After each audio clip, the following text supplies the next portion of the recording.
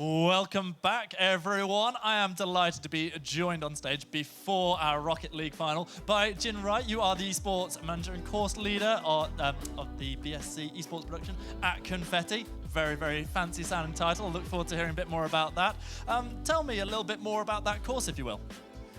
Yes, great to see everybody. Welcome to Confetti X, welcome to Confetti in sunny Nottingham. The course, the BSc in Esports Production, is a degree that's focused exclusively and in and around all of production and the technologies that go into putting on these amazing events like the one that you're at right now. So our remit focuses on all the broadcast production skills, but we look at the top tier, which is obviously esports production, all of the technologies that are associated with it and all of the emerging and disruptive technologies that are changing the production world. That's really exciting. You were talking there about your focus on production. What sort of other things are there involved with that production? Like, I know you've spoken about some very detailed things with me, and I'd love you to tell us a bit more about them. Yeah, sure, no problem at all. I mean, ultimately, production is made up of so many different caveats and so many different elements. So our students that are running the production with Newell and the GG Tech team currently, we're in all of the different roles that make up that production team. So I'll give you a bit of an idea as to what that is. So you've got directors, technical directors, you've got graphics operators, replay operators, in-game observers, graphics operators, audio and lighting. There's so many different roles, and ultimately all of those are tangible roles for production and for broadcast. Learning those skills allows you to work in obviously esports, but also working outside of esports in traditional broadcast, sports, TV, news, absolutely anywhere where there's a camera, a vision mixer and graphics, you'll be able to engage in that space. It sounds like you're future-proofing and setting people up for that really well in terms of moving potentially into other industries. Here, doing things with esports, however, you very much seem to have a slogan that works around not just having the theory being learnt, but the practical experience to try it at the same time. 100%. So our motto here is do it for real. And ultimately the reason we have that is what you learn, you apply. And the whole point of doing what you do is so that you can apply it to get employed and work in the industry or industries. So essentially the model of learning is we'll teach you obviously the theory of working in that industry, but then apply that and practically get hands-on working in all of our studios. I mean, this is a classroom at the same time as this beautiful venue, but ultimately use and learn about all the technologies, operating the back end, so doing all the configuration, the engineering, so you'd be a technician, an engineer, operator, all of those wonderful things to give you the absolute maximum career prospects working in this industry. You've kindly welcomed us to this wonderful venue and all the players coming in from across Europe as well, especially Germany. And I'd just like to know a little bit more about the venue. Confetti X, what does it have here? What's its appeal? Why should people be coming to you, wanting to run their events here? And how, in fact, could they get in touch with you to do that? So ultimately, the purpose and the principles behind developing this space is to bring together a bustling community of people who want to work and engage in esports, okay? We all love esports, that's why we're here.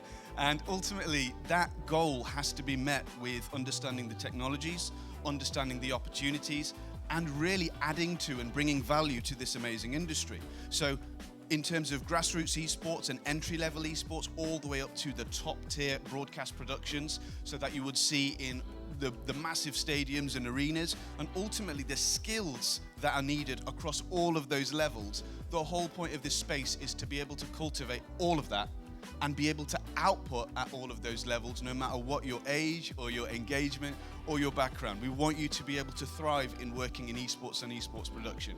So we have our space in Nottingham, our Confetti Institute of Creative Technologies and Confetti X Nottingham, and we're also launching our Confetti and Confetti X space in London, in Whitechapel, central London. So ultimately the point is we want to be able to connect everywhere and spread this message of obviously authentically learning about working in esports and esports production.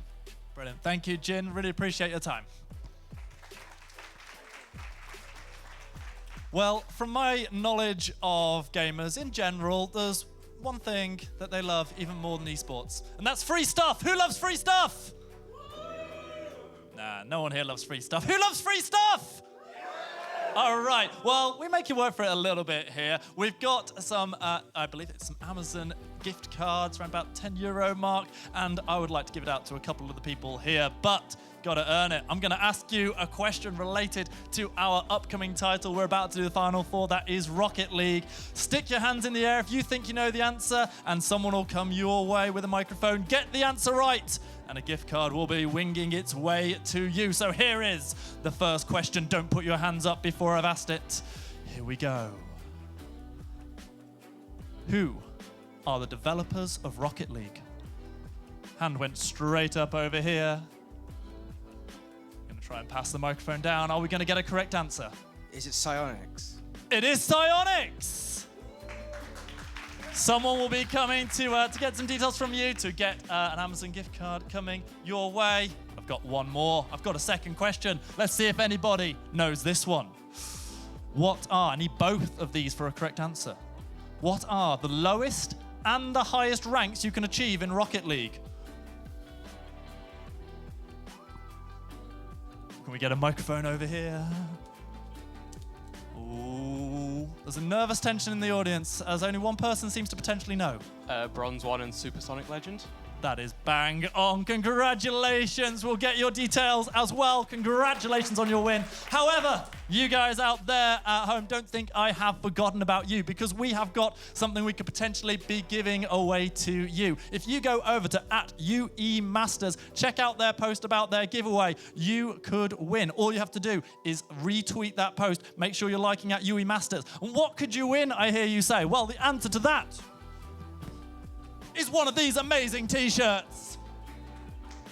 You know you want one of them.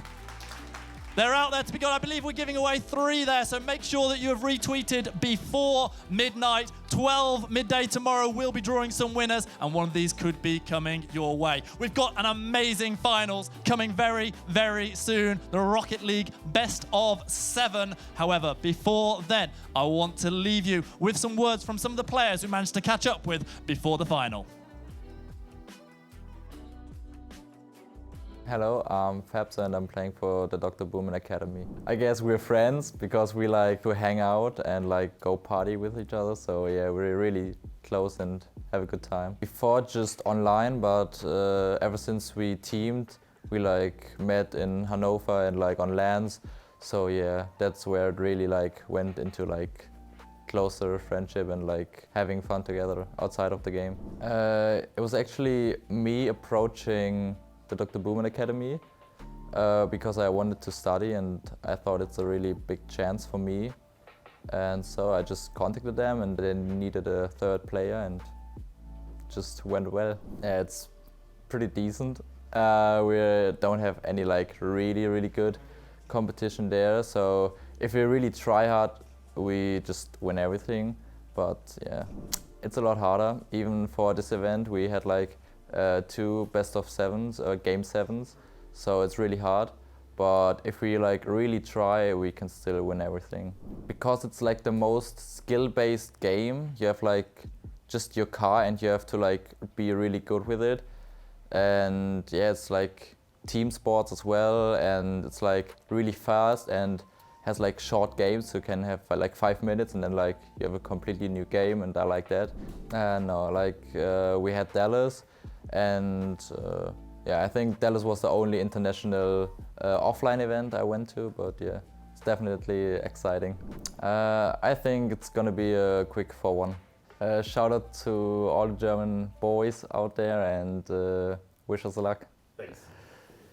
I am JLT from Amsterdam University of Applied Sciences. I am 22 years old and I play Rocket League. When I went to uni, to the uni I'm at right now, I started looking around if there were uni teams, because I knew of the uni scene in Europe, and I started looking around if there were uni teams in Amsterdam in general, and I couldn't find any. So I just started looking around on Discord just for people that were at my uni playing the game. And I found some guy and we found another guy, and that way we just kind of found each other, made a team. Our uni, other than that, doesn't do anything with esports or barely knows about us, to be honest, but I mean, we've told them, but it's just not as big in the Netherlands, so we're just a team that's made up from guys that all just coincidentally study at the same uni. It's been great. It's been much more than I thought it would be, especially the European competition. The Dutch competition started the year we started, so it's like still in its beginning phases, so it's getting better, but it's still like small.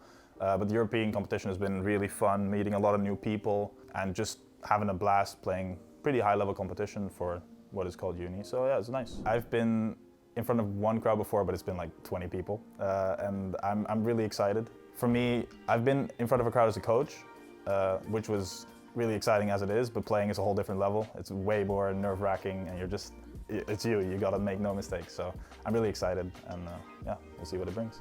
Yeah, I mean, of course, we're going for the win. We have it's a tough final. They're the world champions for the uni scene, so we're the underdog, but that gives us a slight advantage of nothing to lose. We're going in there with a mental of like just have fun and give it your best, and that gives us a lot of confidence. So we're definitely going in there to win. Yeah. Oh, okay, yeah. No, that makes sense.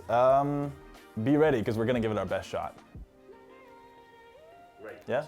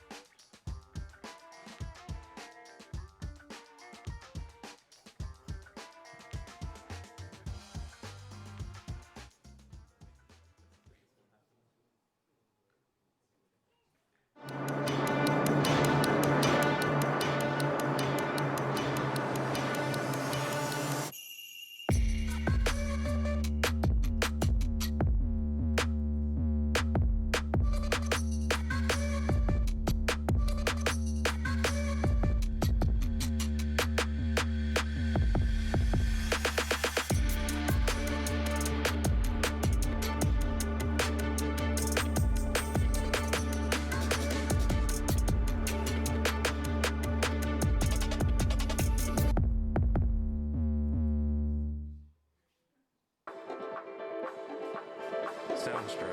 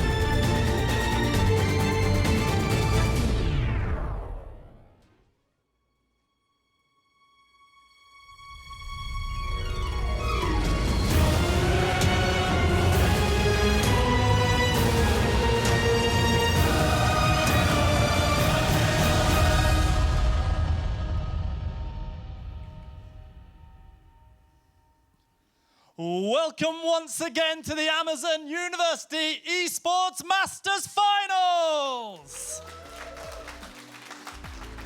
We are hosted for the first time by the absolutely magnificent Confetti X, and today, earlier, we saw one of our 3 European champions crowned in League of Legends. We've still got 2 more grand finals coming, starting with Rocket League, heading to Valorant later on. Teams from 21 countries, they have all been competing across Europe. They've been battling it out in their regional tournaments to qualify for their playoffs, to qualify for a place here at these LAN finals. Let's take a closer look at how they got here. The most prestigious university esports competition in the world has arrived.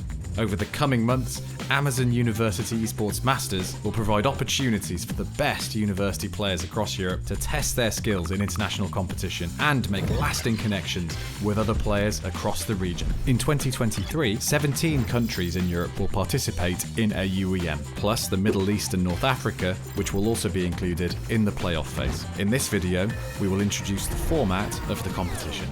There are 2 types of games that will be run in a UEM. Team games, like League of Legends, Rocket League and Valorant, and single-player games, like Teamfight Tactics and Clash Royale. For team games, a UEM is divided into 5 phases: local qualifiers, playoff qualifiers, the last chance qualifier, playoffs, and the grand final. Single-player games are similar, but they will bypass the playoff qualifier and last chance qualifier phases. All players who have qualified from their local qualifier will go directly to the playoffs phase. Local qualifiers are the core of a UEM. Throughout the academic year, local qualifiers are organised in each country to decide which teams will represent that country in a UEM. The qualifying teams from the local qualifiers will compete against other teams from around Europe in the playoff qualifier. This is a double elimination bracket, with the final 6 teams progressing to the playoffs. For teams who don't qualify for the playoffs at the first try, all is not lost. The last chance qualifier itself is a double elimination bracket. This means that teams who lose a game will still have a chance to qualify for the playoffs through a lower bracket. The final 2 teams from this phase will take the remaining 2 slots in the playoffs. The 6 qualifiers from the playoff qualifier will be joined by the 2 qualifiers from the last chance qualifier to make up the final 8 competitors in the playoffs. There are no second chances. These playoffs are a single elimination bracket and the competitors are playing for a place in the grand finals. The location, along with even more exciting news about AUEM 2023, will be revealed soon. To be the first to hear announcements and learn more about Amazon University Esports Masters, follow our Twitter and check out our website.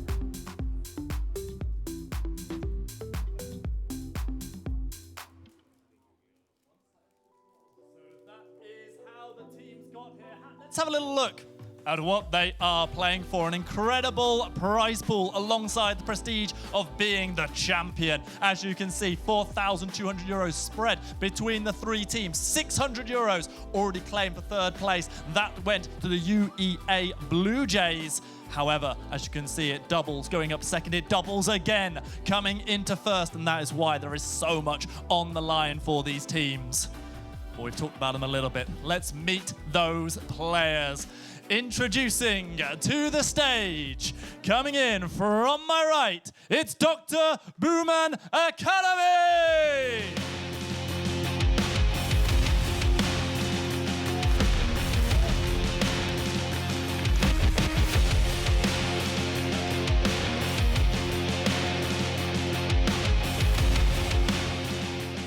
And looking to try and pip them to first place to take the lion's share of that prize pool today, it's going to be Amsterdam Carball Esports!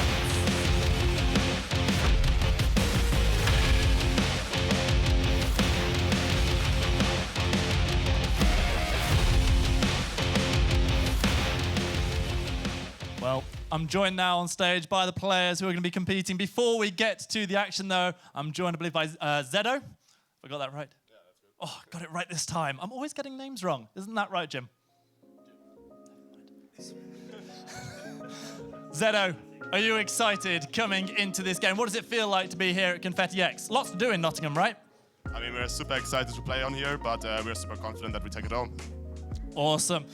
JLT, you've come from a crushing defeat last night in table tennis to me, and now you're coming in wanting to avoid a crushing defeat up against this team. How are you and the rest of the team feeling? We're feeling great, and let's see if all that money can buy you a win. Ooh, fighting talk, but we're very gentlemanlike here, so let's have a handshake between the two teams before I send you onto your stations. Off you go. Let's wish the teams best of luck.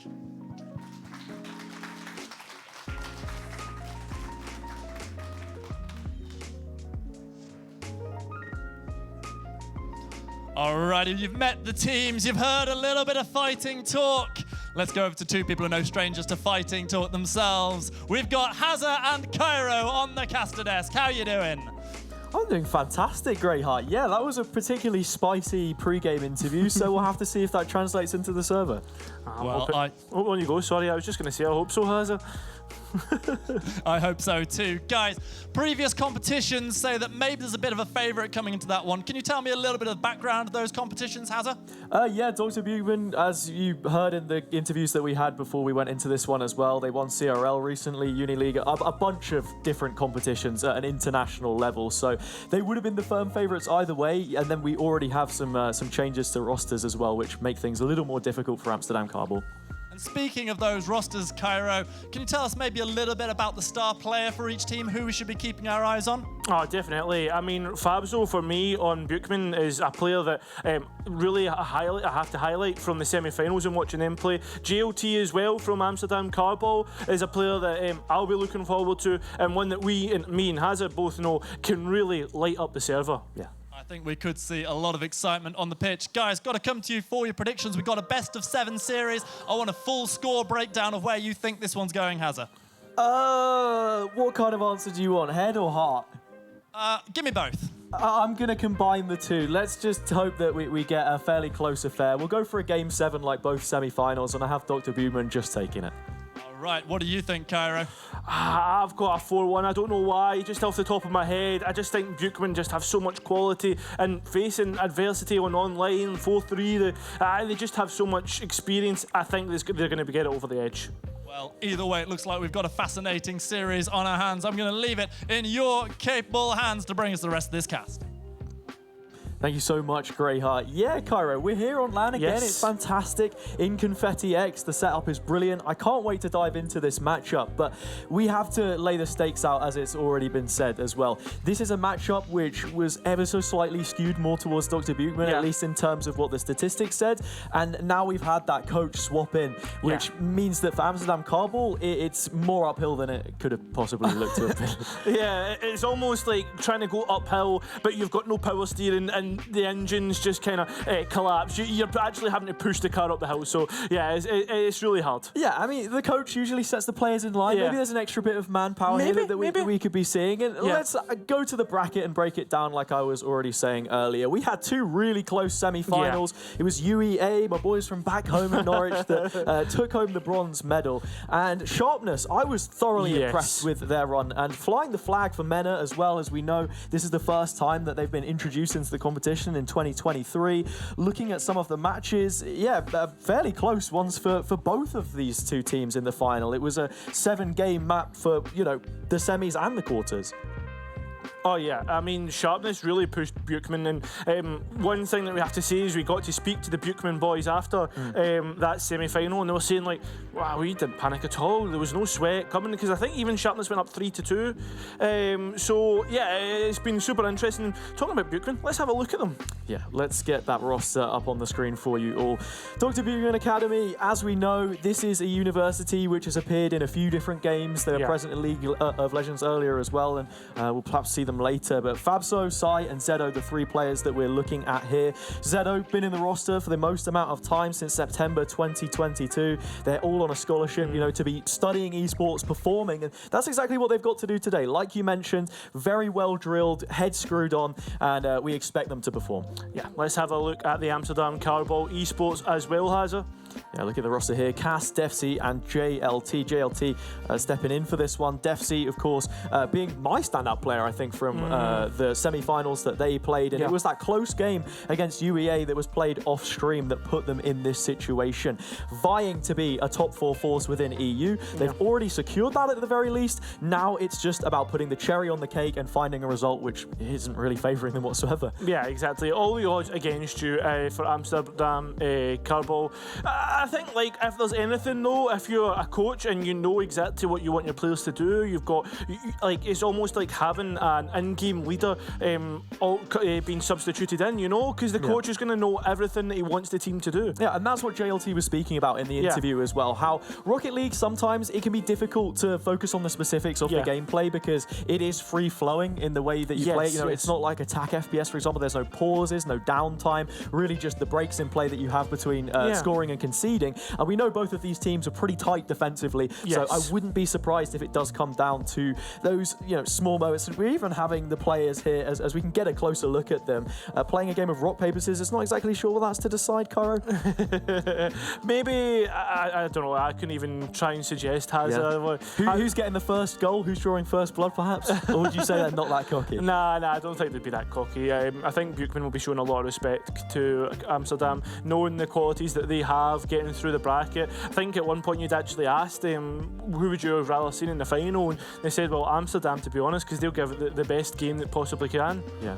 I mean, the matching hoodie underneath as well, the all-white drip, it is pretty cold. And we have to say as well, like before, this is a university which, in EU, quite frankly, we don't see very much of investment into having these talent programs for young players. Perhaps you've got your production degrees, like you have here at Confetti, which are fantastic. But in terms of actual playing quality, we don't see that too frequently. So it's really nice for them to have done that. And then on the Amsterdam Carball side, the atmosphere, I was just about to say perhaps a little more tense, some smiles on the faces, but they haven't been in this kind of environment as much as a team like Dr. Buchmann will have. Yeah, exactly. When you're world champs, you have every bit of experience possible that you need.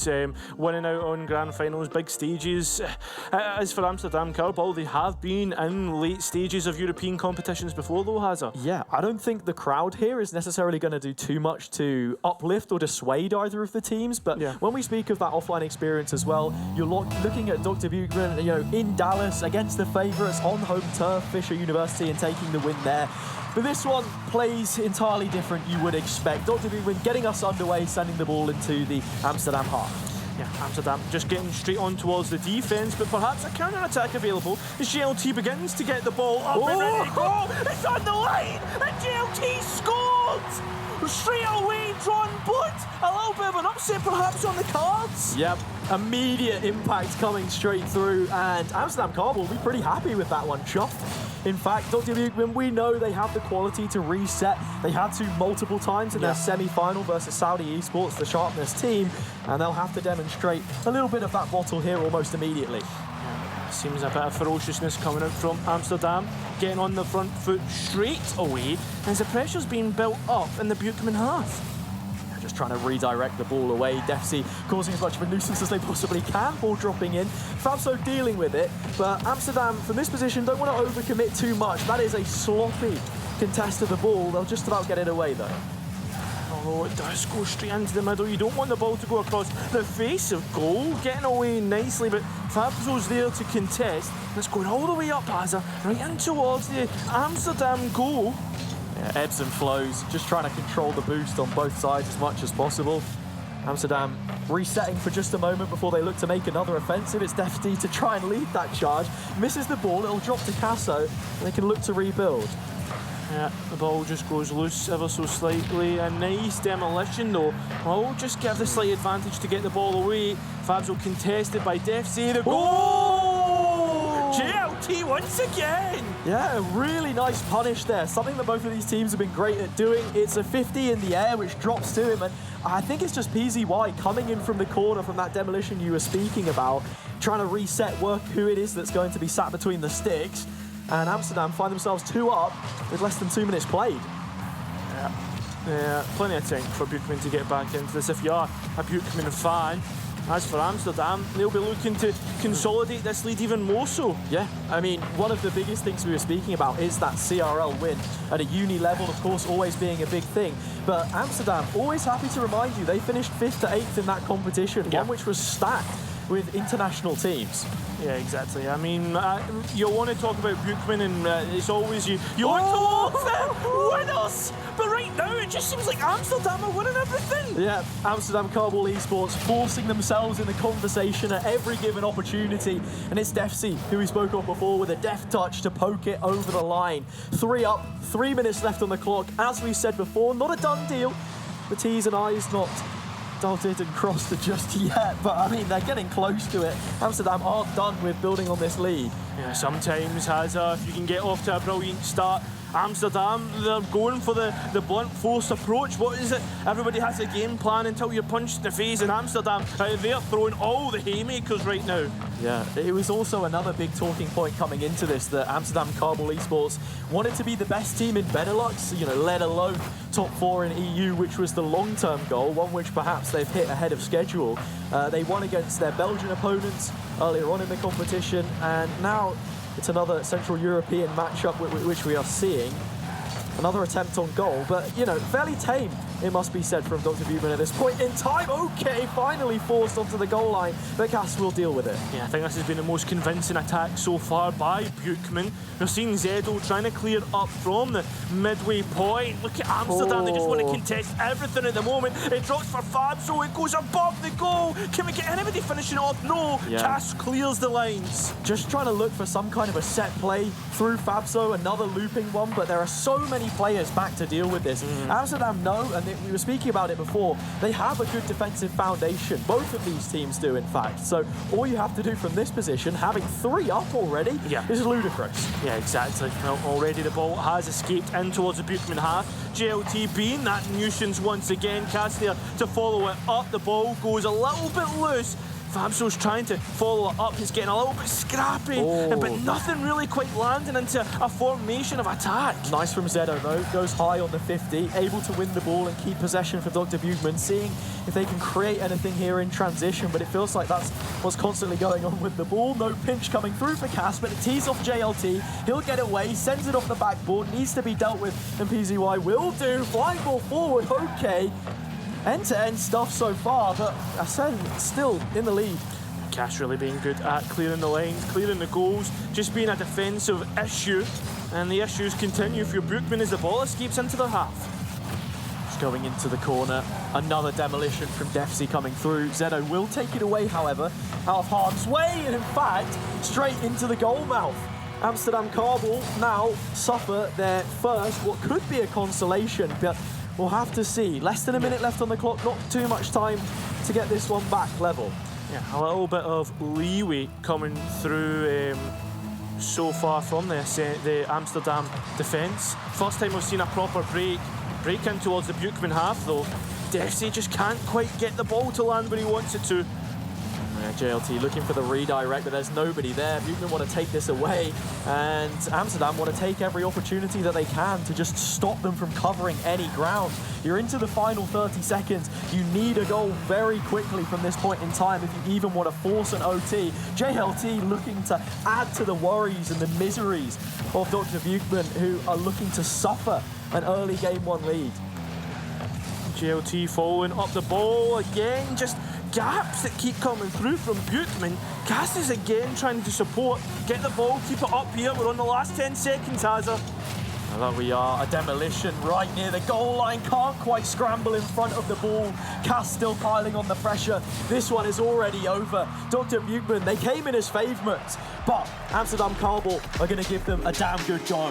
Yeah, exactly. Coming in the first game, winning it out, maybe takes a little bit of pressure off you and more on towards Buchmann, you know, the world champs, about to be upset, Hazard. I know it's only game 1, but there's certainly a lot of good signs for Amsterdam. Yeah, especially to build up a lead like that so quickly.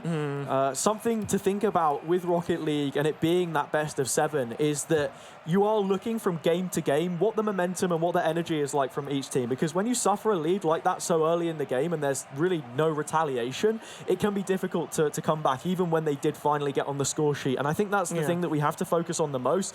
They had a goal. There was no drought. Yeah. When teams are just bleeding goals, hemorrhaging them and not having any response, that's when it's most worrying. So Dr. Buchmann's still plenty left in them.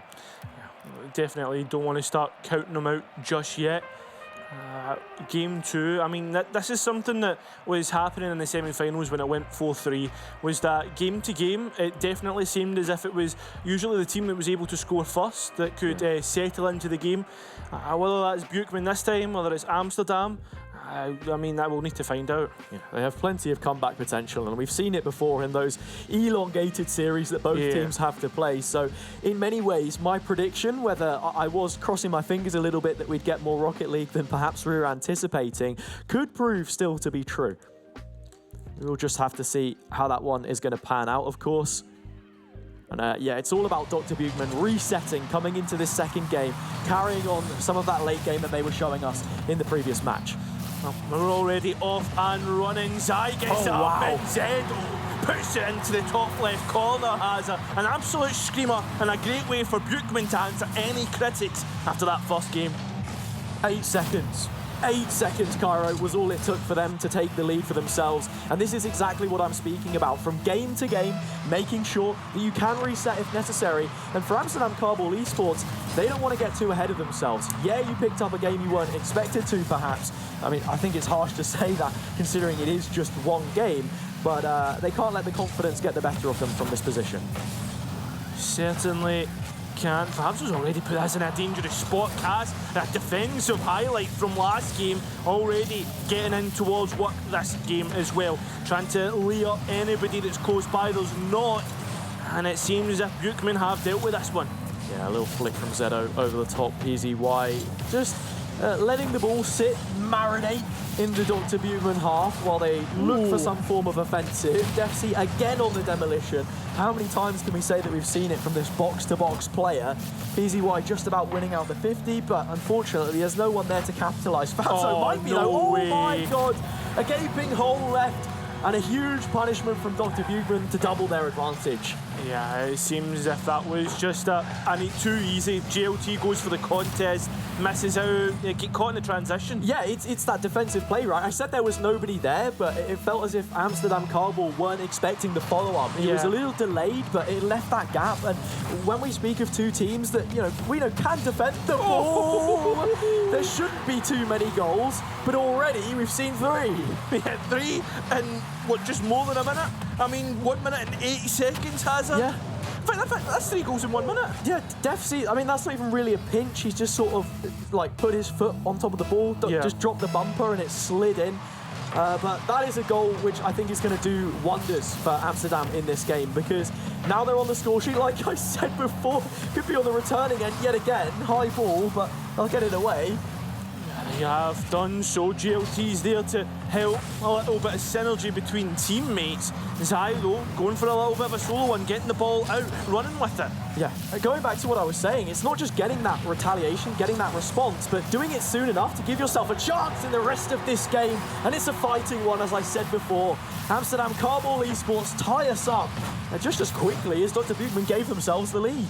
Yeah, it's incredible.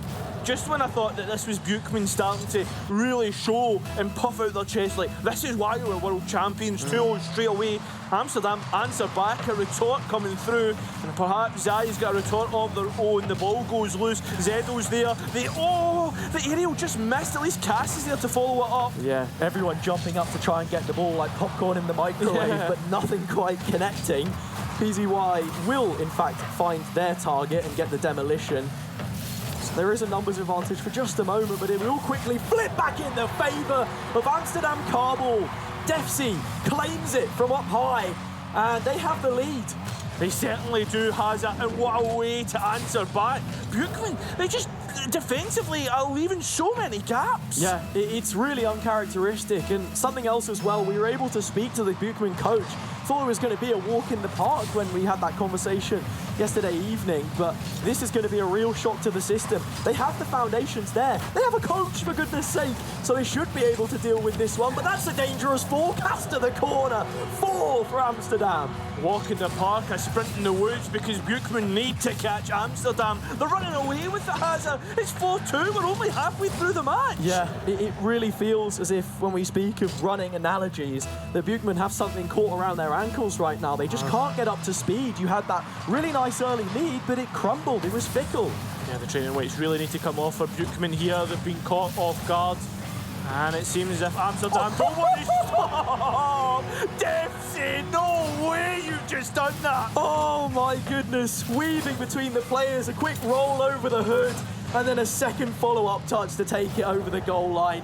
That is ridiculous stuff from Defsy. A stylistic cherry placed on top of a cake, which Amsterdam are just perfectly crafting. Yeah, they have settled into this grand final perfectly. It's only 2 games in right enough, Hazza. Anything can happen in the follow-up, but right now it just seems like it's all Amsterdam, or so you would think, as Buchmann come back and try their attempt at goal. Yeah, I mean, I know a few gifts were being given out in the crowd, but this wasn't what I had on the script that I was handed a little bit earlier.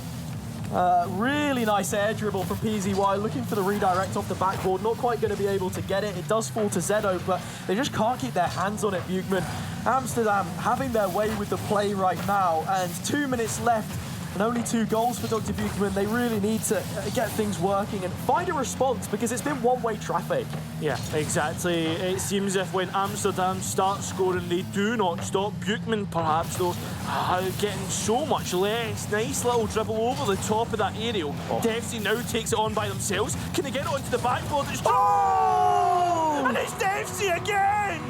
Really nice solo play from Defsy, takes it up the wall, and yeah, that's what this game feels like right now. Just an individual taking the reins and having their way with the server.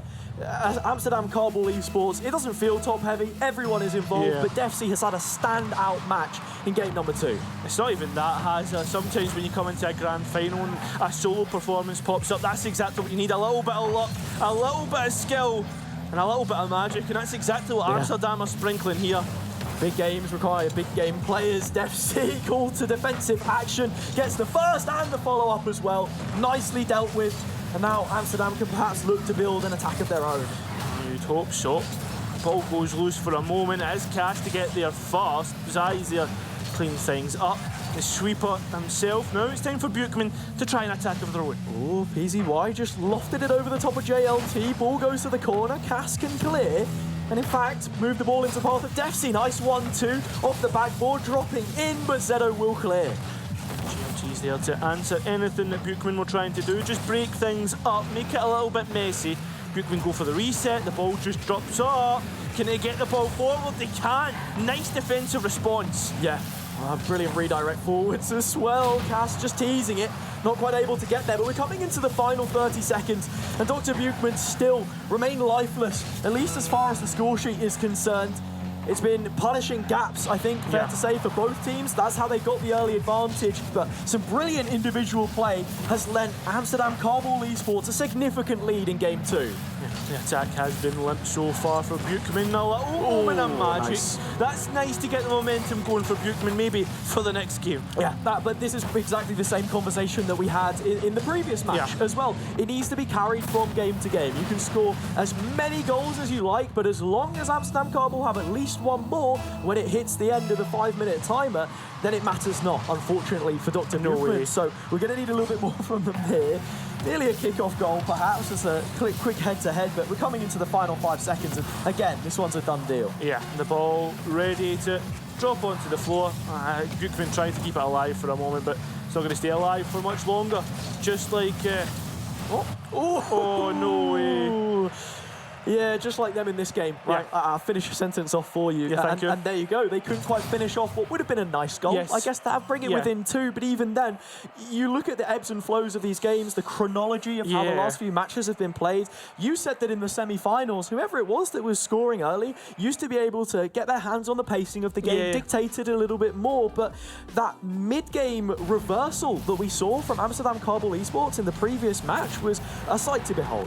I mean, straight away when we saw like Buchman start that the way they did, it was like a nice little passing play through the air, get that ball in towards top bins. You were absolutely loving it. And then Amsterdam, just for this resurgence, it was actually crazy to watch because Buchman couldn't do anything to stop it. Look, I want to call myself a genius for saying that this one might go the distance. I mean, look, as a colour caster, you always got to toot your own horn when you predict it. At least to a certain extent, look, I'd say we're a bit more of a hybrid, but you know, we won't stress the details. The details I do want to stress, though, is that you look at Dr. Buchman and Amsterdam Carball, and there isn't really this grave difference in quality. We saw how close the semi-finals were for both of these teams. Dr. Buchman even mentioned that they wanted this matchup against Amsterdam Carball. And you look at the rankings, for example, Dr. Buchman ranked 45th globally, Amsterdam Carball Esports 61st. There's only sort of 20 places or so between the two teams, if that. But right now, there is a severe gap in quality, it feels like, at least in this offline environment. Amsterdam Carball Esports rising to that challenge as Cass does exactly that. Rises in the air, makes a challenge, demolition, and we are well underway. Scrappiness has already begun. Cass with that first attempt on goal. Seems as if Amsterdam are the ones in control of the pacing so far. The ball goes loose across the face of goal, but there's not much of a slap in towards a shot. Yeah.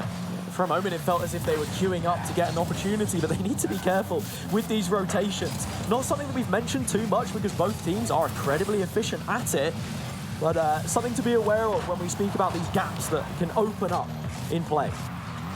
Zai's the one carrying us forward. Zedo's ready to get things going. Amsterdam, though, answering back. The pacing just back and forth right now, has it? Yeah, like a tennis game, you know, Wimbledon on at the moment, and you could say that right now, I don't really know too much tennis to make the joke. No, here we go. Yeah. I was going to mention Andy Murray, right, but you don't claim him. What do you mean I don't claim him? Well, I don't know, what is it? He's Scottish when he loses and he's British when he wins? Yeah, that's the British, mate. That's not the Scottish, but we won't get into that too much. DFC now bringing the ball forward. Buchman just trying to get their grasp on this one. I think that's the longest we've went without a goal! But it's Fanzo! Gets things started, the player that I wanted to highlight, Hazard. Yeah, just bobbing up and down, sends the ball over 2 players, a nice little lofted touch, and then pokes it in to give Buchman what I would say is an early lead, but that was a fairly stagnated set of play, it felt like. The ball, plenty of back and forth, even inviting some of our terrible patter. And now we're into the 3-minute mark, and it is just the 1-goal advantage. Okay, here we go, a little bit of a car race, a sprint race, but nobody gets the capitalisation. DFC has to reset into defensive. Yeah, Defsey was by himself there. You can see he was just trying to see if he could get some kind of a lucky deflection, pinch the ball from the corner. A little bit more in terms of player numbers. Cars that are pulling up to the meet here that is happening on the edge of the 18-yard box. Not quite able to find anything PZY. A defolition just for a little extra headspace. And they'll keep that lead. A little bit of Tony Pulis magic is counter-attack after counter-attack between these two. Yeah. I don't know, mate. Are you a big Tony Pulis fan? I just like the hat. Yeah. I reckon you're the kind of guy to wear the club shop anyway, so yeah, that exactly. would be why. Listen, you already know me. You know how much I spend in the club shop. But as for Amsterdam, they're going to have to be spending a lot to try and get this goal back because Bukman finally seem like they've got a hold of things. Well, you know what Amsterdam Carball and JLT were saying in the pre-game. If you spend all that money, it might as well get you a win. So I don't know, perhaps they are cashing in the club shop and seeing what it is exactly that they can purchase. Right now, it would be a response in Game 3, which feels like last chance saloon in many ways. You get to this point and you're down 3-0, their mental would be in the bin. I mean, I don't know about that, Hazard. I'm going to be honest. World champs, I don't think you'd let the mental go. Yeah, it's not a lead that we've seen any team come back from this far in the tournament, however, and I think that's the biggest narrative point to focus in on. If Amsterdam Carball Esports win this, they now become your favourites.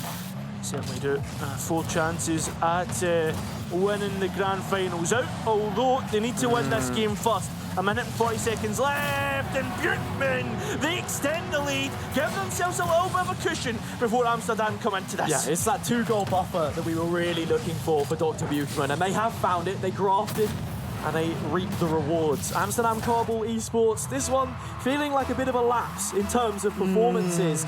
But what they say is class is permanent, and there's still plenty of time yet to be played in this match. A minute 30 on the clock. This is the most... Forget about it. Bukman have scored so far after that goal, Hazard. Yeah. 3-0, and usually when you're watching a traditional football match, Hazard, this would be a lot of people saying that the match is over. Yeah, there would be a few calls. Is there a fire drill as the fans make their way for the exits? But still, plenty more ball to be played here. And yeah, like you mentioned, Dr. Bukman, they had a 2-goal advantage in Game 2, albeit not as late on. But that one ended up 5-2. Can Amsterdam Carball show us anything a little bit more in these late stages? It certainly seems to be the case. Yeah, exactly. We're going to need a little bit of Barcelona magic. Yeah, you know, what was it? Sergio Roberto? The one. Look, throw enough of those names together and you'll be listing off someone with a few accolades. Yeah, exactly. Well, anyway, the ball is broken in towards the Amsterdam half. They're going to have to defend for just now before they can get the attack going. Yeah, a wee bit of a cagey one there for them. High ball again. Fabs are looking for the flip reset. Can't quite redirect the ball. PZ gonna get there. Zedo with the low one. Bounces its way over the line. And that is probably the best way to describe Bukman in this matchup. It was looking fairly close at the start, but now they're really puffing their chest out and showing what they're capable of. Yeah, the Peacock's feathers are out. We're going to reset once again and get these two teams going at it. Who can get the break of the ball? It seems as if it's going to be Bukman once again, controlling the momentum, controlling the game, and just suffocating the chances that Amsterdam can get. It feels as if everything is going their way so far in this game. Amsterdam Carball just not hitting the same kind of shots, having the same magic moments they were in the previous game. And looking from this one into the next, for them, you just have to be basically thinking, okay, now it's our turn to reset. We know they're capable of it, right? They have the coach on the roster. Casting, if he can get a little bit more, tease off Defsy, and there you go, 4-2. If you can find one more here, I don't want to fully write off their chances, but it's close. I think this would be a more heartbreaking loss for Bukman if it was to come through. For sure. You know, that I think that would be the kind of breath of air out the lungs, but we'll need to see exactly what the case is. It's going all the way into JLT's corner, but he's let it slip. The ball being diverted towards goal by Zedo. Defsy, though, the one being the goalkeeper. JLT this time the one to clear his lines, but the lines aren't quite being cleared. They're getting a little bit squiggly. Cass is there. Finally gets the ball away. Defsy looking to bring it forward.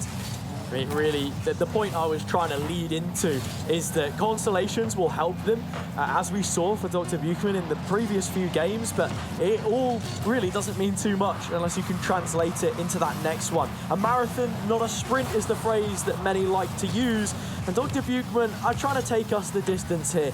This game number 3 should be going their way. Ball still being kept alive, it is.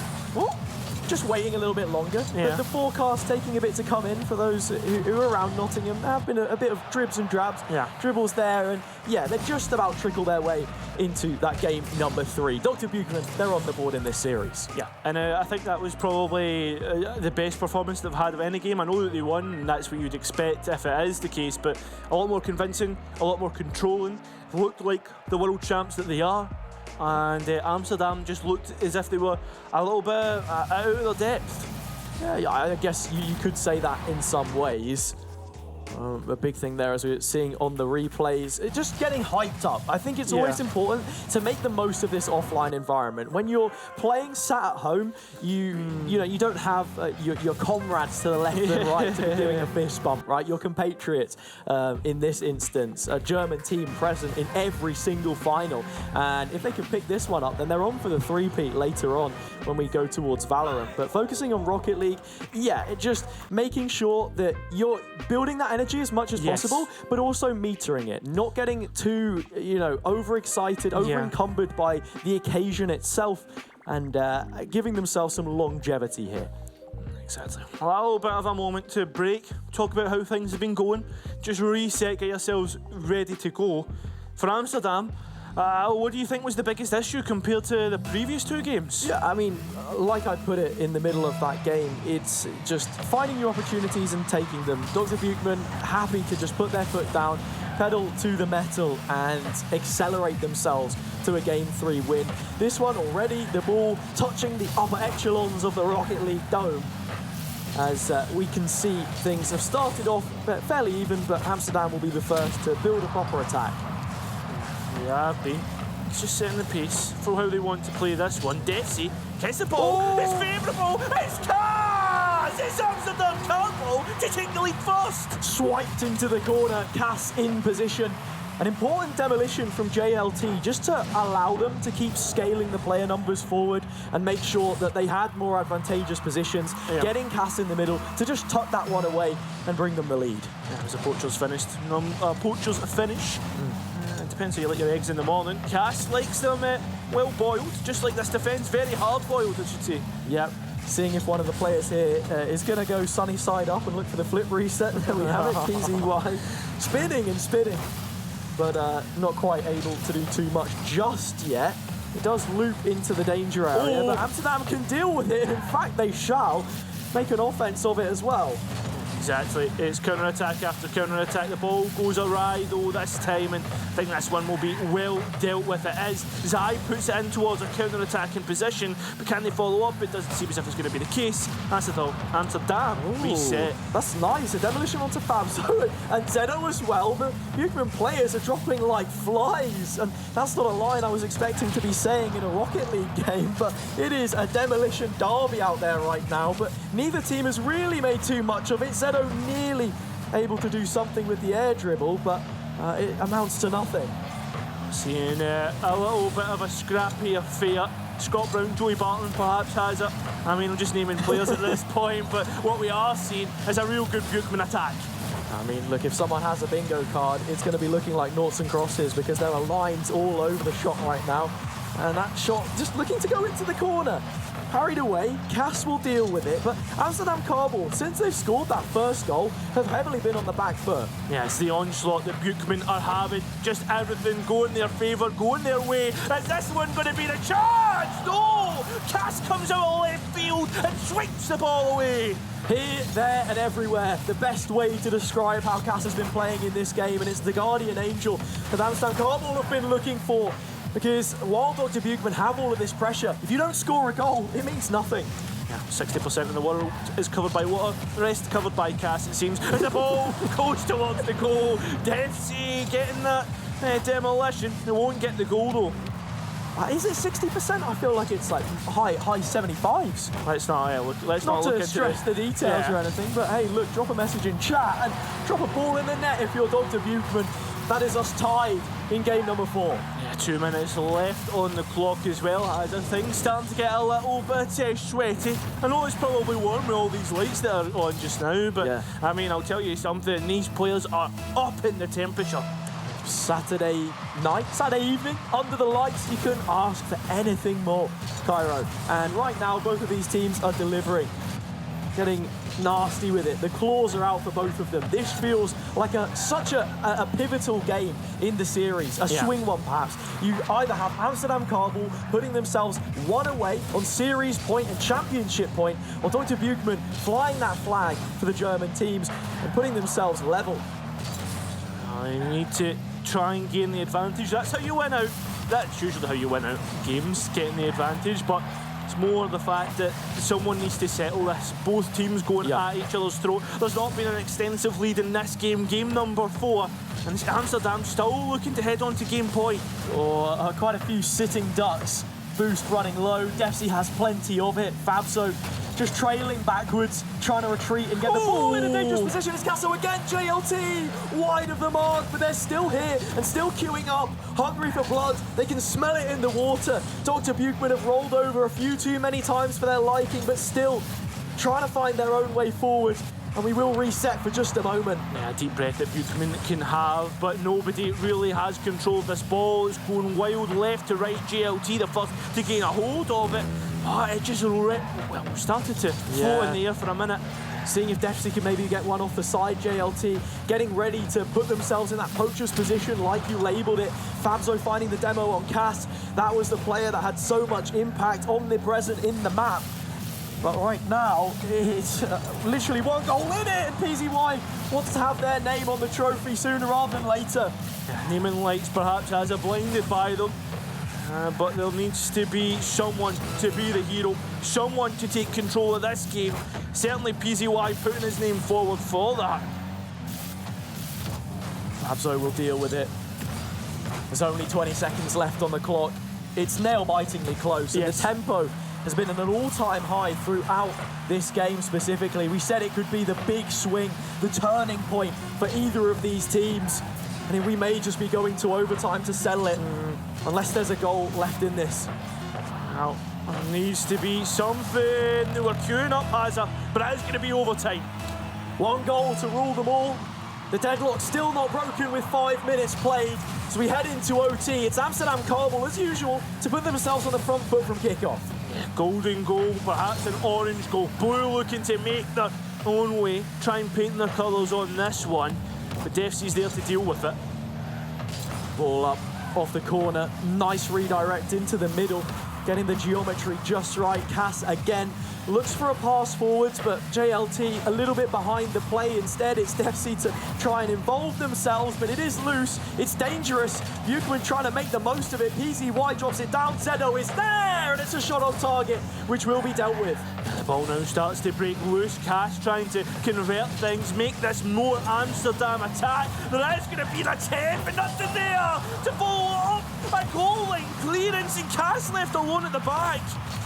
Trying to sweep it forwards, being the first two players. Has boost left in the tank, but Fabso will get there.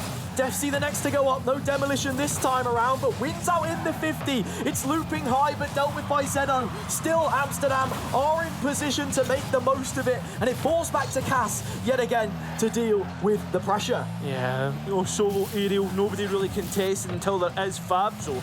That ball doesn't quite land for them. JLT looking to get things going. It's not going to be the case. Hole just continuously been scrapping this corner. It's brought, and it's going to be a Buchmann goal! A blue goal, a golden goal. Buchmann even things up in this grand final. PZY with a Midas touch, the Midas double touch from the corner. Fantastically played by them to reset the car and reset Dr. Buchmann in this series. We are level, 2 games apiece. The next one can put either of these teams on championship point. It's hotly contested between the two. Everything you could ask for, if I'm being honest, has a high competition, high stakes. Next one to win puts all of the pressure on their opponents. I think that Amsterdam Kabul Esports are definitely going to be feeling that pressure by now. You can sit there and do a post-match interview, whatever, you know, speak and say that you're not afraid of it, even to your teammates perhaps, just to save face. But the reality is that deep down, every single one of those players on the right-hand side of the stage will be slightly worried that this opportunity that they had, one which they looked so good in those first 2 matches, could just about be slipping away from them. Yeah, but something that you have to say, Hazza, is it's not as if Amsterdam are playing or look as if they're playing with any pressure. They look as if they're the ones that are favourites for this grand final. They've taken the front foot every single time, taking the fight to their opponents, and it's like they're playing carefree. They're playing to win the final. You know, they're not playing scared of their opponents. Yeah. Playing to win, not to lose, of course. Yes, You know, playing to win, playing to not lose, I think is the phrase that you want to say, right? And I think that is really important as well. You look at the interviews that the players have had and conducted. The rationale very much is that this is, you know, their opportunity. Everything, in fact, sort of centers around Amsterdam Kabul Esports in this narrative, because Dr. Buchman have been stealing the headlines for the majority of the time, but this is a team which has had a fantastic tournament run, and even with only 2 of the starting roster, have the chance now in Game 4 to put themselves one away from that championship. Ball goes into the middle. There's no one else there, really. It's all just Buchman players. Ball sent up forward. Devsy deals with it, but not really dealt with, because it's landed in a Buchman player's path, and now it seems if Amsterdam look to create their own path. They do. It's a path of destruction, a war path perhaps, as we're seeing some demolitions come through. We're looping one over the top. Devsy deals with it just for now, but Amsterdam don't have too much to be taking this away with. It is just that aforementioned player, and Cass off the top struggles a little bit to keep this one under wraps. GLT to try their own. Player who was really highlighting that first 2 games has it. Nice little double touch, redirect off the corner. Still, this has a feeling like it's just an extension of game number 4, because neither of these teams have done too much in the early stages. The ball very much just constantly in transition between the midfield, nearly a lucky bounce to send it past Cass, but it's a safe pair of hands, or a safe shield bumper, I guess you could say, to stop that from going anywhere. I feel as if both teams now scared to overcommit anything. This time GLT's up to support. I don't think there's anybody else close by. Well, there is now. Cass, send it into the middle, trying to set someone up. No one really getting set up, has there? Yeah. You can see the team play from both of these units, right? Perfectly capable of putting themselves in these winning positions, but you need that support network. It's only a few times where we've seen Devsy really excel from those solo positions, and Fausto trying one for themselves there. The scoop, not quite able to flick it up high enough. And that lack of amplitude means that right now we are still at a stalemate. We are. That's something that we have to say, is you can't depend on individual skill. There needs to be a little bit of a plan, a little bit of team play. Ooh, nearly a first rule of Rocket League there. Just locking bumpers, perhaps, engaged in guerrilla car warfare. But yeah, like you mentioned, it has to be solid from front to back, and I think that's the reason why as well Amsterdam Kabul Esports look as competitive as they have in a series where they've subbed in a player, because your coach still has that same shared ethos, is part of the same environment, and it is very capable. Yeah, exactly. That same methodology. The methodology, though, from Buchman is to dominate, and no domination this time, not quite getting the goal, although they are still keeping the suppression up in the attack. Just keeping that ball ticking forwards as much as possible. Zedo with a knockdown. PZY can't quite send it inside the post. An adjustment required, perhaps. And still, yeah, this game feels so lethargic in comparison to the ones that we've seen before. Even the efforts on goal, very few and far between. Both teams giving so much respect to one another because they understand, you know, the conditions that lay upon this game specifically. I think as well, Hazard, we've also got to think, like, if Buchman keeps scuppering their chances, they don't keep taking them, Amsterdam can easily just have one chance and just gain everything from this game. Two sides to that coin. PZY nearly able to find one for themselves, but as you put it quite rightly, this one coming down to the details. Devilish, in fact. And Dr. Buchman finding quite a few chances in the most recent set of play to actually net that advantage for themselves. GLT now trying to get things going again. It's just Buchman from this halfway point. That's where they set up their defensive line, and every single time they're just swapping in, sweeping through. The ball goes loose. PZY sends it up. Devsy trying to get rid of it. The ball is just going round and round. I feel like I'm watching Olympic cycling, for goodness sake. We're in the velodrome because it's hypnotizing stuff that we're seeing. And for Amsterdam Kabul Esports, they want to take a chance here to just get out of their own half. Yeah, exactly. They're going for it. need something. They need something. They need to try and turn this tide. We were talking about Hazard, but Tony Pulis, Route 1 football, and that's exactly what that was. I'm putting up the park. Fabso heads it down, and then we've got PZY to put the ball to home. It was a fantastic touch as well. Just making the slightest of contact with the backboard to then put it on the bumper and touch it in. 30 seconds left on the clock. Amsterdam Carball Esports, 1 goal down and could be 1 game away from losing a series that they started so well in. Dr. Buchmann, with the most ridiculous of semi-reverse sweeps, would be their 3rd game in a row.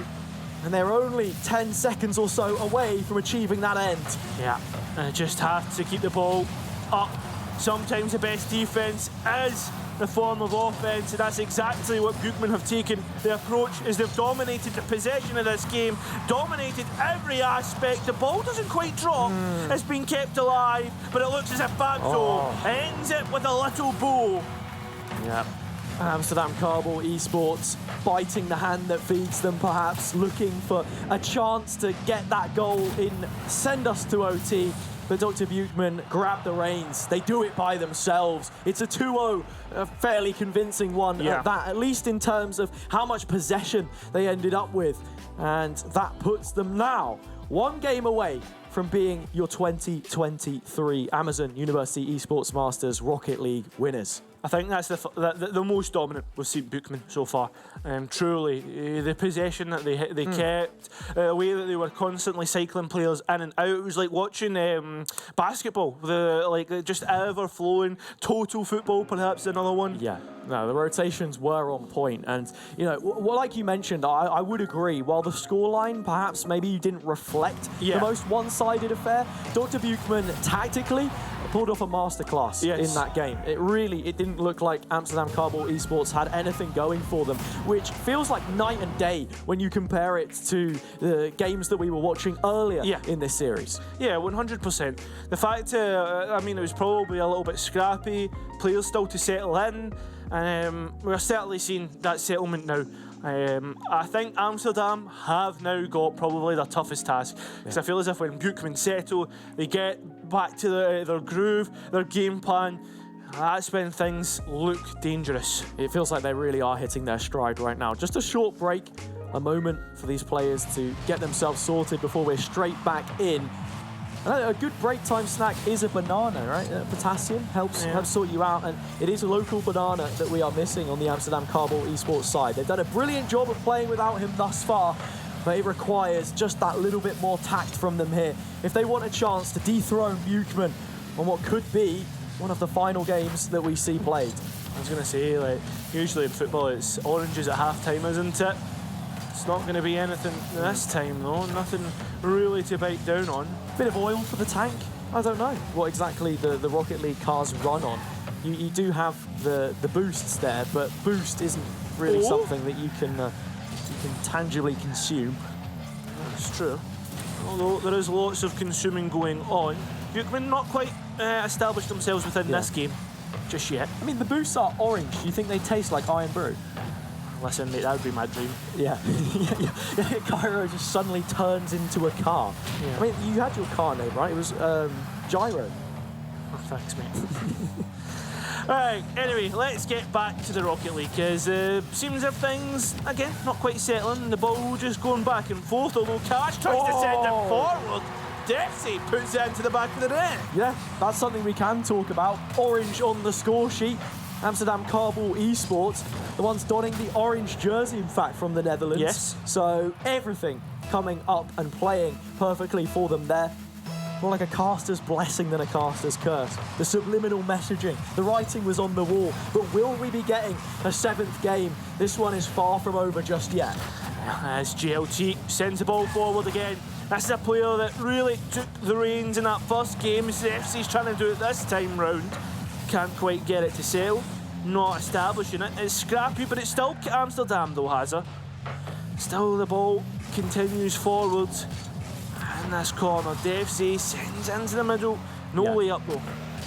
Feels like, in some ways, Amsterdam Carball Esports not playing as they were before. Trying to send players forward. always keeping a little more in reserve than they tended to previous. Cass, in fact, is just trying to reset. It's an overcommit, quite frankly. That's the bluntest way to put it. I was saying, you know, they weren't going on the offense as much as they had been, but as soon as they try it, they get punished. Oh my God! No and then Cass way. just undoes any mistake that you could possibly have criticised them for. And that is the lead restored for Amsterdam Carball Esports. I mean, Amsterdam, they've got nothing left to lose, Hazard. You know, they're playing without any worry. They've let the lead slip. Hookman have the advantage. Now Amsterdam, they take it to their opponents. Great stuff here. Restoring the lead, keeping the pressure on Buchman. Never want to get into a fight against someone with hunger in their belly because they will tear you apart. And Amsterdam Carball Esports, well, they may have fueled themselves up in the atrium before this one. Dr. Buchman still plenty in the tank. 2-2, and we are all level yet again. Hotly contested. It's like that hot pot you were having for your dinner the other night, Isaac. Yeah, you had half of it down your front. Yeah, I was about to say there was plenty of dribbles last night and in this game. I'll say that if I was in this match, they'd be calling me the best dribbler in the server. Really? Why is that? Just joking, because there's nobody all down my front. Oh, yeah, true. I think the whole point of juggling is that you're actually good with your hand-eye coordination, and certainly Defsy is as well. Finds one for themselves, back of the net, loops it all the way around, and Amsterdam Carball Esports have the lead. They certainly do, Hazard. Back again, restoring it. Just reminding Buchman what they're up against. It's like that annoying little brother. You know, you getting the games on your phone? Well, it's my turn on the home and HP PC. Exactly. And it seems as if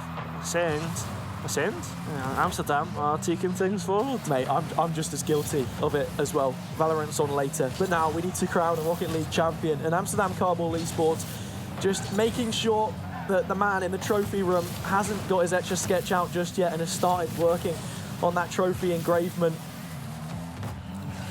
3-2, 2 minutes left. I mean, it's still very close to call. And it feels like whoever gets the next goal, probably you're favouring them a little bit. And well, look, there's your answer. It will be Fabzo. Yeah, Fabzo gets it. I don't know if I'd favour Buchman. I will say that. Just being able to thread the ball through two players. Yeah, Defsy with his rear end towards the ball in that situation. It's so difficult to manoeuvre when you're facing that way. And just like that, it's another one. A loose end tied up by Dr. Buchman. And it must be said, there have been a fair few blunders in this game from Amsterdam Carball Esports, and that pressure, you know, the blanket term we always like to lament on about, really feels to be coming into effect here for players who haven't been on a stage of this grandiose before, of this grandeur. They're starting to crumble when they had the leads multiple times in this game. Yeah, they've let things go Buchman's way, and now they seem to have control of possession once again, starting to flaunt their stuff. The peacock feathers begin to spread, and it's looking beautiful. It's looking blue. It's not looking like a Buchman goal just yet. Yeah, it's only going to take one shimmer on either side to crown this one, and Fabzo may just have found it. A minute and a half left on the clock, but time almost seems to go out the window. If you're Amsterdam right now, you're probably lingering on every last second to try and squeeze anything back out. But Dr. Buchman are running away with it. They can smell the title. Exactly. Listen, it seems as if Buchman again, they just have a great advantage. I don't know how to like. It just seems as if again they just have control of this ball. Yeah. Production asking questions. Your allegiances. It left you stunned. It did actually. Whenever this guy hears the word Rangers, I mean, his mind, it gets fried. And right now, I feel like that's the situation for Amsterdam Carball Esports. They look scrambled, and they're trying to do anything, but it's not amounting to much. It certainly is not. Ball just going loose. Again, Amsterdam not quite capitalising off the back of it. safe to say, Amsterdam have had the chances. It's just the capitalisation. They just can't quite get it, and Bukman's defence is just there. Need a goal right now. Time is of the essence, and it's something which Amsterdam Carbol Esports do not have much of. They hear the buzzer locked into the screen in the middle of play. You still know what exactly it means, that you're really running short, and Bukman could just be running away with it. Yeah, it looks like they're trying to finish this one in a sprint, Hazard, get past the finish line and get their trophy that they've been favourites for so long. It seems as if that's certainly going to be the case. Dr. Bukman now, they rise yet again to the throne. They are the best in class for a reason. A brilliant reversal from a fantastic start that Amsterdam Carbol Esports showed us. But your winners for Rocket League in Amazon University Esports Masters 2023 are Dr. Bukman Academy. Commiserations to Amsterdam Carbol Esports. They had a game plan and it was executed pretty goddamn well, it has to be said. Yeah. They took and made Bukman sweat, but they were able to wipe those sweat from the brows and reset, get themselves going. And I'm thoroughly impressed by the showings of both teams. 4 games in a row, Cairo. 4 games in a row from Dr. Bukman there, and you can see the despair on the faces. Yeah. Really, they look downtrodden from that position, and the expression even is fairly muted, and quite rightly it should be, because for those players, they battled well, they had a great start into this series, but it's that longevity that we were speaking about as well. And you understand when a team is as good as Bukman are, you're always going to have that expectation that they can turn up when it matters. The key thing we said coming out of playoffs and into the final was performance. That was the word that we were looking at, and they have performed today. Yeah, and that's it. When the going gets tough, that's when you see the real diamonds. That's when you see the real quality players, you know. When you're in the face of adversity, do you bounce back? Are you able to reset that mental? And that's what champions are all about. That's why Dr. Bukman are champions. Yeah, exactly. All right, they live up to that caliber and then some. But for Amsterdam Carbol Esports, we give them our commiserations, but also have to make sure that there is plenty of merit put to their name. Yeah. It was these first 2 games that we see in the replays where they got off to a fantastic start. Coach or no coach, they played Dr. Bukman off the park in these matches. Oh, they truly did. I don't think Bukman knew what hit them, Hazard. Just straight away, it really was that. What I was saying earlier, like, you have a game plan. Well, what are you going to do when you're punched in the face? And just the kind of, how to put it, like the tempo that Amsterdam were able to play at was perfect. Yeah, I guess something to be thinking about perhaps is they have the coach there next to them as well. It isn't just having your coach in the team, because when you sub them in, there's no external view to what the game looks like. You don't have anyone to just help you reset that mental, have a step back and really observe what it is with a more objective view than when you're passionate, you're locked into the game, you're driven, you've got that adrenaline rush. And I think that's something that probably could have helped them, because reset feels like a really big word, and it dropped right in the middle of this series for Dr. Bukman. Yeah, exactly. It's all about that. You know, these resets. We've already emphasised it enough about the facing adversity and getting that reset, but fantastic from Bukman. Yeah, really deserved victors, no less. And I'm excited to see where this team goes from, because we spoke about it a bit before. I said that Zedo came in September of last year. Really not too long ago now, just coming up on a year. Some of the other players still earlier in their tenure. This is a university which has invested heavily through scholarships and other programs into supporting their players, which I think is really important. But there's still much more that they can go on to achieve as well, which is the exciting part, because some of these rosters come and go. I'm going to go back to sort of home for me again, the UEA team. A couple of them even dropping out now as well. But let's hear from our winners. Greyheart will be on stage with Dr. Bukman to run through their thoughts and where their head is at after claiming the title. Thank you, Hazza. Thank you, Cairo, for casting what was a terrific series. First of all, my commiserations do go to Ace. Let's give it up for Amsterdam Carbol Esports. It was a great effort, but they were not to deny a famous double here at our finals today from your champions for 2023, Dr. Boomin Academy!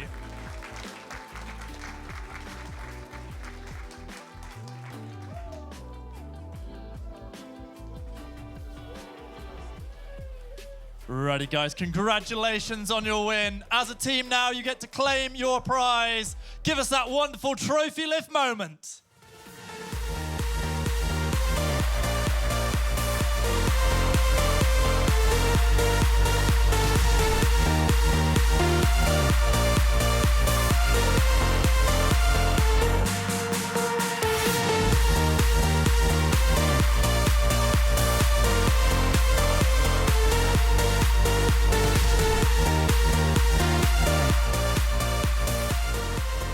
Guys, an incredible performance. Really, really well done to every single one of you.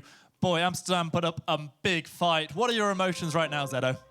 I mean, we're still pretty chill, I don't know.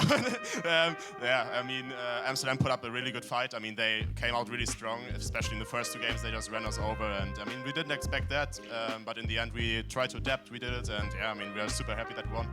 I mean, like you say, 2-0 down, you almost had to reverse sweep in that situation. Was there a particular goal or moment that was maybe a turning point in the series? I think it's just the 1 minute break between match 2 and 3. So we broke it down to every point that we need to improve on. And then, yeah, I mean, especially in comps. And yeah, I mean, we tried to build confidence. We did it. And that's the win. Whatever you did it really well. I want to know what's the next thing you're going to do really well. World champions, now AUEM champions. What's next? We gotta beat the German champions tomorrow. There you go. I mean, that is confidence right there. We look forward to seeing what is next for you. Once again, give it up for Dr. Boomin Academy.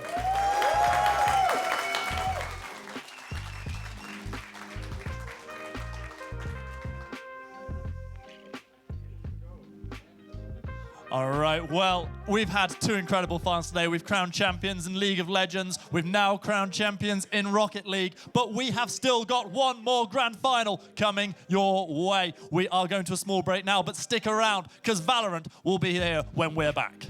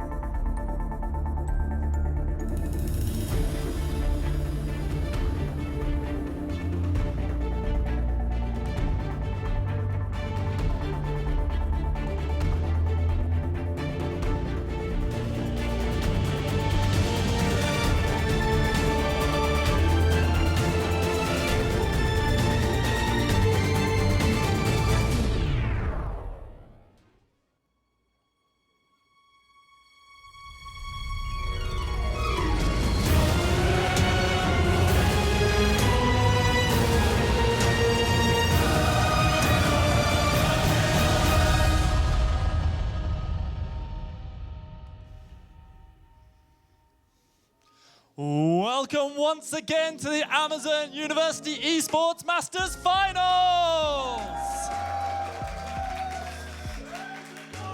We are hosted for the first time by Confetti X, and today we have already crowned 2 European champions. Both of those titles going to Germany in League of Legends and Rocket League. They're going to be trying to make it a hat trick up against the Turkish team in Valorant. Teams from 21 different countries across Europe. They have been battling it out in their regional tournaments to qualify into the playoffs and to earn their place at these LAN finals. Let's take a little look at the journey they've taken to get here.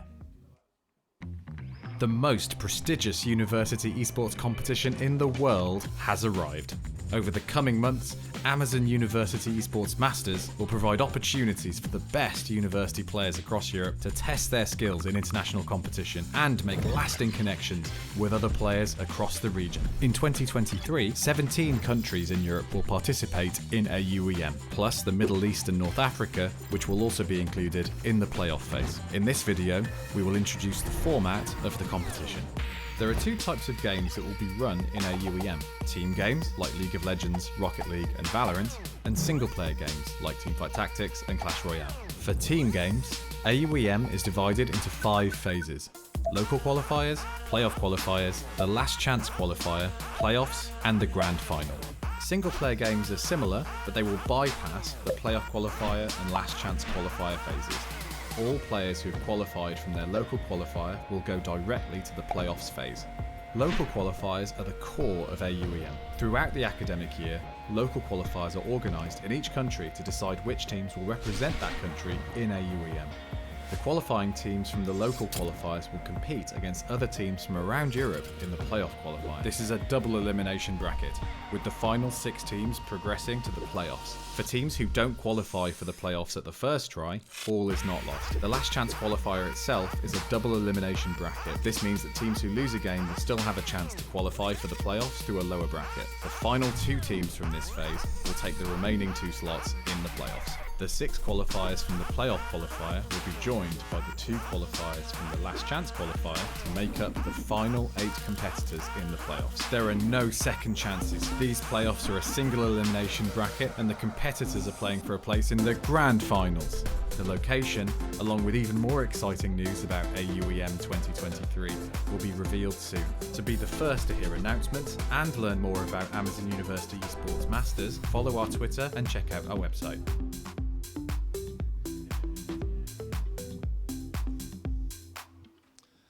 So we've met we have seen how the teams have managed to get here. Let's take a little look what they're playing for, as well as the prestige of becoming the champions for 2023. There is also a phenomenal prize pool, 7,000 euros in total, 1,000 euros already claimed by 3rd place. Second will double that. First today gets 4,000 euros. I always wanted to get that response from a crowd. So we are going to meet the teams who are playing for that incredible prize pool, playing for the prestige of being champions. Let's meet the teams. Coming in to my right, we have Winx Club.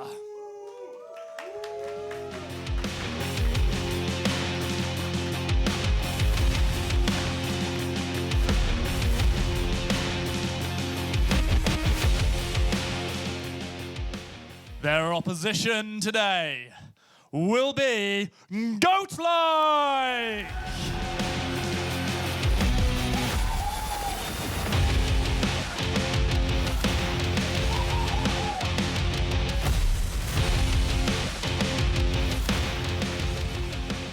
So I am joined here by Shino, coach substitute for Winx Club. How are you and the rest of the team feeling coming into this grand final? It's been a long journey and we have come to do this far. This is an achievement for us and we want to continue this going on. So I think we want to win, that's all. Yeah, we are excited, we are motivated and we are going to demonstrate our own game and we will win, hopefully. All right, strong words over here. I'm joined by I Love Cats, who I feel very conflicted about because I'm more of a dog guy myself. But I want to know the same thing for you guys. Are you feeling confident coming into this game? What's it like playing here at Confetti X? It's a really cool experience. I really look forward to play here, and yeah, I hope we have fun today. I hope we win today. We give it all, and yeah, we're really excited to play against the Turkish team here.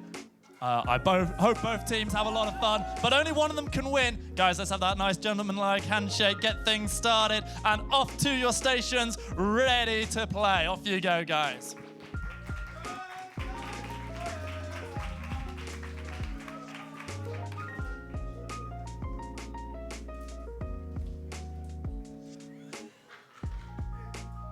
Alrighty, we've met the players now. Let's meet some of the casters who are going to be bringing us this incredible best of 5 series. I am joined from the caster desk by Hazza and Doctor. Hello, guys. Hello, Greyheart. It's 2 Harrys in the casting booth. I've done off with Cairo, and I've brought in some extra firepower. I always hated that guy. Get him out. He's coming back in about 30 minutes. No comment. I mean, to be honest, I'm really excited that we've got 2 incredible Valorant casters, and also, Doctor, you're going to be doing some games as well. Yeah. And I do want to know from you, Doctor, we've already heard a little bit, and you're, I'm sure, going to talk us through the vetoes, the map selects coming in. How important do you think they're going to be in this series? I think for the most part, when it comes to vetoes, it's like, yeah, you're just banning what you don't like and you're picking what you do like. It gets a bit more interesting once you're in the game, like if someone's losing on the map that they chose. But for the most part, before we actually get onto those maps, I don't put a lot of stake in it, unless you're doing something like banning out Ascent, which is just like a standard, yeah, this is just classic Valorant. It's like banning out Dust 2 in Counter-Strike. It's like, okay, if you're banning that, you've got a problem. But when I see someone's like banning, you know, Fracture or Icebox back in the day, it's like, yeah, okay, that's you just don't like the map. So, Hazza, my question to you is, what do you think the opportunity to play here at Confetti X in front of the crowd that we have, this stage experience, which might be a relatively new thing for both these teams, what impact do you think it will have on them? Yeah, looking at both of the teams, their rosters which haven't competed in an offline environment before, or no less one with a crowd, one which I think is heavily in favor of the German team, as there are representatives for that region in every single final. So in some ways, Winx are the anti-heroes, but I'm sure that both of them should just try and make the most of the occasion. Right, my question and my final question before I leave you to this cast. Prediction from each of you in this best of 5. Full score, which way do you think it's going, Doc?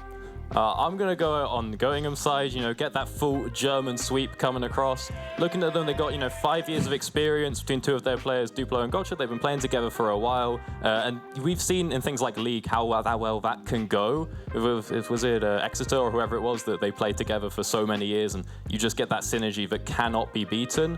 And on top of that, I do like myself a good bit of transitive property. And although they went 2-1 in their playoffs games, whereas Winx did go 2-0, they went 2-1 against the 3rd place team, and Winx went 2-0 against the 4th place team. So maybe that's like pretty in their favor. I like to just, you know, you get a little transitive with it, and I think it's Goingham. So, Doctor, you're going for Goat-like to channel their inner Watley for better or Pretty worse much, coming into this one. How about yourself there, Hazza? Where do you think this is going? I'm going to keep it simple for me. Türkiye numara 1. Turkey, number 1. Pandering. Very, very easy for them. I know very easy. Okay. Well, I will calm it down a bit, but you get where I'm coming from, right? I'm happy to play devil's advocate. I spoke to them in the lobby earlier, ran to them, and I was like, oh, you guys think it's going to be easy? You know, talking in the sort of like the notes that they had submitted, and they're like, no.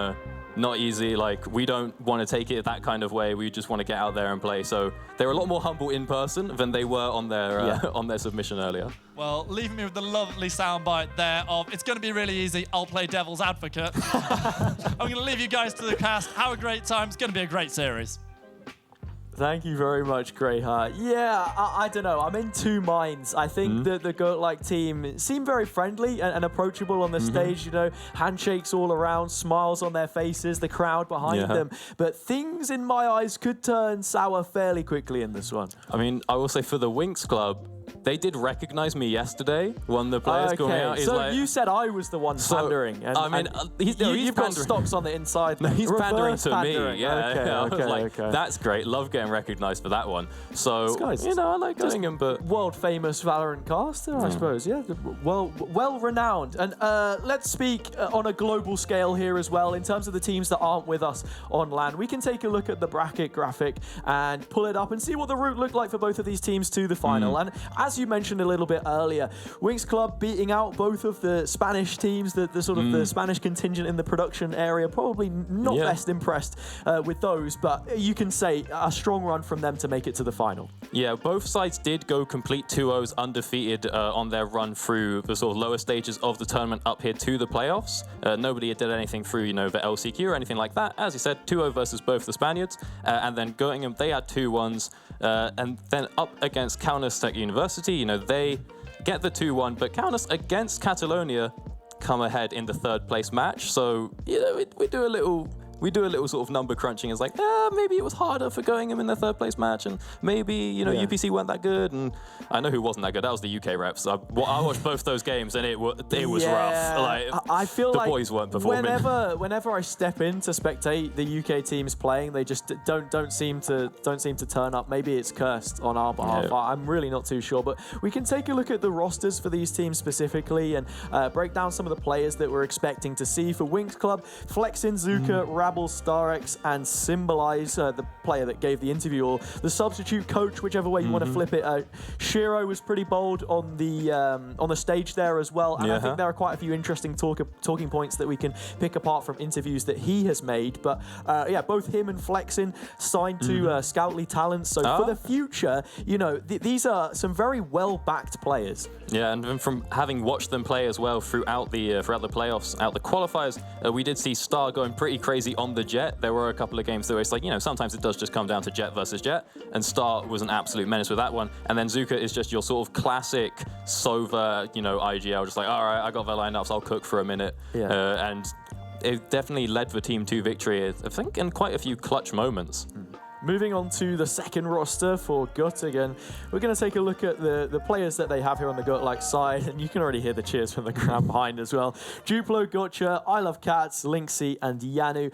Anything that you want to pick apart from this one? I think big cheer for Yanu at the end there as well. Fan favourite, perhaps? Yanu, I mean, hey, who doesn't love a good duelist player? See if they get anything crazy going, something insane like Yoru setup. You know, I just get dizzy watching that champion, to be honest with you. But as we said before, you know, Duplo and Gotcha, they've been playing together for 5 years. They're playing Counter-Strike before, now coming in playing the Valorant together. And then I Love Cats, we've just seen that's just your sort of standard. I'll be on. Yeah, a lot of cheers coming out for I Love Cats, who has the name Meow for Heels Ooh Woo in solo queue. So maybe we calm down on the heels. I don't want to encourage this behavior, but they do love a good bit of Killjoy. And we just saw, you know, in their previous games, like, yeah, you just lock in Killjoy, you lock down the site. Not a lot much else to it, but in either case, looking pretty confident on the interview as well. Yeah, I mean, I don't know, you strike me as a bit of a Swift Play +1 enjoyer, Doctor. Would you say that that's a calling card of yours or not really? I've never played much Swift Play, but I do play a good bit of Sage. Okay, so you're the healer. You're the one getting meowed at, right? I am the healer. It's a complicated setup that we have. Yeah, that's not something that I think we're going to dive into too much details. Yeah, we can speak a little bit more about the teams, however. Winx Club, yeah, they should be favourites in this one. They came first in the tournament in Turkey, UET. There's players here that I already mentioned, like Flexin and Shiro, for example, who isn't going to be on the starting lineup, but still, Flexin be Flexin. I think that's the best way to describe this player. They have, you know, been on the initiator, like the graphics stated, but also the controller as well, proved very capable there. They played on an 0-1-0 roster, which it competed in the open and then closed qualifiers for the Challenger League in Turkey, which is the Tier 2 scene. And they only got knocked out eventually by Digital Athletics, the Ascension representative that we've seen over the last couple days and weeks or so. So definitely plenty of quality there. And let's go into map selection, because this is something that I really want to take a look at. All right, let's see where we've got to see what the vetoes end up being.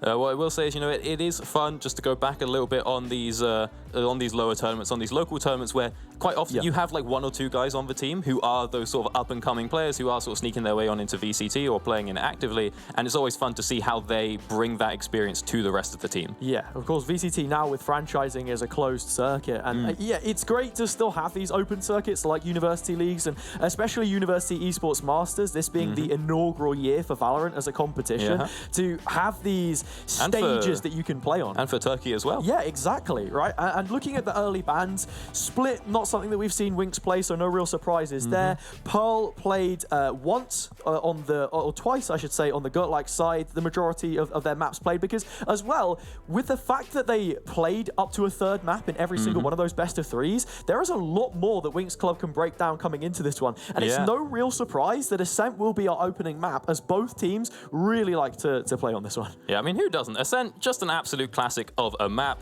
And then obviously Lotus coming out after that one of the newer ones, but it's been a while. People have got their strats on lock, and then we'll see what the rest of the order was. I was excited to see who it would be that would pick up Haven, because I do remember Winx playing it pretty well, but it is Going who ended up choosing out that one, and then Bind and Fracture to round it off. Yeah, I feel as if this one can be decided very early on in the veto, in my eyes, because a comment that I wanted to make is that neither of these teams have really demonstrated the depth of their map pool, not to the fullest extent. Both of them have only displayed 3 different maps individually throughout the playoff stages, and a big overlapping factor is that Ascent. I mean, we see Ascent played a lot anyway, just because of how things are. The meta on it has stagnated quite a lot. I expect mirror compositions, except for Lynxy, but that's a conversation we'll get onto later. And the fact that they both have 100% win on here as well means that if you're Godlike coming into this with the only map that you are undefeated on and you end up losing it, then we could see a pretty drastic momentum shift from minute 1.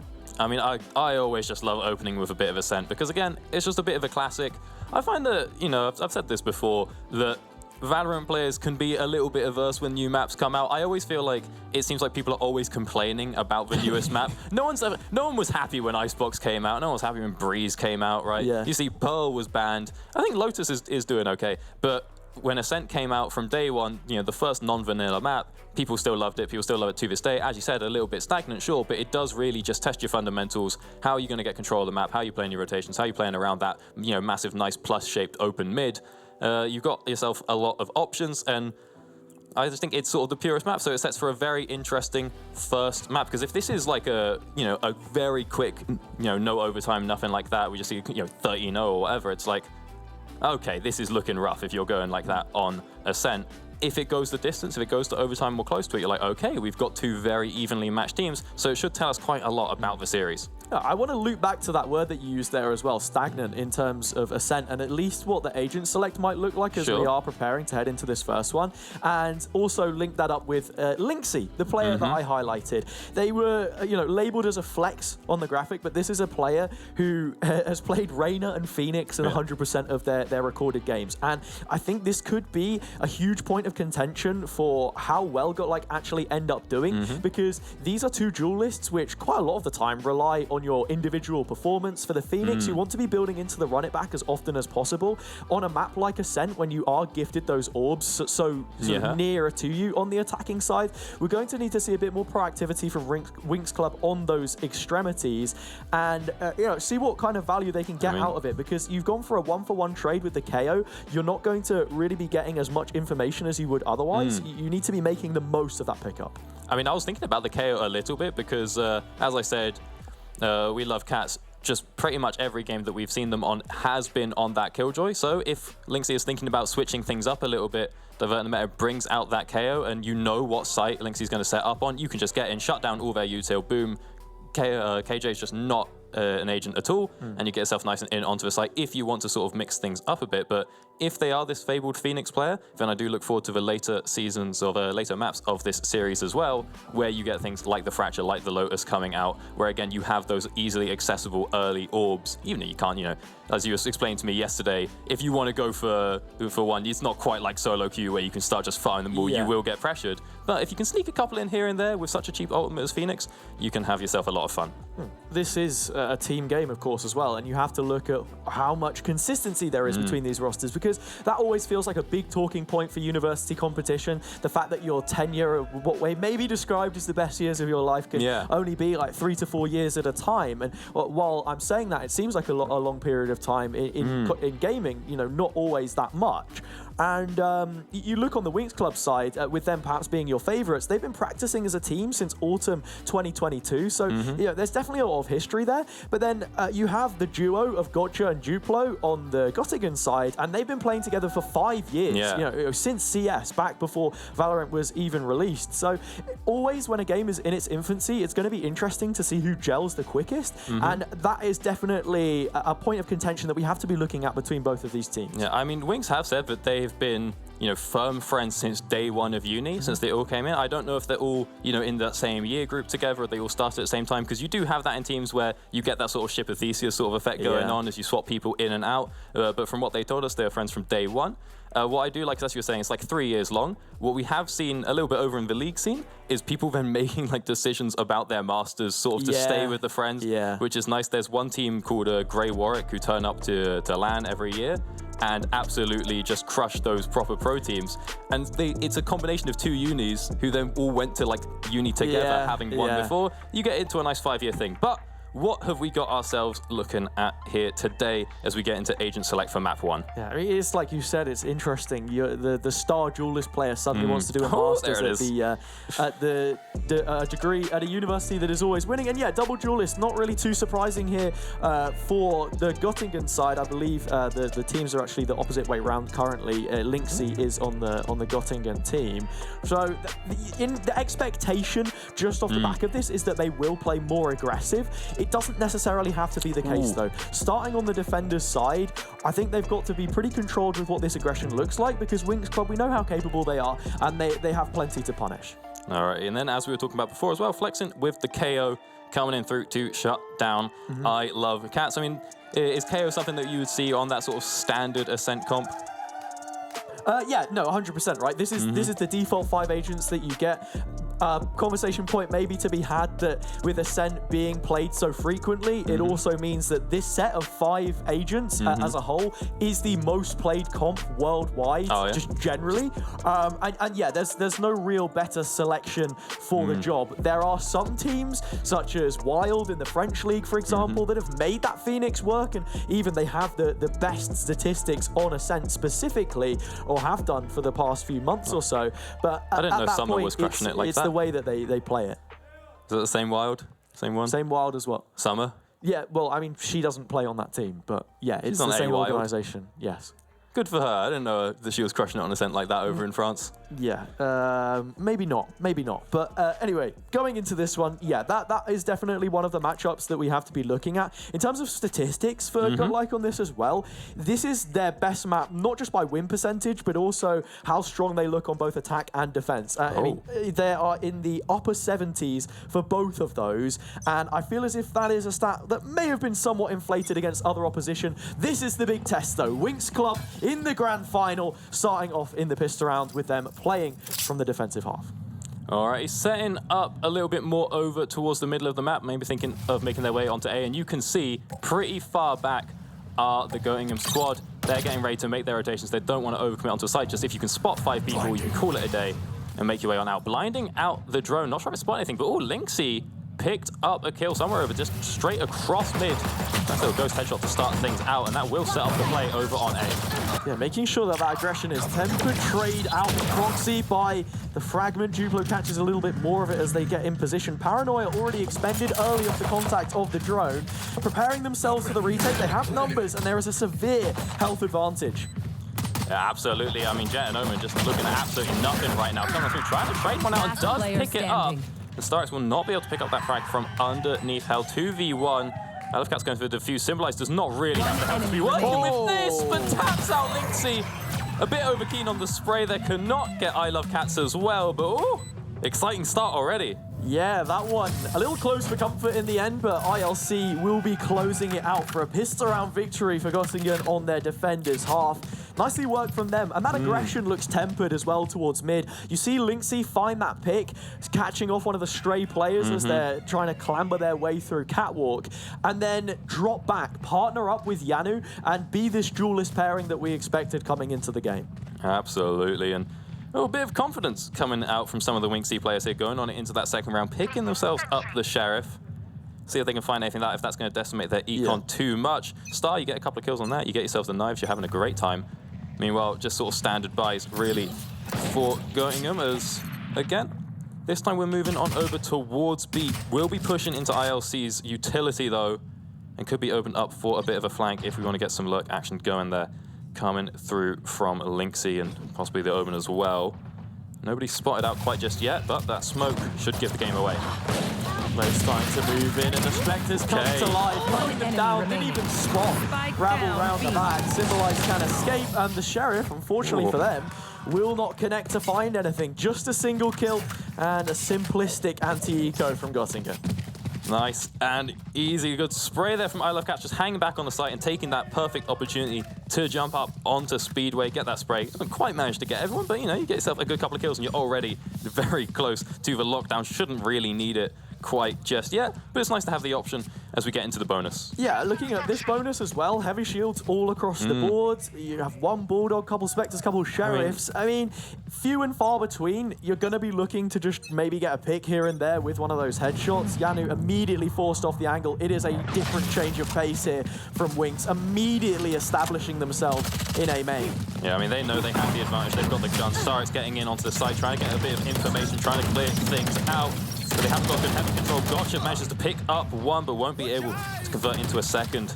Oh, Lynxy needed to be a little bit careful there. Didn't want to start the retake before the player numbers were actually in position. Symbolize elevated with a shrouded step. Perhaps they won't expect this, but the flash will clear them out wide. Force them to take a much deeper angle. A peek from Rabble takes a quick headshot. This is the round you really want to convert if you're Winx, and they're just about getting it done. In fact, they'll sweep the floor with the godlike forces, and they are on the board. Managed to pick themselves up that first win, but unfortunately not going to do too much damage to the Econ as it was that bonus, and you know, 4 members staying alive coming out of round 2. Nobody had to spend all too much going on into that one, except for I Love Cats picking up that second scepter, or Spectre.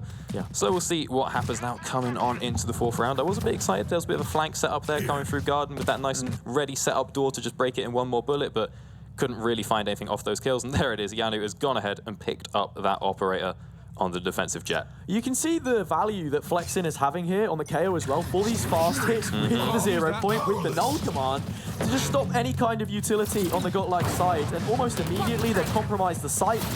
I was liking how Lynxy wanted to disrupt early last time. The opportunity completely rescinded on this occasion. Flexin with a double punches a hole in the defense. The lockdown is available, but it's a disadvantage that they play from.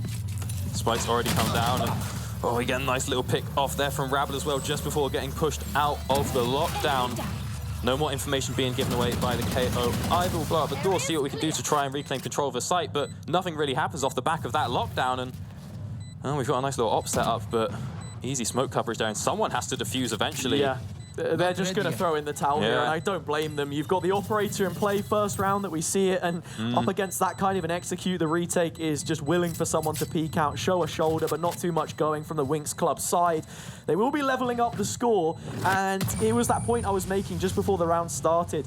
The fact that they can be efficient, go for these quick hits if they want, they don't just have to default every round. I mean, that is what I like about KO. You know, I've tried to play myself a little bit of KO here and there, and it's just the way you just kick in the door, right? You just, the round starts, knife, cool, we know who's here, flash, Jet's dashing on in, you've got complete control of the site, and if you're flexing, you've picked yourself up a 2K as well. Yeah, also, just having the null command pulsing off, it delays how effective that lockdown is going to be to actually implement it. You also have him on his hands and knees, just calling out to the rest of the team. Yep, still not pushed. The flank was coming through from Rabble, and yeah, it's nicely worked. It seems as if they're just going to go rinse and repeat. I wonder what the adaptation is from Godlike to try and fight this. Start again, just going so fast. Nice flash out, but Lynxy is a bit too slow on that aggressive move. You see the shot. Did he fight? Oh, yeah, he's melted them with the hot hands. Had the lineup prepared. If you go for that early flash, you can sometimes catch a player off guard. And Winx Club not prepared for it. We trade out 1-for-1 in the early stages, and that's the smoke's gone. I don't even know when he managed to get time to throw that one out, but they have dissuaded the attack. But KJ going to show off where we're at. We're pushing in through mid, trying to get control of B. Gotcha. Nice little placement there, trying to see if he can find the kills, but he can't convert it, cannot pick up that spray, and B site is completely handed on over. Again, Yanu with the operator doesn't really want to try anything. Jump peek there will give the game away, can't turn it into a kill, and that's another round going on over to Winx. Yeah, and you can see it in there in the kill feed as well. It's just 3 individual fights taken one after another. An additional missed shot from Yanu, and Winx, they know all too well about the position of this operator, and with the amount of credits they're now starting to rack up, always easier to chain that momentum from your attacking side.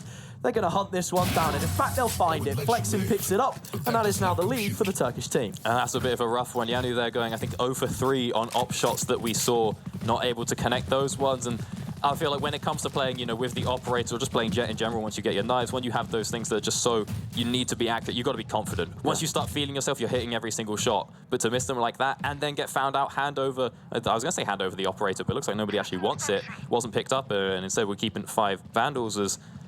It feels bad, and they don't know that it hasn't been taken, to be fair now, so you're going to be a little bit worried about pushing up mid, maybe blowing a bit too much U2, a few too many smokes. We'll see how they adapt. It doesn't seem like Winx Club would want to factor it into their plans, right? Because, yeah, this round is a little bit slower, but they like to be fluid and make sure they're constantly on their feet. Oh my goodness. Yanu swiftly taken off there as the rug pulled from directly under it through the smoke.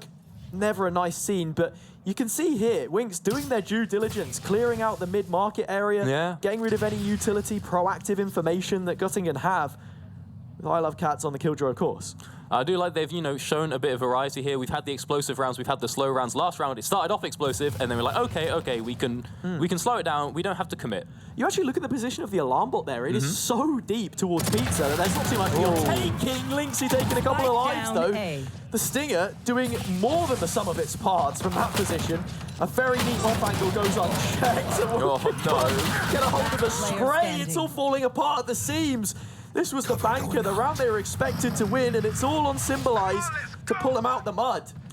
All right, we fake out the teleport there. Symbolize wants to see if he can maybe pick something up. Maybe if you get that 1 kill, you can then pick up the spike and ult on over to B if you want to try the 1v2, but Symbolize not too sure. Slowly peeking on through. Does have a fair bit of util to work with, but doesn't really want to give the game away. If they can just close the door, grab it. Oh no, gets shot in the back. Has not been found. Symbolize has got away with murder there to even take that much space, but now time is the biggest factor at play because you need to get that spike planted. At and least the get the money. utility is absolutely on point from Gotcha. A shock dart lands at the feet, and just as soon as it seemed like Winx was starting to run away with things, got like immediately pull them by the back, the scruff of the neck. Absolutely, and you know, you go ahead there, get the spike. They got away with it getting onto the site, but then time just not on their side. Wasn't able to get the plant, wasn't able to maybe take that ult on over, and ends up handing over that Vandal. As we do see a couple of replays here, I wonder if a bit of a pause was called. No, okay, I was wondering maybe there was a bit of attack pause, like, lads, we can't be losing the econs like that. But it would be pretty early to call that one out. Either way, very nice for Göttingen as they pick themselves up. You know, that they pick themselves up the eco, they get themselves all the guns as well. We'll see what the plan is now.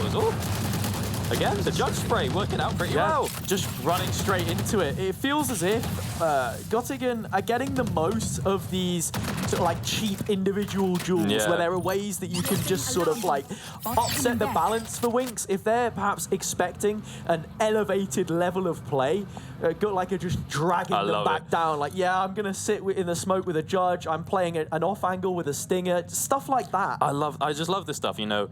It's one of the things I do love about Valorant is you have these diverse play styles, and the game's not really that solved. Anything can work. Yeah, you can just try it. It's like, hey, they're not expecting it. It's a bad idea, but there's a genuine chance it works out pretty well. He's still holding the angle with the judge. Gets some good damage out. Gets some low links. He manages to convert a little bit. And the damage being found out by Gotcha as well. 2 kills off the Hunter's Fury. Is that 3? Picks up the 3rd, and now we've got pretty good control of the site. Big double from them. Wasn't even done with the ult. There was a chance that Flexing could have been caught. We'll go for the spike, but it's going to come at the cost of getting pinged by the recon. And they are not fully covered from Gen. So a brilliant spam through the wall. And just like that, Göttingen now have the lead for themselves. A few kills on that round. I think there was maybe an argument to be had about Symbolize staying for that long in the position with the judge. It was a good combination of utility with the flash drive and recon to catch them out of position. But we are now heading into the first timeout of the game, as you perhaps theorized. They don't expect it once. They'll never expect it twice. That's the strategy when it comes to judge. I will say, Winx looking a little quiet there, but to be fair, I think we only saw about 3 of the players, so maybe there's someone was doing the talking, getting a bit of a speech going on, and we just didn't have the camera cut over to them, but Not 100% sure if this is tac or tech, this pause. I believe that this will be the first tactical pause of the game that we are seeing, and yes, that is in fact confirmed by production, because I think a big point here is from Shiro as well. You have to remember that on the Wings Club side, they have a coach, so there is someone with that more objective perspective on how the game is panning out. This is someone who wasn't objective. I don't think that would be the word to use when you describe the comments made pre-game. They said, hopefully, Godlike can get a round against us. Yeah, that was singular. A singular, and we are currently looking at them being around singular at the deficit. Yeah, it's not looking too great, but what's interesting is that those 2 rounds just seem pretty rough, just seem pretty tilted in that we're sort of still running and trying again, whereas 2 rounds before that, so coming in on round 4, that was we've pushed in, we've gone 1 for 1, okay, pull it back, let's not get too crazy with it, let's reconsider, and they won that round.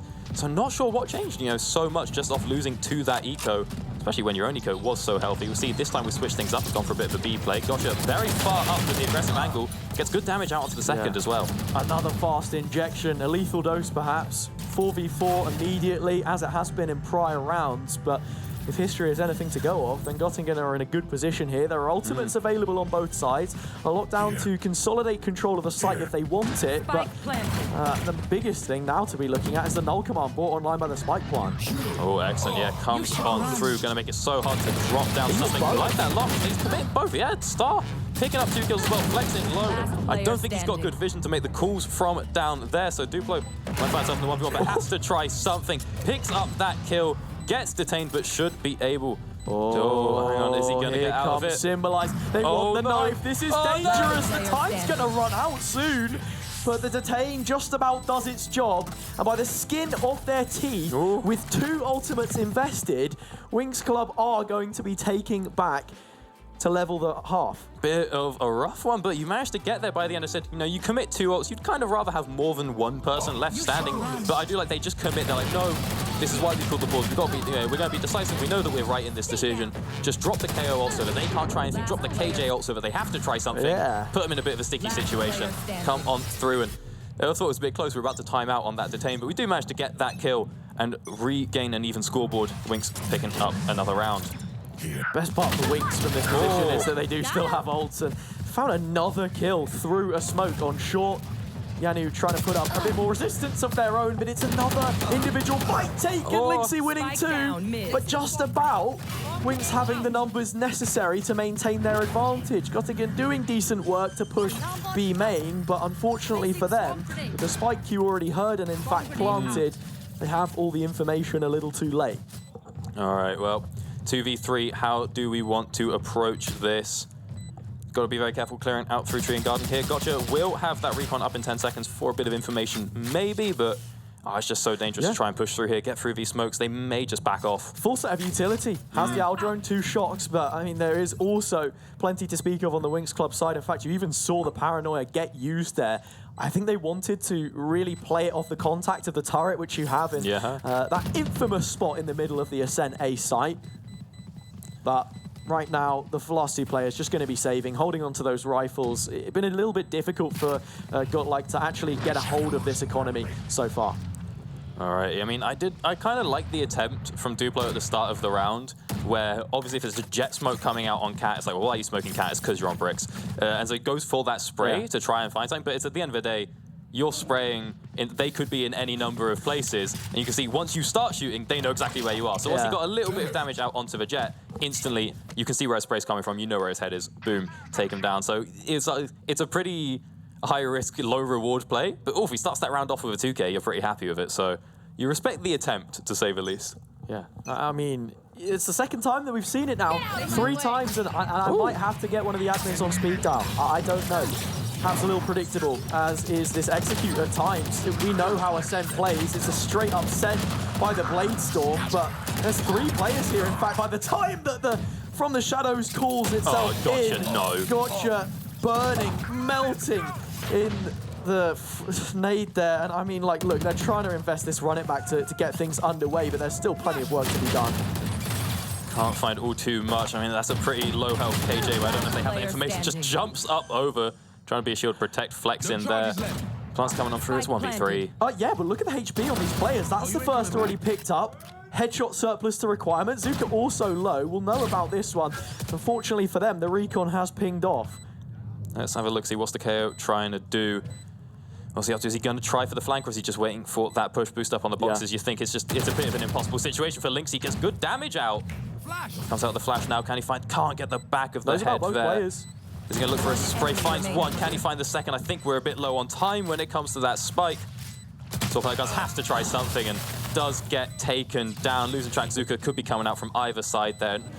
I didn't realize Zuka was so low. Yeah. The bar was full. I thought, what is he talking about? It's just the KJ. The bar's full white. I thought he was full health. Death's Door, mate. Death's Door. Oh, no. It looked as if the bar was full because it was that bleeding empty. So empty. Yeah. Oh, no. Oh. Look, like as I put it, that was a super winnable situation for Lynxy, and they'll probably be kicking themselves a little bit that they weren't able to pick that one up. It was a recovery mission in the end from Zuka, but Wingstop just about get it done. This is going to call the timeout for Gutlike on their side now. Both teams opting to use one in the first half.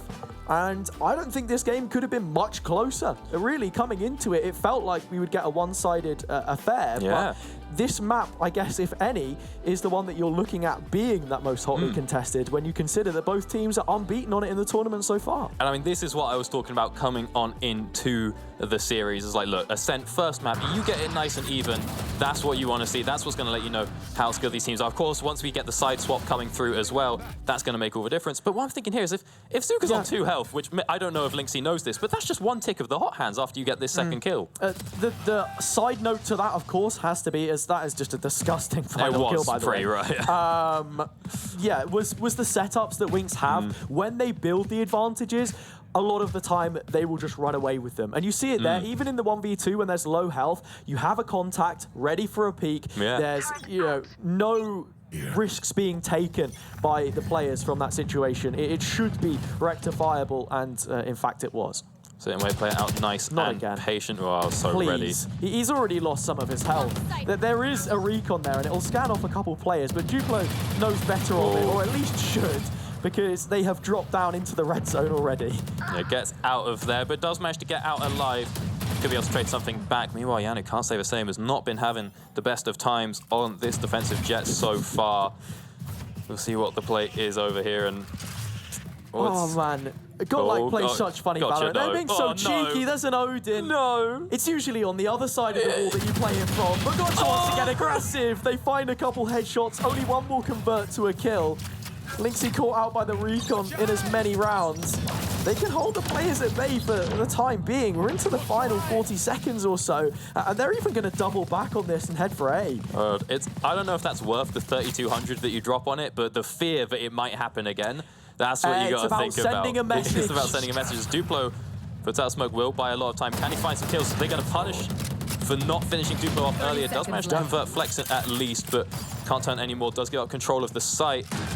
And now a very simple 3v3, but I mean, Duplo doesn't really count. There's no ultimates available for the other two. It's the structure of Winx there as well. Low HP player spearheading the fight. They can trade him down, or at least they should. Duplo maybe running out of mouse mat there as they just froze the crosshair solid in the end. 2 versus 1. As I said before, we usually see discipline from these positions, but Lynxy made it difficult the previous time and may just attempt this once more. A fake TP from Symbolize, but he knows it too well. Read by the book from the Göttingen University man, and that is going to be a round in the bag. Lynxy crispy clean on these headshots here on the Phoenix. And again, that was just like no util. You've just got to dry peek that side, or just clear it out on your own. Picks up both the kills, gets the spike, which means you've got yourself the ultimate available again. And God, I mean, you got to try it. Oh, so much damage putting through, but just because it's clipping through the wall, not able to pick up Flexen in that push. Second time of asking, Lynxy gets it done. And while I said before that they may share a name with another Link, or at least in part one, which is known to be a Lanimal, they've really stepped up in the offline stages here. This is a player which I had my doubts about, if I'm going to be honest, from their online showings, but yeah, it looks like night and day when you compare them here. Let's see what the plan is this time around. We are just sending out the KO, and Yanu's managed to pick something up, getting a bit of action on defense. Gotcha with the same play, only manages to pick up 1. But it is still, pretty much a 4 versus 2. Flexen, all the information you're giving out there is that Yanu's still here. It's like, okay, that's not something we're all too worried about. And we also have ourselves that run it back as well. So if you need info, if you're worried about any play that's going to happen in this, 4 versus 2, you can just pop that one, see what happens. What's the play going to be for Star and Zuka here? What are they looking for? How are they trying to make their way up through Pizza into market? Twice the numbers for Göttingen from this position. This is a round which very much felt like it was just taking your ones and winning them. Lynxy with another, surely not a second. A 3 versus 1, a 4 kill to clutch the round if Zuka's going to do it. They were the clutch minister before to just shut things out, but the HP's already gone, and so are the chances of closing out the round. 6 apiece. Oh, that's what we like to see. The first half level. 6 and 6 on Ascent. That's how you want to start out your series, right there. And let's see what changes up now. What's going out different? I mean, that was Lynxy playing the Phoenix, on defense, so I'm excited to see how that works out. But also same for Yanu, wasn't looking too good on that defensive jet. What can we do now that we're starting to play more aggressively, now that we're being the one pushing through onto those sites? Let's see how it goes. The scoreline currently 6-6, but when we break it down and look at the statistics, both of these teams, as you would be expected to on Ascent, are that much better on their defensive half. So now it's Winx Club's opportunity to step into those shoes. For Gottlieb, it's 9% better from those sort of 70s that I was speaking about. And for Winx Club, it's a difference of 8%. So, 59 to 67. Yeah, the numbers, Doctor, what do they mean? I don't know, I barely got my AS maths. We probably expect a stronger showing from them here. And then when you look at that Asian discrepancy between the two teams, the Phoenix and the KO, I feel like Flexen can be that much more restrictive on what it is that Gottlieb want to try and do when we go into this side swap. All right, but I mean, at the same time, as you were saying before we get into the game, Lynxy on that Phoenix, you get yourself a nice and early orb, it's pretty well suited for you. Just grab that one, absolutely send it on through on the Phoenix, and I mean, it's a bit of a minor point, but when it comes to things, like the KJ-KO interaction, much more useful when you're on the attack side. Whereas you look on over now, Göttingen don't really have anything that will shut down Winx's KJ. You don't have any way to really stop those mollies, those alarm bots. And turret's like, it's always nice just to have the suppress. You just put it down. It's cool. I've ulted and I've removed an agent from this fight entirely. It's a very quick, fast fake. Paranoia and Dark Cover invested towards A, but it won't draw out a rotation. In fact, Winx Club slowly drifting towards the B side of the map. The orb getting picked up towards the run it back in later rounds, like we highlighted. We'll make a bit of noise though, and if you've planned ahead, you think that it's going to be the Phoenix picking up the orbs. You think he's probably not here alone, so maybe this has given the game away. Yeah, Winx Club have been very sparing with their utility from this position. It's even a team flash onto Yanu. So much harder to tee them up from that kind of position, and Zuka gets to work. The killing has begun, and they just mop the floor with them in the end. It is a guillotine which drops to the necks of Gottlieb. 5 versus 1 scenario. Duplo starts to whittle away, but on 5 points of health, you only feel it's a done deal. It's going to be pretty hard to pick up the jet, it must be said. The others, though, both sort of in range of dying to 1 bullet. It will not matter. Zuka finds that 4th kill of the round, picking up Duplo there, and that attack was just completely shut down. And yeah, you do that little fake at the start, and then you play super slow, and then it's like, you pick up the orb, Jet shows. It definitely wasn't Jet that took the orb, so there's at least someone else here, and it's like, oh, we've got more than enough time to set ourselves up for this one. As I said, Team Flash comes on through, Jet's dashing on through into the smoke. It's like, well, we can just spray with a classic. That's not going to be too hard. And it's not working out. It was a good play from Duplo here to get those 2 kills, but it's a bit consolation, right? It doesn't mean anything. I guess you can probably be a little nitpicky with the curveball, the dash in there as well, that it didn't quite connect, but I don't feel like it had a huge bearing on why the execute failed.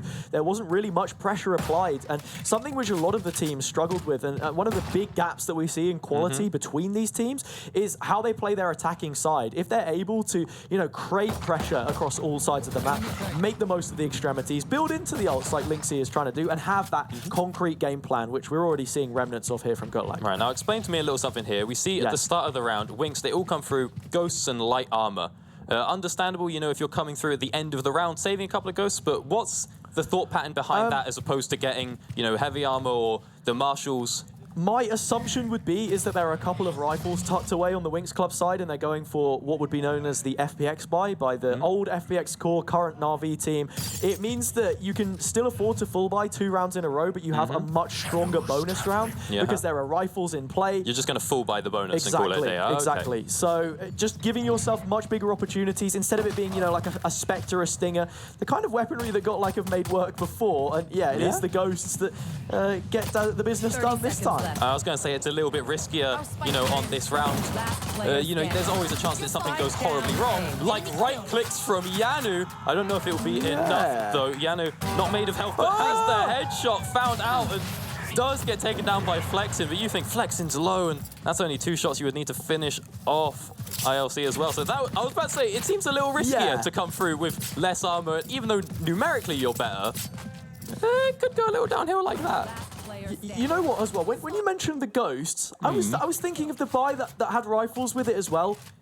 There were no rifles. No, that's what I meant. There was 5 rifles. There were no rifles. It was 5 rifles, 5 light armor. They just decided to go all in on the pistols, and fair play to them, it worked. But in terms of the economy, I was like, is the risk reward all really that good? done them any favors. Yeah, like, because now if you lose this bonus, I feel like you're in a little bit of danger. Oh, Big Pink's coming out from here up on Cat. Just left, right, and center. Zuka finds the spray down, though. And it's a 1v1. The round's over in about 20 seconds or less. And it goes on over to Göttingen. So now, Winx, they've committed so much because everyone died last round, spent all their money on these full armor and rifles, didn't really save enough on round 2, and you know, you'd think you'd be in a much better spot. As you said, you're looking to buy rifles twice in a row. I'm not sure if they'll be able to afford them coming in here. I'm curious to see what the economy looks like, because you raise a brilliant point. And, you know, I thought that we weren't playing Team Deathmatch. I know that it's on the new pack, but yeah, this was it's the an absolute from brawl in Duplo. mid, and then it's the double from Duplo to close. They would have half spotted him through Rabble there. I'm surprised not. Great control. They're very nicely worked. I didn't quite catch what the weapons were, but I saw a silhouette of Vandal there, so somebody's got something. Not sure what the armor situation was, though. There's There's a Sheriff in play, right? The Sheriff. This is what would be the full gun round. And got, like, have the run it back available as well, right? Yeah. There are ults that they can use here, or that one specifically, to tailor their execute. You two are well prepared by Winx Club to deal with this threat upon contact. And this is utility that they're not going to be barred or held back by, because there is no KO in play, as you would traditionally use. Well, keep an eye on the KO, because Flex has got that lineup ready where you can, you know, flash out from Jenny without flashing yourself, and unless you make some very aggressive plays. But he does pick up Yanu, but also getting out just the Phoenix ult. It was the dark cover posted there as well. They go 1 for 1 in the ult department. Zuka dropping the nuker on the Hunter's Fury. ILC's trying to make some space through Pizza here and see what they can find. And this position is going to be key into how the round actually ends up planning out, because you have players on individuals trying to work this up, and yeah, they will in fact pick that one up.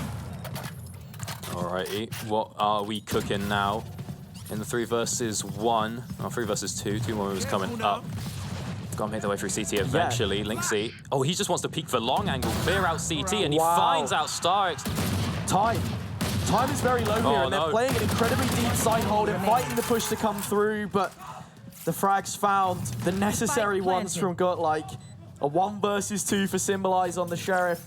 Not quite going to get caught out by the first couple pulses of the recon dart. Can look to make their reprisal towards the B site. The reason why you saw the deep hold is they were preparing to get the numbers in for the retake, but every single fight won by the German team. It's like you would not expect Lynxy to take the long peek, right? It's like, okay, it's 4v2. They're going to push the 4v2 into us. Lynxy says, no, I'll just get control of that CT real quick. Stop your reinforcements coming, and gotcha with that spray through the wall as well. Picking up the Omen, and that is just, again, another rough one for Winx Club. Bringing the fight to this attacking side. I mean, still, the statistics pretty good for them, as I said before. And yeah, the crowd are behind them, you know, in full force, pretty happy with how things are going. You can hear them cheering there as well. Way. I feel like I'm almost teetering on the end of wanting to do some crowd involvement, but you know, you don't even need to ask them. Yeah, they'll get involved. We got enough German representatives in the building today, trying to make that hat trick happen. Of course, it is 8 and 8. So they've got a bit of work to do before that happens. Knives coming out. but Bernard Blanc not going to be able to pick up anything crazy quite just yet. And still, this can all go in a flash, right, as well. We have to remember, this is the best map that Godlike can offer for us. If it's as close as it is, you do have ever so slight worries, but even from this position, looking to take the initiative and take the lead for themselves. Yanni with the Blade Storm, just preparing this push. The smokes are late. Those last few players will not be in a position to trade. We have that set up on the Speedway as well. Rabble just through the flash, doesn't matter. Picks up that kill. Yanu trying to get aggressive with the knives, but jumping on into that smoke is taken down as well. Rabble still holding down the fort on despite, although has given up that Speedway. Does not pick up the Omen, but gets it eventually with control of the spike as well. And it's these last two players that were not prepared to go on that execute. Gotcha and Duplo, the duo who we spoke of, Rabble finding a really nice third. As I said before, they have that 5 years experience playing as a couplet, but perhaps they were spending a little bit too much time together back in that tiles position, because I think really we should have had a little bit more hope before that execute happened, basically. And I think the problem with that execute is they're so classic, right? That you've got the KJ set up on B, they drop their util down Speedway and the entrance of B main. Exactly like this, but just before this replay started, what you don't see is the play just getting completely node. It's like, okay, you should expect the util's going to be there, and you just push through it, you dash through it, but we saw two people getting past it, and then one guy getting left behind. And suddenly the whole play is set up, Rabble's picking up kills, suddenly the guy who's stuck over by a switch is just in absolute shambles, and what's going on here? Symbolize lurking in the smoke, gets flashed though. Duplo appearing behind, it doesn't matter, Yanu will pick up the kill anyway, but like the way he was hiding his gun there, keeping it against the wall, does not want to get in position, and now we're just ulting KO, just trying to buy a little time, but I'm not too sure for what, as you've already got everyone mostly in the A site area, and it's not like we're waiting for anyone to rotate here, so this one can probably just be waited out. Yeah, it just walked into the crossfire there looking for some aggression, and it is a very early null command like you pointed out. Got like biding their time, perhaps looking to draw a rotation. The spike is all the way back in spawn, so we have less than a minute left on the clock. A decision will need to be made, and it seems as if they're turning their heads away from the focus of A. That's where the stack sits, but you've not dealt with the Killjoy setup. Gotcha has 2 shocks, and they're probably going to want to use them. I mean, it's good they didn't push too much aggression there, so Winx didn't feel a need to move. KJ just staying over on the B site. We got to pick something now. We've got 2 people pushing on over to B, but the spike going on over to A. Like, 30 seconds left. Fellas! There's 30 seconds left. The spike is going A. You've got 2 players now trying to fake B. I really don't know what's going on. And the spike has been dropped in A main. It's going to get picked up. In fact, they just walked through it. What is that? Got like fight all 4 corners of the earth. And it is a scorched earth. How they managed to get away with that one, managed to clear out those sites. Eventually, at some points, this is what I was saying. I mean, I'm not saying anything about the godlike skill, but as I've spoken about before when it comes to University League and lower levels of League, there's different skills involved. Some people have the God Micro, some people have the God Macro, and you can see those teams against each other. And then you get situations like this, where it's like, fellas, the player's falling apart. We don't know what's going on. Oh, we're just better at clicking their heads. Yeah, like, we've just peeked and won. I don't think this is the VOD I would show someone if I wanted to describe what dictating the pace is, but they kind of are. They're getting really funky with the timings. You know, you've got your fake push and your main execute coming in at the same time. Little bit of, I guess you could call it a Vision Strikers, but really it's just B main aggression. Finding all the kills. 4 versus 3, numbers advantage. Yanu looking to try and find something of their own, and in fact they will. Yes, that nice. How does the post plant set up though? All right, what have we got left to work with? It's really just the one smoke. Open. I think the Paranoia is still up. Not sure how many charges of smokes we have there for Omen either, but Duplo's just playing far up. Manages to get 1.5, gets good damage, and then the other being picked up by Gotcha. So now Symbolize not staying on the most health here, but could look for the 1v2. Does not have the Paranoia, only has the 1 smoke. What's going to be the play? Yeah, the little floating Tactibear around on the map is in fact the Owl drone. Bears don't have wings, or at least the last time I checked. Symbolize will be playing from up high themselves, and at Recon will hold them at bay. I was confused about what the post plant was going to be, right? Because he's looking for a defuse. He had such an open plant. I don't think there should be enough time. I mean, he's TP'ing past the spike at this point. Might be trying to get exit frags, finds at least the first, but then falls to the detonation of the spike. with Godlike on double digits. I respect the attempt. I was like, that. I just see him put a smoke out onto the spike. I'm like, that, you haven't got time for this one. But setting up for that flank, that's nice, but unfortunately does not manage to convert. It does manage to get that second kill, falls down to the bomb as well, but interesting to see now that we're calling out the tack pause after that one. That's a Göttingen pause. Even, I'm not sure what they're worried about. That seemed like an okay round, but I think they just feel like we could have done better. You know, Rabble found these 2 kills, we had them on the back foot, and then suddenly we just sort of lost A site. So maybe we just want to get ourselves all on the same page. All of these rounds are uber close is the biggest takeaway that I've had from the game so far. And as I mentioned before, this is Godlike's best map. This is the one that you expect them to be the most competitive on. And they are just pushing the Ascent trope to the 10th degree with how many of those individual fights they're taking. But if it's close, why would you need to get an Uber there? Like, would you not just walk? I had just about managed to survive the majority of this game, but we have to fill the quota, right? So there you go. It's you've lost me. I don't. Yeah. Don't worry, you're out for the next one. It's fine. Kairo's got to put up with it then. Cairo, Lord help him, quite frankly. But here we have it, right? Operator brought in, and this could be the saving grace for Winx Club.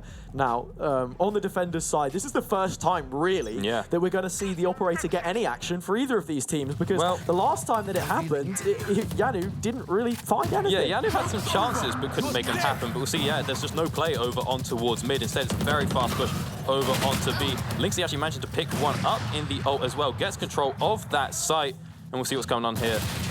ILC getting that plant on down, has the lockdown available as well, so even though they're at a numbers disadvantage, they can buy themselves a lot of time. And so will this extra lockdown on the attacking side as well, because you have so much clearing to be doing in mid, and there's also an opportunity for a wraparound by Gotcha. This position could be pivotal, and I fully expect them to capitalize from it. All Lynxy has to do is stall. He's got 2 flashes to do it with, and is starting to fire them away, as is Gotcha. Gotcha getting out, doesn't get it too clean on the star skill, but then picks up Rabble in Bauhaus. Lovely flank on that. And, I mean, honestly, a lot of the time you see, the post-plant lockdown is used, and when you use it so quickly after a lockdown, it doesn't really get anything. You're like, okay, well, we've just bought ourselves, 15 seconds or whatever it is, and then it's like, well, they're just going to wait it out. But they have the coordination set up. Gotcha is ready with the flank, using that time to its fullest, and turns it around, managing to pick up those kills, just sows a bit of chaos, and then Lynxy can turn even more. And look at the buy.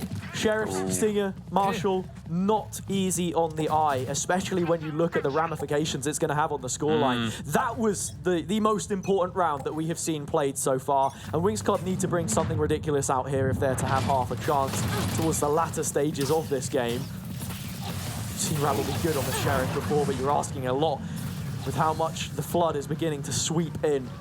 Yanu the first point of contact, and Rabble prepared for it. Oh, not able to find that one. Zuka, nice but Rabble is, can they convert the second? They cannot. It's KJ on KJ violence, and I Love Gas comes out on top. Now, the site has been taken over, going to have that one under control, but numbers are even. Guns cannot save the same. Flexing, pushing on forward as he hears Lynxy reload.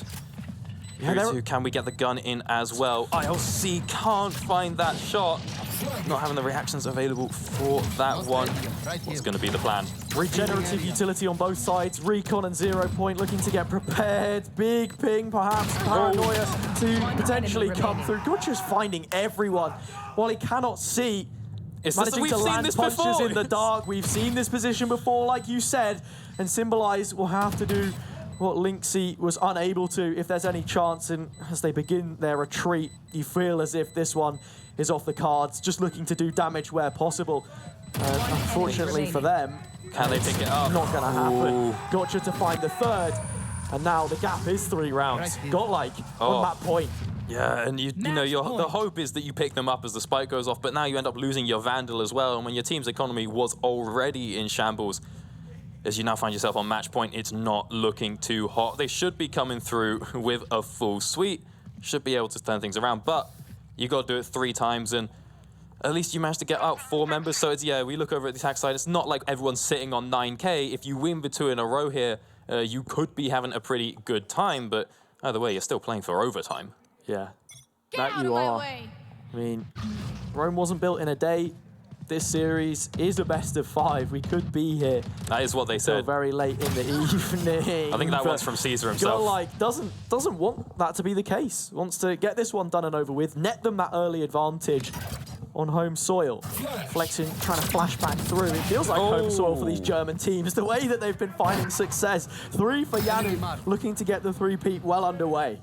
Yeah, Yanu managing to get both in that push onto B there. And that's just a bit of classic over-aggression on the defense side when not needed, and you don't even get anything out of it. It's not like you get control of the spike. That one was left all the way back in spawn. So now we bring that over on towards the A site, but unfortunately, that is where all of Rabble's util has been deployed. You still got to find your way through that one. It is a 4v2, however, you do have yourself a pretty good chance both of closing players, out this series. you know, individual in their efforts here as well. the volley! Round 2 with the nano.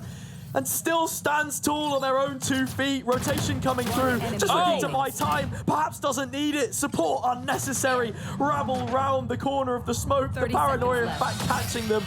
But Symbolize making up for it by finding the kill.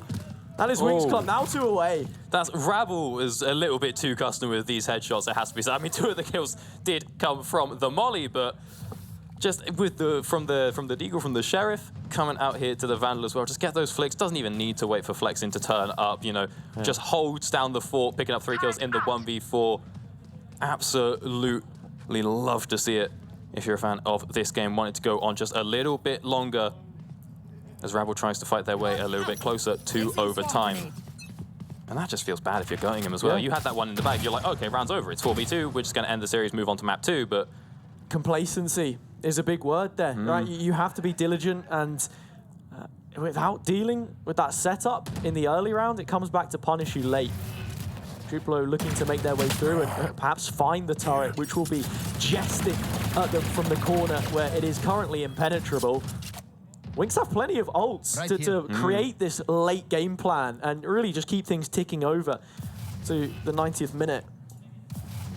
Not a lot to cook with, but we still got a minute to go for Göttingen to decide how they want to make their play. They still left the spike behind, have not picked that one up. That's just good damage coming out. Duplo, for being the smokes player, feels like they've taken damage through smokes more than anyone else so far. I don't know if it's live by the sword, die by the sword, but hey, look, whatever works for them, they do still have the lead. A very early null command here.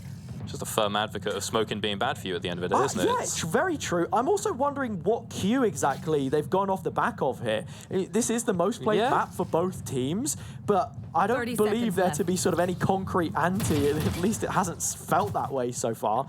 Sort of happened before with Flex's defensive ult as well. Rest still gets popped as the flash comes on through. Big push up into mid-market. See what's going to happen out here. Yadu has to turn it around, wants to get out because the defense is just too powerful. And we're running out of time. Yeah, we got 10 seconds on the clock. No way to find a plant here. Just want to see if you can get out alive and at least save your guns. Maybe try and pick something off if anyone wants to peek you over on mid. But ultimately, that is just another round going on over to Winx Club. Now just one more round in it to decide if Göttingen will win this map or if we'll go to overtime. We knew it was going to be close. The 6-6 half perhaps prepared us for that, but full extension of regulation is now on the cards. And looking across here at all of the names on the Gottlak side, they've all had their moments, but now they're looking for just one more moment to get them over the line in this map. Well, let's have a little look-see at the eco as well, because although we said, you know, 2 wins in a row for defense is going to look pretty good for Winx, but 2 people staying alive over on the Göttingen side, that might just be enough. We'll see what the situation is once we get back on. I'm going to assume that there's just been the 4th tac pause has been called, because why wouldn't you really at this point if you want to lock things in? Yep, we've got that one confirmed by production. That is our last tac pause being used up here for this map. And yeah, again, it's like you don't want to go to overtime. You might as well call it in now, just to figure out what we're doing, lads. Let's make sure, you know, there's not a lot of pressure, you know, here on the, actually, no, is this a Winx pause? Yeah, it would be Winx, wouldn't it? Yes. It was going, we've already used their 2, so there is a lot of pressure on Winx's side as they go, okay, fellas, we just got to make sure that we convert this round. This pause, it's a bit of a use it or lose it, and then we can worry about the overtime. I don't think that credits will be too much of an issue here for what are we looking at? Yeah, like a couple light shields, but they'll just about see it through. Meanwhile, Star wasn't going to break the bank, I don't think, for them. And yeah, Star is pulling out the op again. And you know, it's not really impressed me on either of the duelists so far. It is the best way to put it. And they're going to test the limits a little bit in mid, see what they can find. The turret has contact, however, and yeah, Göttingen being very passive in their approach. Yeah, I mean, no one's really been there, other than the sort of earlier half or earlier parts of this half. There hasn't been major mid contention, so not too sure what's the aim of the operator is now. Obviously, you know, if we'd mixed it up on the last round, that would have been crazy, and you would have got yourself a lot of value out of that op. But now you're going to find yourself in a bit of a rough spot. See, you not even 100% sure what the plan is for Star. Just look at them hanging back up in the top of market there. Göttingen doing what they need to do here as well, playing both extremities. Will have heard the Nano Swarm getting broken there. They're setting up for it. 0 point coming out. And that's the reason why you had the turret in mid. With the threat of a potential operator, you want to make sure that without the KO, they're finding ways to try and deal with it. Zuka gets a freebie, able to disengage. 1 point of health for Lynxie. They've got a wall to deal with, but it just feels like they're failing on all fronts here. Got like, finally the kills come back for them, but now it's a 3 versus 1, and it's that low HP player that will get felled. StarX on the blades instead. Takes us to overtime. All right, yeah, just taking again a bit too long on that play, and it was a bit.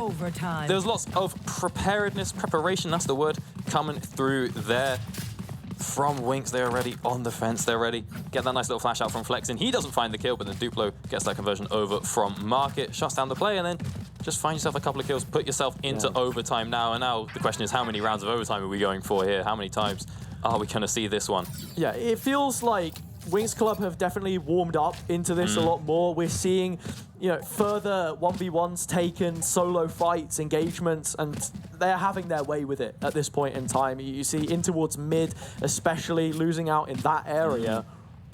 Now with the side swap in OT, for Winx Club, I'm wondering if they're going to go for these hard hits again. Yeah, it just seems like it. StarX right at the front and trying to get it done. Very aggressive push got through, but the recon finds good value. Gets a line up on the turret as well from ILC. Putting in some work. Symbolize wants to spray down on long, but doesn't get the peak. Meanwhile, Duplo, this time he's the one spraying into the smokes, will be able to find out that kill. And although the spike will be coming down, the numbers most definitely are going to be in Göttingen's favor. Yeah. Gotcha, gotta play this one out. Wants to get the intel. Spots them both. Yeah, and that ping through the wall is a damnation of sorts. Gotcha finds it. Another map point for Gotlike as they convert the first overtime round. Yeah, it must be said, from that position, when you're down 4v2, you lose the first few picks, maybe you have the site control, you then need to try and get aggressive. So it's the right idea from Winx Club, but even then, you can see the adjustment of the Killjoy setup from Gotlike. You had that Nano Swarm to the right side instead of Switch, where StarX has been making most of those dashes to cover ground. And it's a nice little change. They're dealing with the pressure, really. You have to commend them for it. Like, if you're Winx there, you go for the crazy aggression because you haven't been playing offense, right? So they've been playing offense, they're not used to the setup. You've just changed sides. You go for the instant boom aggression, but the thing is, like, it's such a risky move there. You, as a team, have demonstrated that you can play slower, you can do a sort of bait and then come back, and you just don't end up seeing it here. Zuka should get, that's the shock dart coming out.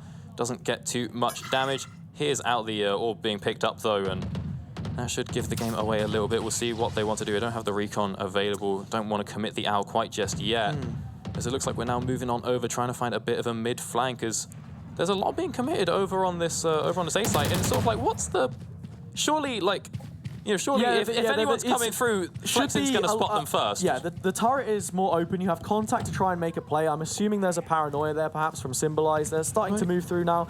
You had Lynxie pick up the orb for the run it back, but I don't think that can be the focal point because you're not expected to have it online. Yeah, you're halfway because it's OT, but you still need the one on the other extremity, which, like you said, Winx Club have good control of.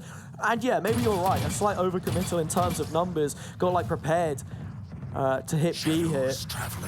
As like competitors did on the last round, it's another team flash from Lynxie. Oh no. It just feels like we have a bit of overcommitment, bit of overlap, as now B site was left uncontrolled, because it was basically just the one guy holding it with the other starts holding up onto CT, I think it was, and site has been taken over now 4 versus 3. I'm not sure. Yeah, ILC, I don't think they've been picking up orbs. We're not close to getting that anytime soon, so what's going to be the play? This is such a slow rotation. I mean, the dash, the tailwind is already going to peter out from StarX by the time they can even think about closing some of the distance. players in such deep positions yet to be rooted. One of them picked up by Rabble, but time continues to tick on down. And as those final grains hit the bottom of the hourglass, it will favor Godlike as they're looking to take this map. Another big ping. Gotcha trying to capitalize, not finding anything. For 3 versus 1. Can they for the defuse? fan favorite ILC. They can't find the kills. The Nano could have forced some time. The players actually dropped, it didn't get but halved. it doesn't matter. They'll still bring it over the line, and we go to a second overtime. Oh, how much we got in that one? Man. 2 seconds, plenty of time, plenty of time. Like the panic from production as they cut the cameras. You know Oh, what? quick, bring the pit back. That reminds me of a Game Changers game we saw on Ascent recently. Tiger Anonymo versus the A-Team qualification to the main event. And it was a Killjoy player that got so hyped up that they'd won the round.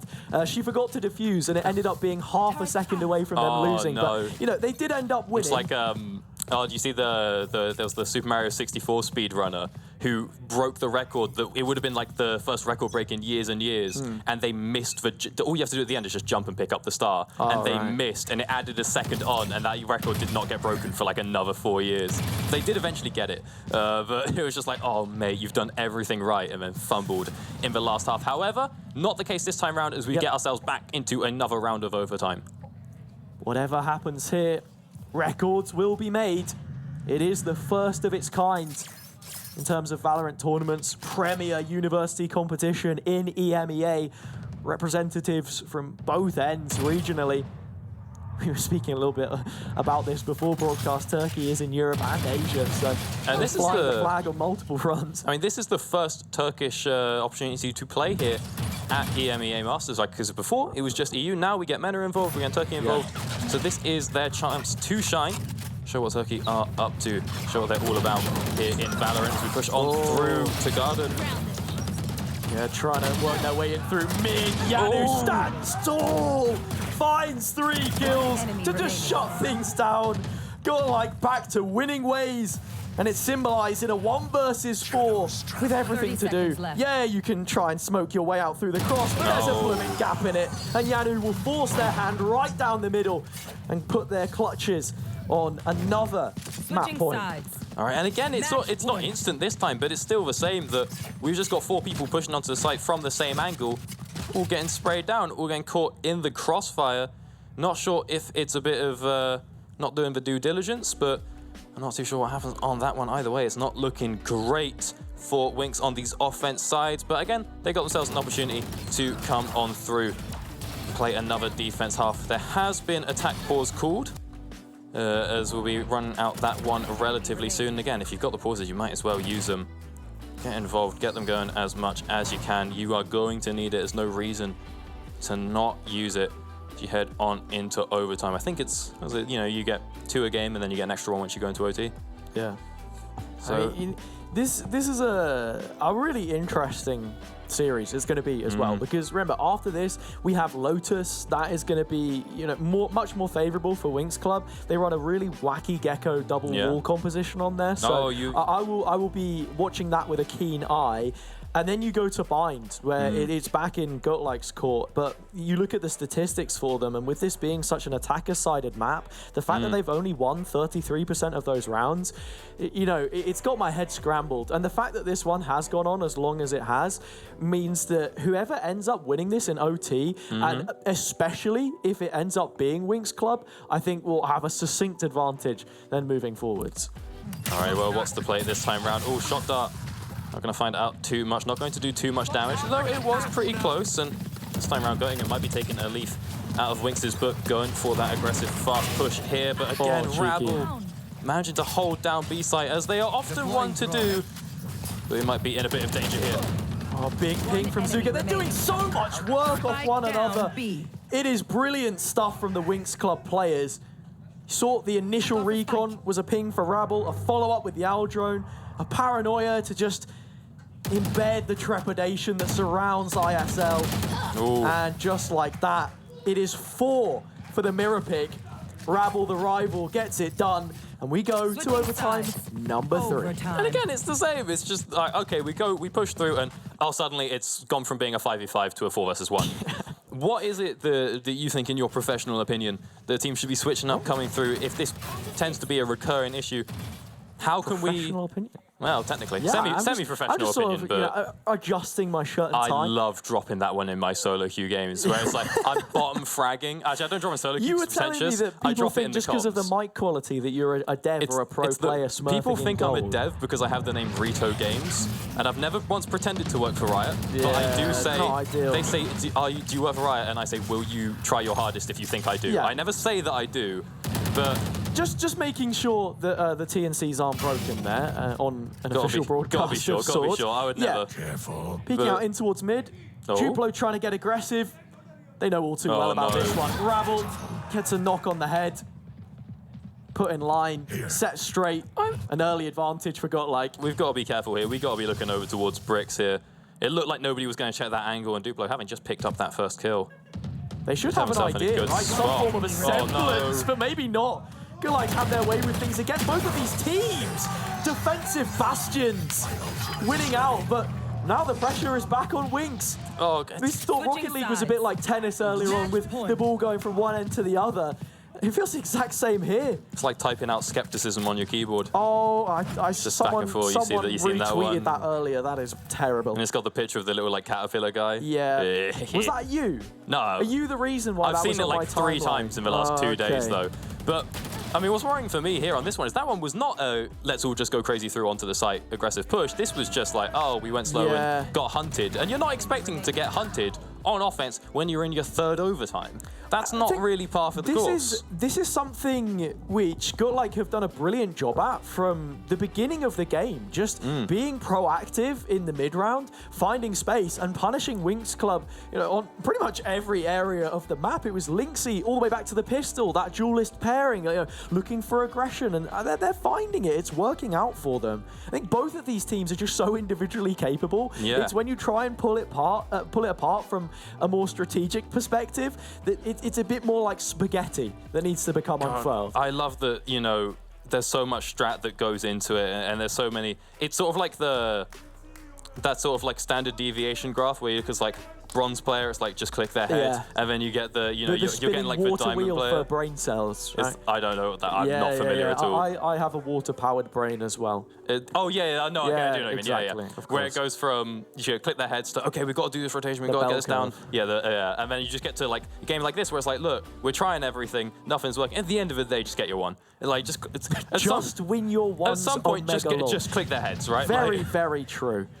Oh, I'm so good at analysis. Yeah, I know. God, Thanks. how do I do it? That's why they pay you. That's the big what I bucks. love about Valorant is that you have the concept of getting your one. Because like I can just say that if I like die, I'm like, hey, I got my one. I did 175 damage this round. Like, and I mean, look, your co-commentator for the next game always uses that excuse when he hits my rank matches. So I'm sure that he's loving that right now. Red-faced in the audience. If we can put a camera on him after this round, so long as it goes to a 4th overtime. I mean, that is the forecast. It's not looking like it's going to break anytime soon. We have slowed it down. Again, we're not doing anything crazy. Like getting that, you know, 5-man push up and everyone gets caught in one spray. But we haven't seen Goingham do anything to get too much pressure, get too much control of the map. There's just, you know, that regenerative util being used here and there, but nobody's actually done anything that's going to cause a break here. So we're really just running down the clock. It's about to happen, though. You can see it in front of your eyes. This is such a key duel. Ravell. Ravell! And draws out the turret. Both of them a little embarrassed by that encounter, and they will turn away from each other with a red face. They're not having fun. Oh no, but Ravell spread through the smoke does manage to at least pick up Lynxy. Almost turns it around. But Ravell will be taken out by Gotcha, though. Got some good damage. Zuka through the flash. Picks one up. Cannot convert anymore. But the plant needs to come down. Who's got the spike? I think it's sitting up on the staircase. Should be picked up and will come down in time. Leaving us 4-2 versus 3. Flexing, pushing through onto the site. Gets his man, gets taken down. And now it's ILC in the 1 versus 2. Win it and you've won the map. Lose it and you're stuck in overtime for another couple of rounds. There it is. StarX comes on through, manages to find out that kill, and we go to our 4th OT. Well, this game's never going to end, is it? This is map 1, Doctor. This is map 1 in the best of 5. I said it would be close. It's the never-ending story. 15 close. Oh, jog on. But here we are, and we're going to have to try and work out who ends up winning this one. You can see the fans there getting involved as well. beautiful scenes. But I Is that a little chant going on in the background? Name. Have I angered Cairo that much? It's not all about you. No, was that know. Cairo? I thought that was like German chants going. Maybe. I can't tell the difference between Scottish and German, but that sounds like... that doesn't sound very German. Duplo finds himself a kill at the very start of the round. Not even sure what angle he was holding there. Where was that? Was that just pushing up on A main? Oh no, getting from Cat over onto Bricks. So we do have 5v4 to start the round again, but it has been so just defense-sided. It'd be a bit more exciting, I think, if that kill had been found by Winx. Paranoia's traded, players blinded up. And they've still not dealt with the threat in backside. Oh, the shorty! And wins it. 3 for Duplo. Golike again. So damn good on these defensive rounds. 16 in the bag. Again, we're trying something different now. Each round we're sort of mixing it up a bit, and it's still not working for either attacker. Is it really, though? Because I feel like Winx Club at this point are just banging their heads against the wall. Well, this time they weren't all caught in the same spray going through the doorway. That is true, but... Which has also happened to go like... It's the utility that's coming out. Like, that recon pinged 4 players in lane. I mean, you see it there, 2 players, perhaps a little overestimation in my eyes. I know I wear glasses, and that's supposed to duplicate it, but that's not exactly how it works in Valorant, at least. I mean... I'm just trying to figure out, how do you break it here? How do you get your win on offense to get the round, to get the game to end? I'm wondering, is there maybe you play super slow, you funnel orbs, you only need, 2 orbs and a kill to get Lynxy to go, and then maybe he can do something crazy on site. But ultimately, you've just got so much to push through and so little actual engage to work with. With these comps, it's, not like there's something like a breach or, Rolling Thunder to get you onto the site. I mean, here we go, right? It is just the Jet Dash plus Flash, really. There's no other way to break it down. Yeah. It's another funky Golike attacking round, and you know what that usually means. It's just another first kill comes from Cat shooting across mid. They are fighting both sides of the map. The Spike looking to scale its way onto A. You expect a split push from them again.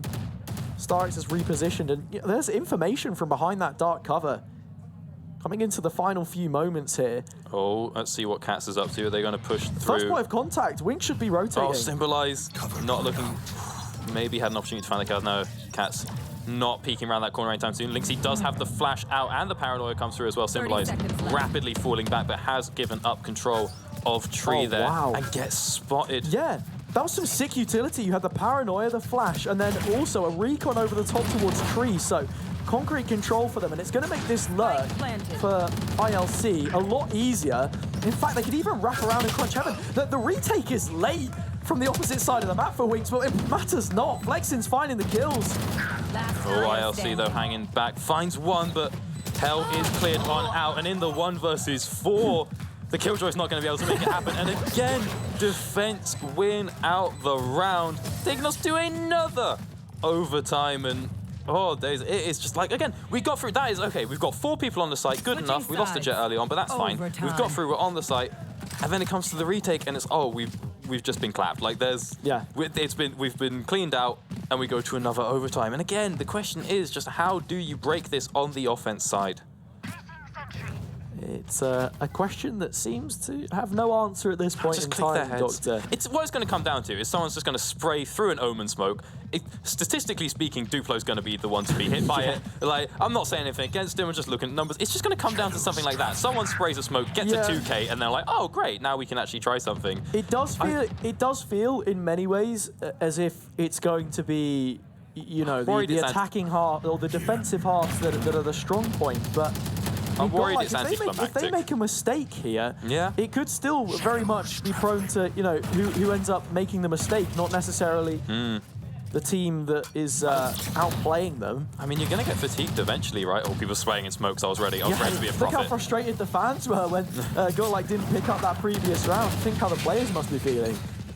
And then that carries through onto all your other games as well. It's like, lads, we got one more round. Doesn't matter too much next map, but it will once you get onto the map point, once you're over there on map 3 is, again, 3v3 site has been controlled, but, well, you've got Omen sitting pretty far.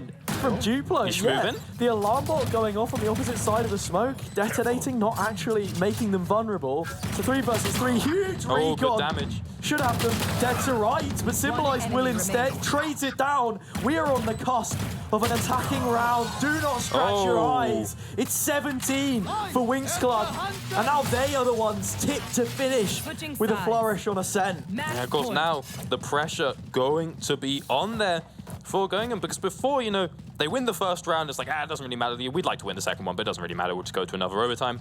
You know, you're playing to win, but you're not playing to not lose. Now, absolute pressure is on as this attack side has been so hard to execute on for them, and for both teams before that round, and now we'll see what they manage to find, or if they're going into the rest of the series down a map.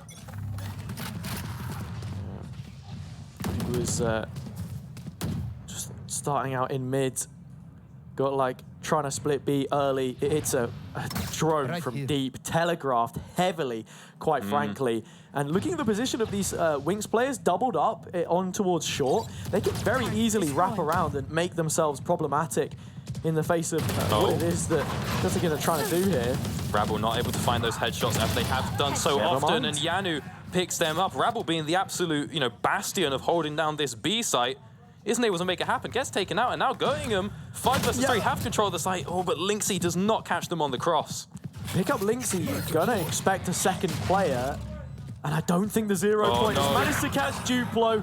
Another advantage, 4v2. They've been in this position to close out a game before, and that is where it came back to bite them. Could that be the story yet again? This time it's Winx Club, the ones that can put themselves in front. There is no Nano Swarm. The peak must be taken, and in fact it will be 1 out. 17 each way, and we go again. And that's feeling like a clean round for Goingham, but at the same time, like, as I said, every time we've seen that push before, Rabble's just clicking heads. Is it with the Vandal? Is it with the Sheriff? Is it with the Molly that one time over on A site? It doesn't particularly matter. They're picking up the kills. They're holding it down. And this time, they got to feel so bad, you know, going on into that. They're like, if I just aimed better, if I was simply a better player, the game would be over. We'd be up 1-0. Again, it doesn't matter too much next map, but once you get onto map 3, if you're down 2-0 at that point, and you're just like, if I just clicked his head like an hour ago, I wouldn't be in this position. We could be winning. And again, you're gonna be fatigued after all of this. There's a lot riding for both these teams, and I'm sure that Winx felt real good after starting off with their attack win on that half, but now they're like, oh lads, we've got to do it again. And it took us long enough to get the first win. At the same time, Goingham probably feeling similar as we head on into a tech pause. Yeah.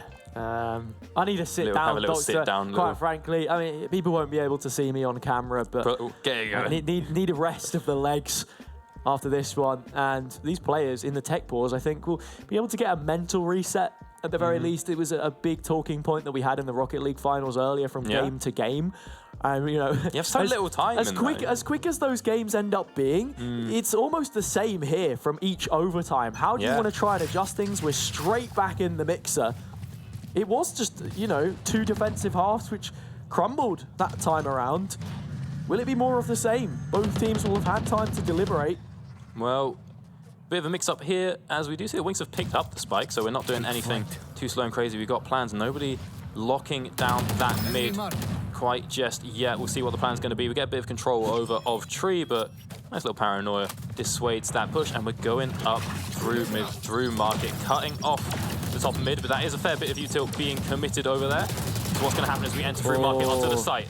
Big kill from Flexin, a stampable authority from the standout player. But I love Cats.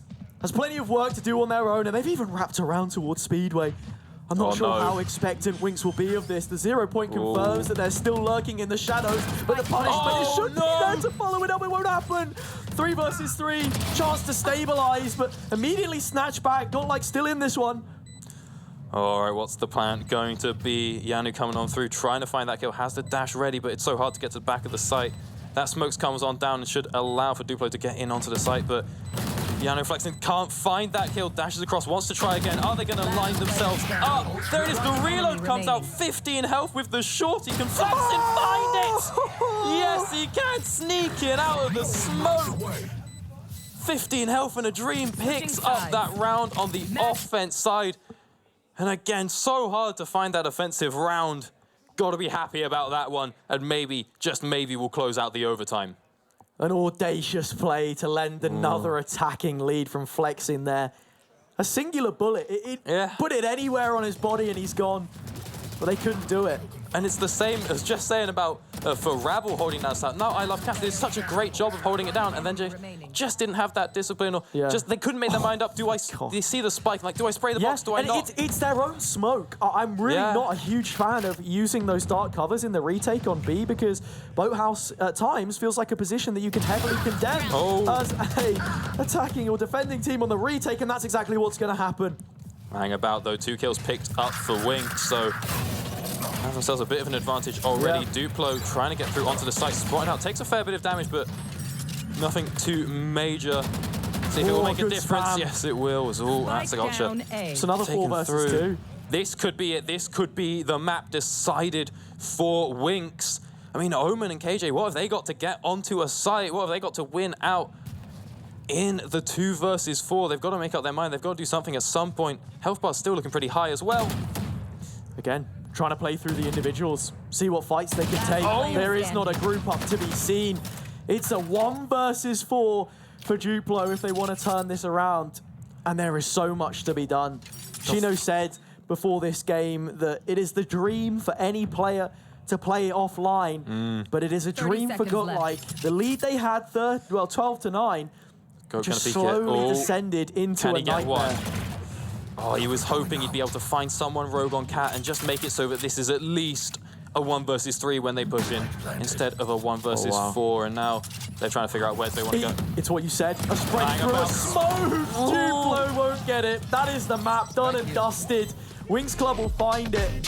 For a moment, I thought we might see those heroics, that Duplo could flip the script on the smoke, but they carry on as planned.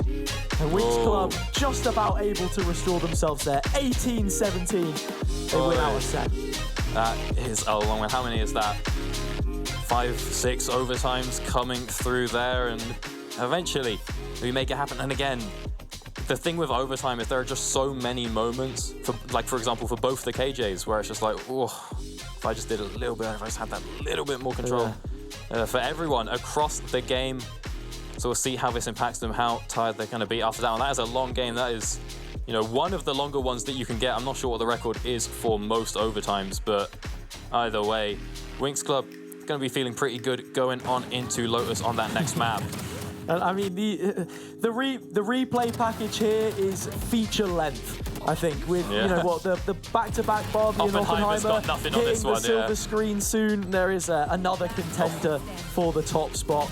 Just looking through it, we saw a back and forth. The fact that Winx Club have won this, however, leads me to the point that I was making earlier.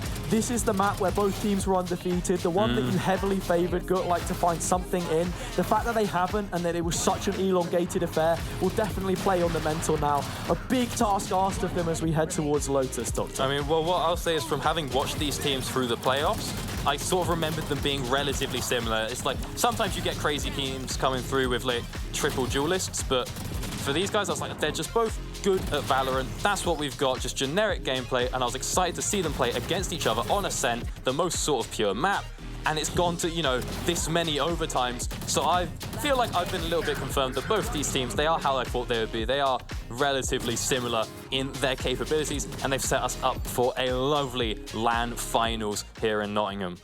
Yeah, Valorant in its purest form, as you might have put it. I think if I took a sip of that map, I might come down with some form of sickness, because it was a little bit messy at times, but that was only map 1, ladies and gents. We potentially have 4 more in store for you. It's not going to be myself on the next cast. It will be Cairo subbing in, as I can see him just sat in the corner of the room with he's lurking. lurking around. But yeah, no, that was a fantastic map to start things out. And if it's any precedent for the next few, then we're in for a banger. Absolute treat in store nonetheless. Again, I want to see how teams bring it back, see what it is, what adaptations they're going to make going for onto Lotus. I just think these teams are very, very, very nicely matched. Yeah, that they definitely were. I believe we will be heading to a break very shortly, and when we do, you can stick around because we have a video prepared when we had a chat earlier with some of the players. My name is Shaban Flexinosis, and I'm playing Valorant since beta, and I'm doing my best every day, and I'm grinding. So I'm trying to be a professional player on Valorant, and I'm here because of this. To be honest, we don't need to practice more because we are very good friendships. We are not just teammates, you know. When I play with my teammates, like I'm raging every practice match because when he's making mistake, I'm being angry because we need to play perfect. We are trying our best, and me and coach Shino, we are trying to learn. I'm very happy. I'm very happy because I'm going to England and coming Nottingham. I'm playing Valorant here and I'm very happy. When they are watching, he will say like, "Who are you? Who is this flexing?" So I will be shine. My team is gonna shine because I'm grinding every day for this. So I'm gonna win. Yeah, we are doing practice, but to be honest, not too much because we are doing other job. So we are busy sometimes, or background works like other professional team or something. But we did our best, and we practiced strats or something. I think no need to play so much, not too much, but enough. First, thanks for all sports, and we are ready to fight and time to shine. You know, let's go. Destekleriniz için teşekkür ederim öncelikle. Türkiye'de ikinci Avrupa Kupası'nı biz getireceğiz. Savaşmaya hazırız ve her zaman gibi olduğumuz gibi bu duruma hazırlıklıyız. Kazanma zamanı.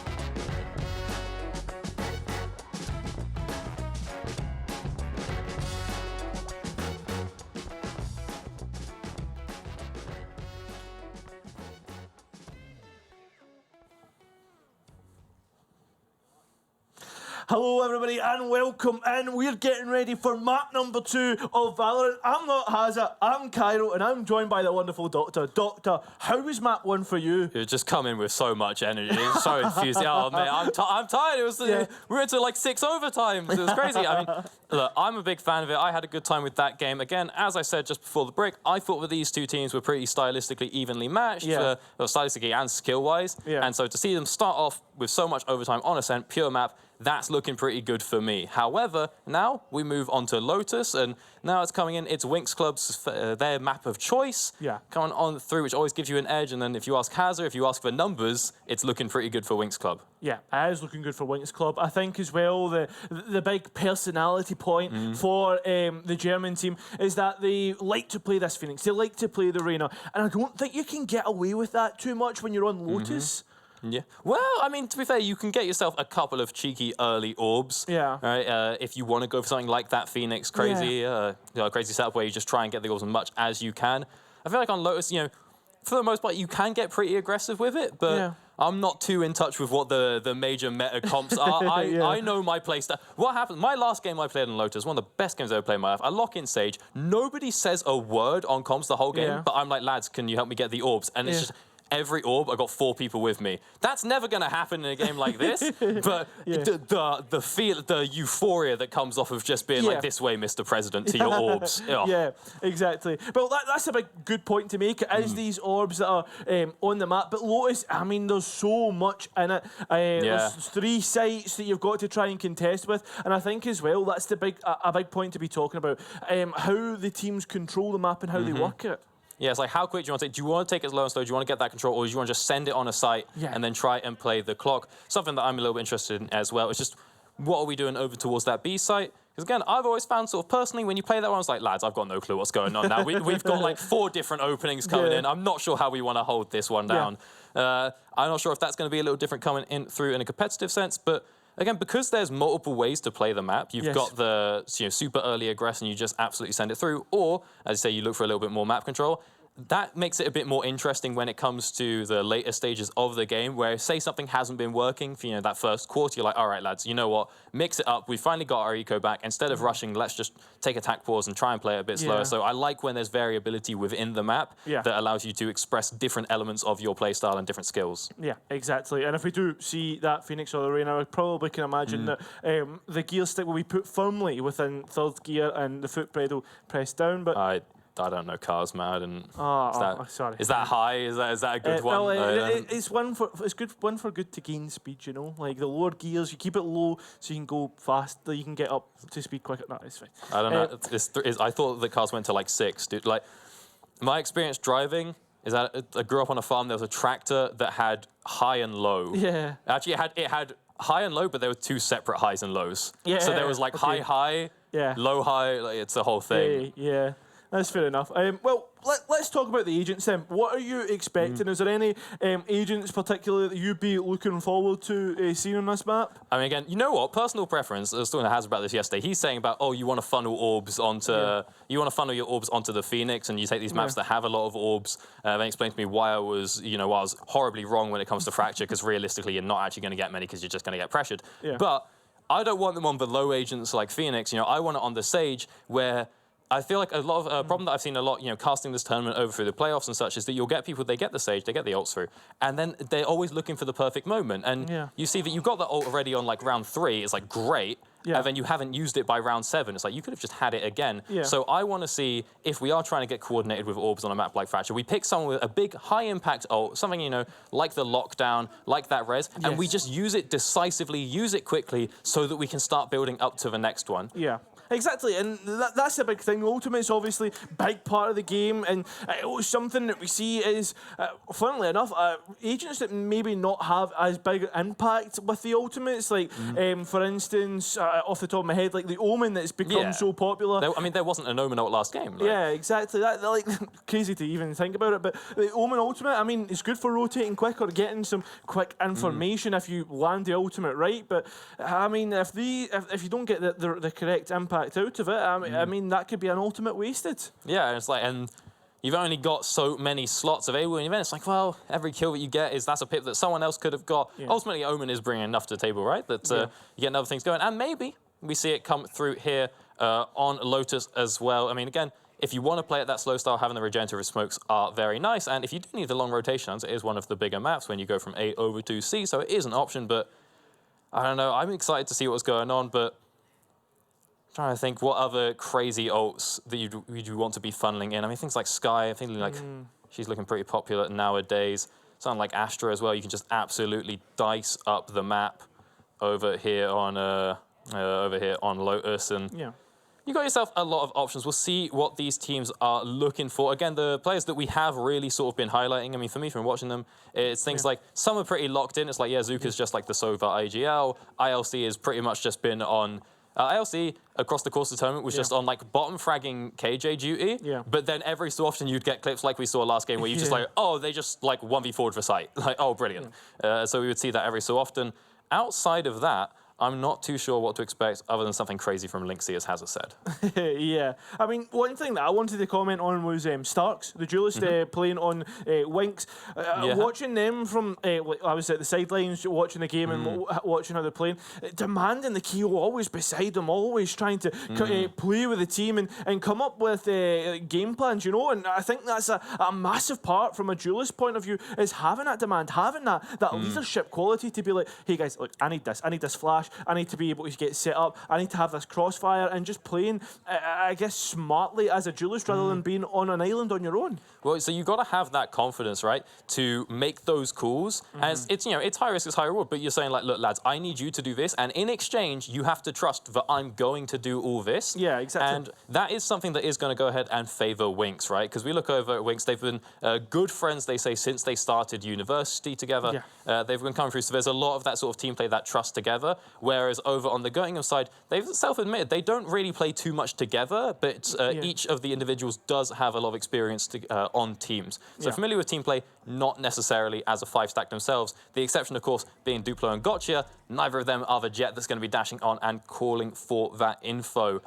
But I mean, I was looking at that last game with the 2 Jets and thinking, we haven't really got too much going here, right? Like, Lynxie was getting some crazy duelist plays, sure, but between the 2 Jets, Yano and Star, it was like, no one was getting those crazy AWP shots, and no one was getting the massive, like, entry frags or, you know, something where, you know, you dash in, get 2, dash out, boom, fellas, I've cleared the entire site, we're good to go, I've secured mid-control, whatever it's going to be. So I'm trying to remember who it is. Is it Asuna, the 100 Thieves? Who's the 100 Thieves player that's an absolute menace on duelists? The 100 Thieves players? Are they on 100 Thieves still? They're probably not still, but... I mean, is it Tension maybe talking about from Sentinels? No, I'm familiar with that guy. Okay, no Is it worries. Asuna? Is that who I'm thinking of? I don't know. But let's talk about the agent selects, because we're actually getting into it, and we can actually see exactly what both teams are picking up.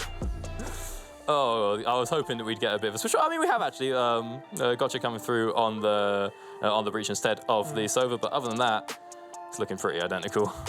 As one thing that I do have to say for the German team coming through, I'm a bit worried about the information they'll be able to gather on Lotus, having no information initiator. It's just breach setting it up, so maybe more of a front foot, taking space, trying to hold it with the utility that you've got. Yeah, I mean, info's so important. As you said, you've not got the Skye, you haven't got the KO, you haven't got the Sova. What are you going to get cooking in there? Meanwhile, we did see a bit of a switch up for Winx. They are running a very similar comp, but we've swapped out. Zuka was now onto the breach instead of the Sova. And then we've also got ourselves a Skye. I'm trying to figure out which agent it was that got swapped out. I think it was the KO swapped out for Skye as well. So see how that was going to work out, because that is a fair bit of information coming on through. Get that dog down. It's not the most, but it's at least going to let you clear out a couple of corners, a couple of sites as we see what the plan is. We talked about early aggression. Well, the spike has been left behind, so right now I think we're going for the more controlled setup.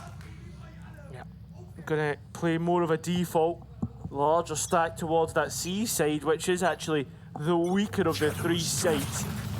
With only one player, the KG holder down. That's aggressive. Ooh. I'm liking this early control from Winx. Well, that's going to give the game away a little bit. A lot of shots coming on through. Killed their omen. On out. Does manage to find one. Finds the second, in fact. Down, attacker just pushing aggressively on defense. Exactly. Trying to be proactive. Spike down. The rest of the players trying to retake through and do so successfully. First 2 picks got. Zuka comes back with one of their own. A conversation between the two teams in the form of bullets. Not the nastiest. Perhaps trying to be nasty as possible. Starks has taken out Lynxy. One player remains. Just getting that little gap in the smoke there now. What is going to happen? What's Ciano going to be able to figure out in the 1 versus 3? I mean, health is a little depleted for all members. Not sure if they're all in range of a headshot or not, but it's not going to matter. Starks gets that little flank up there. Actually, not even flank, it was straight up coming from A. Manages to find out that kill, get the first round on the board for Winx. We'll see what they do this time, because last time around we saw there was that little bit of a switch up where they went full Ghost and light armor. It didn't really work. This time around, they'll be going ahead and picking up that Vandal just to sort of swap between them as necessary. I do like this sort of aggressive defensive play. When you give it a couple of seconds, you just see, are they doing anything crazy? No, they're playing slow. They won't expect this. High risk, high reward as they get themselves the lead in this second map. I love it, honestly. The fact that being that proactive team already know there is a little bit of a counter play coming through. Just sunning up down the main position. Symbolize taking out Duplo though. A little bit of a stall. Well, a bit of risk there. I was worried, the Jet playing so far forward with the team's Vandal that you've got to share, you don't be dashing on in handing that one over. But does not happen, and a kill was picked up. Yanu trying to trade something back, see if you can get anything with this here Sheriff. We'll see if they'll walk up and play for that orb, try and get some knives available, or if it's just too risky, what with A-Link being broken open. See what the plan is going to be. Right now, nothing crazy coming out from Göttingen, but they do need to make their mind up at some point in the next minute. As Symbolize peeking this long angle, but not, it's a bit of a risky one when you're peeking on into that Sheriff, and the information right now isn't proving to be too valuable, as he hasn't found that much out. I think now spotting out 2 members, and yeah, it'll just commit the smoke, and maybe you want to start calling Killjoy over. Yeah, I mean, there was a little bit of mid-round in there. There was a Trailblazer out of C main, so there's so much information from Winx right now. KJ controlling B main easily means that this is a quick pivot onto the site. Spike planted. Winx ready to get things going, and they do. But it's Yano to at least get one. So there's a little bit of an upset here. Some chance of getting things done. We wait. It looks like to be a set retake. The utility not quite online. Trying to play together, and they do so. That's a Spectre upgrade. That's why there's not checking corners. There's only one player left. It's Star with the Vandal. Big Phoenix is down low and actually uses the ultimate to get health back. Taps the spike, tries to bait out the Phoenix. The curveball coming through. Just playing with time, playing with Star's mind. Can Star get this one? He's running out of it. There's 8 bullets left and needs to wait for the peak. It comes through. And he's just managed to beat it out. I don't think there's enough time. There might just not be. 45 on the clock there. And going to manage to bring it back. They managed to pick up that round, even it up across the board. And, that's a lot of commitment there. That Vandal coming on through. A lot being spent in that round. You absolutely hate to see it if you're a Winx fan there. But what a great job of just, playing that one out nice and slow and then getting that explosion onto the site. And because they're working together, they're managing to pick up the kills. All these are just 1-for-1s, which is not what you want if you are over on the Winx side, where, you've got this massive gun advantage. You should not be going into the 1-for-1, and then, just nerves of steel coming out from Lynxy there on the Phoenix. Oh, on the second round. This is what we wanted to see from him on this map.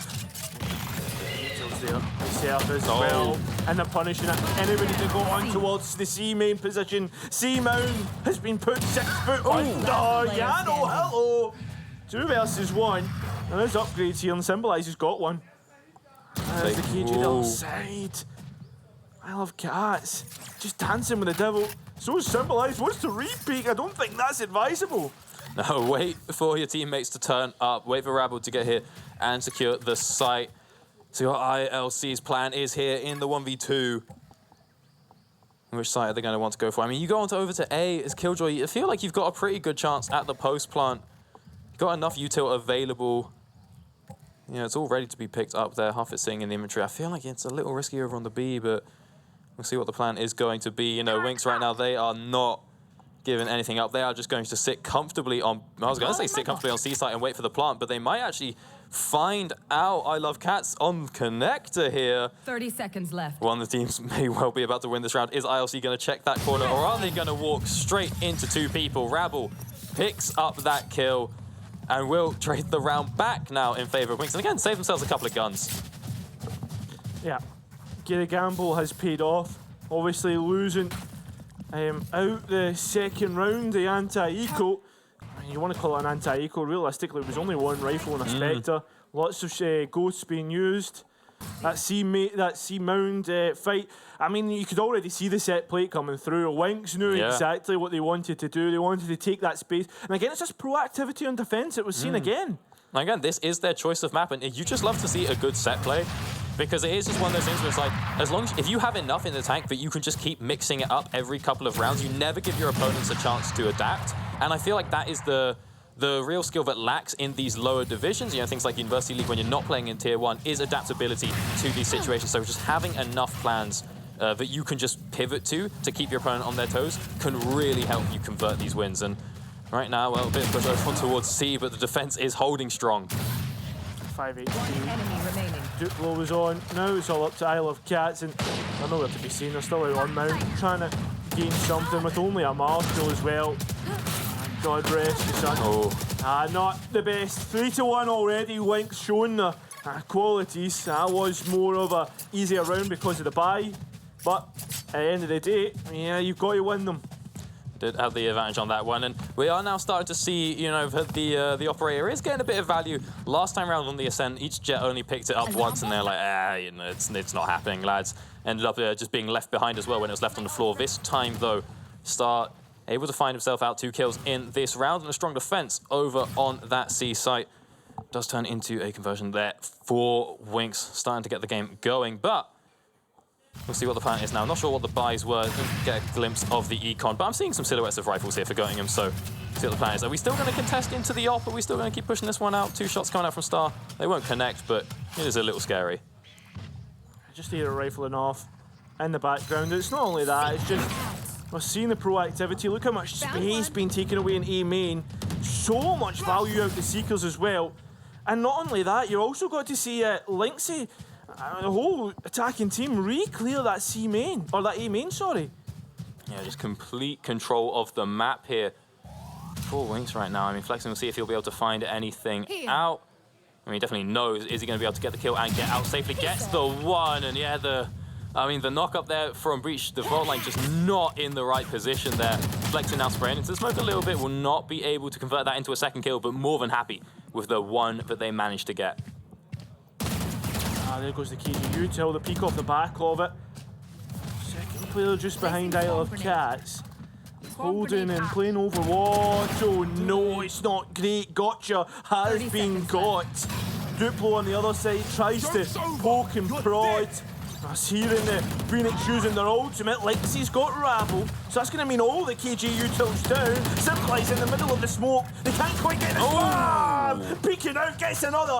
It's still a 2v3 and time is low. Spike needs to go down now. That's Rolling Thunder will deny it. And so will Flexing. Just taking out everybody in their path. Winks are just so dominant.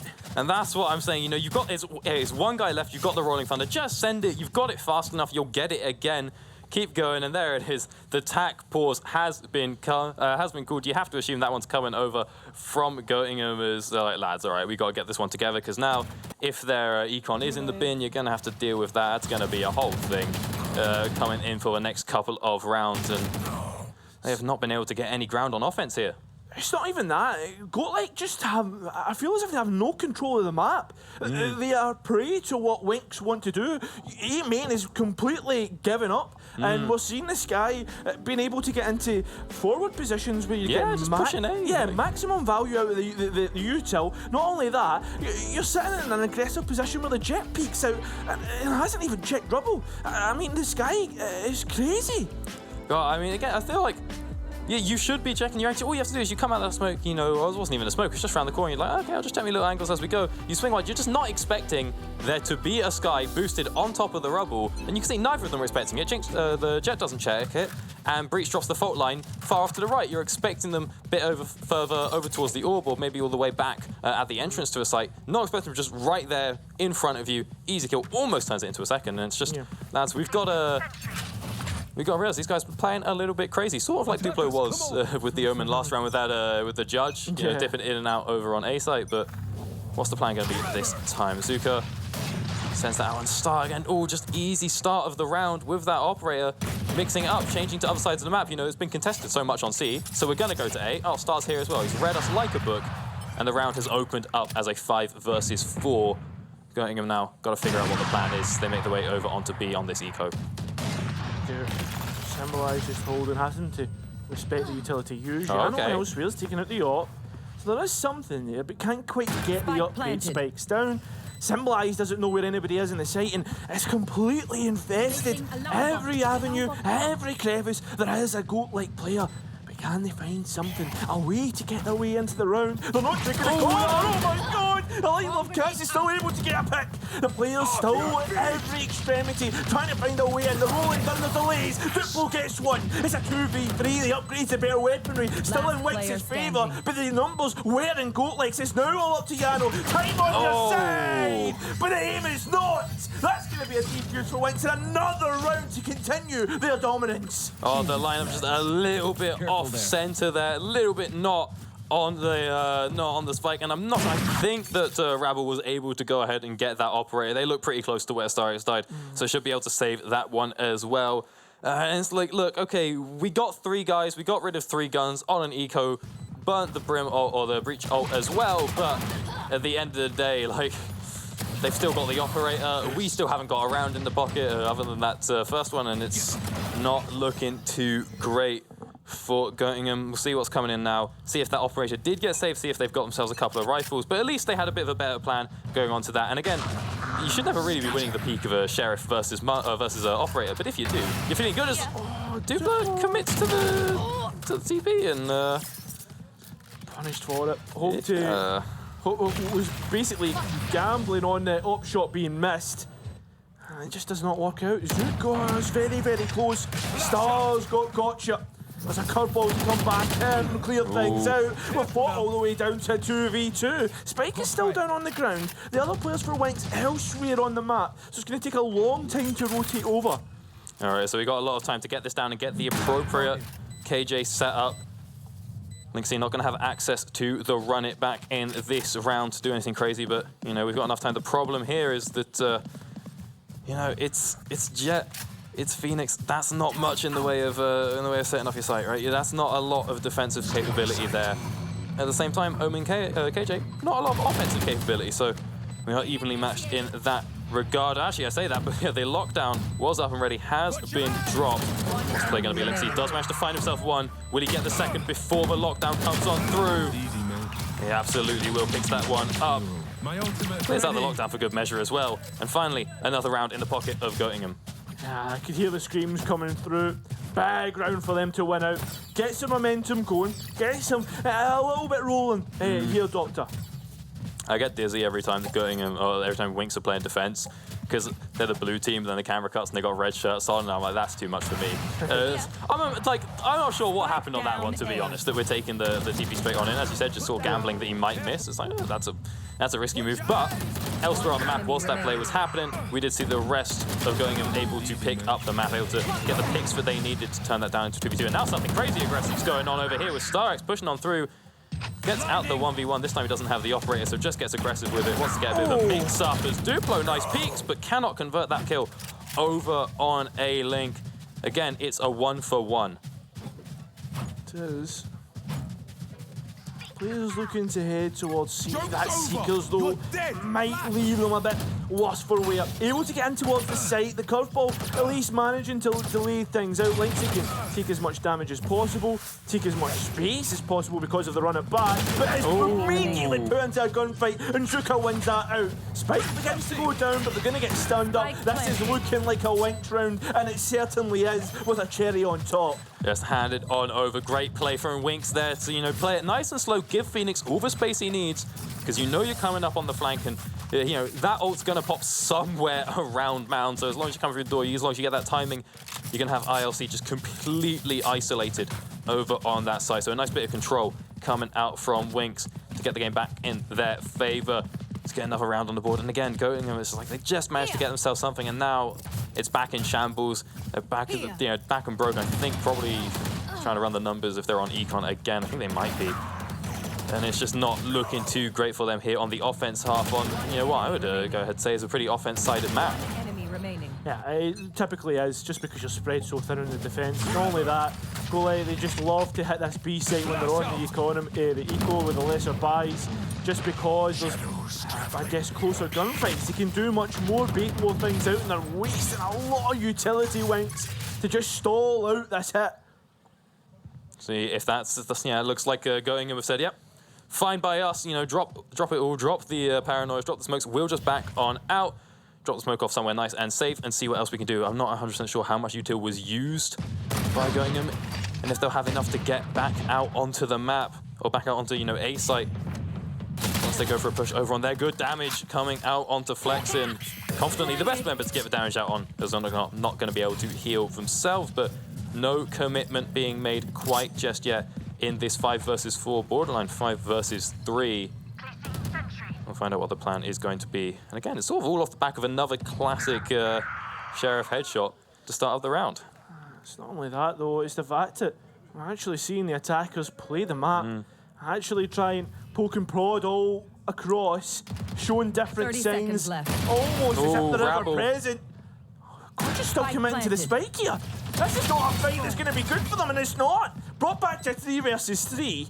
Time slowly ticks away. There's a lockdown as well, just to delay, just to try and buy some space, but maybe you can just buy it with the rifles instead. That's exactly the case. Rabble's left to do it all by themselves, and a 2 versus 1, and the curveballs will win it out. Oh, it's looking a little shaky there. You know, you're thinking, is ILC going to drop that? Drop the lockdown, they start getting pushed by 3 people, but managed to bring it back. A little shakier than they would like. That round was seeming pretty locked in once they got through onto site. But again, Rabble, I'm sort of surprised that Rabble is the KJ player on the team, plus the Sentinels, because from what we've seen, their just ability to click heads has been looking pretty good. Every time they're in that clutch situation, every time that they're holding down the site solo with the Sheriff or the Vandal, they're just picking up at least 2 kills, if not more. And they managed to do the same here. It's just not quite enough. And now we're thinking, are we just going fast? Yes, we are. Lynxy running on through with the curveball, just get control of Mound, pushing on over to C. But not too much util was used. It was just the one flash. So are we going to see that same sort of bait back? Nope, we're just committing a lockdown.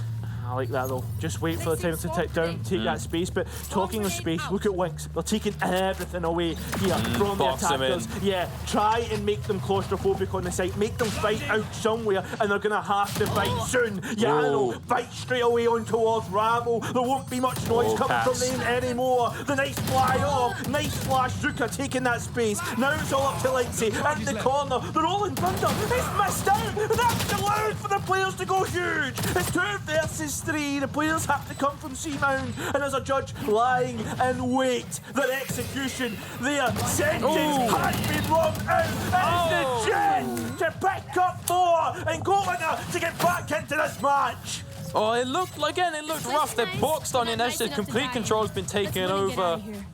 And they don't even have, like, you know, KJ utils to lock down the site. I Love Cats, they're just stuck in the corner, instantly cleaned out, but it does not matter. So much control of that site. Again, just the judge going crazy. Judges in smoke, so I don't know how people make it work so often. It's just the jump scare that you sprinkle in every so often. And needless to say, off the back of that one, tac pause has been called. We want to make sure we got everything under control here. Is a bit of a replay. So where did it all go wrong in this round here, or in this retake?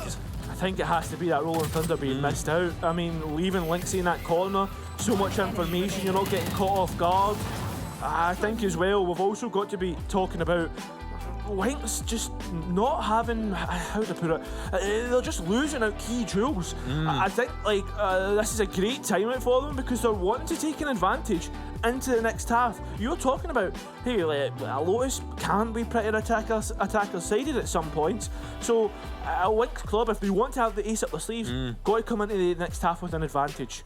Yeah, I mean, it's one of those ones where it feels pretty good when you look at the scoreboard, you go into the half and you're like, oh, I forgot that we were defending, and it's like 8-4, and like, oh, we just went 8-4 on like split defense or, you know, on Lotus defense. So starting off strong on defense side, you're always going to be pretty happy about it, but now, you do worry as you start to hand on over the rounds. Now we're going on into an eco as well, and it's always one of those rough ones where it's like, we have so much, but just not enough, so we got to go ahead and take the eco.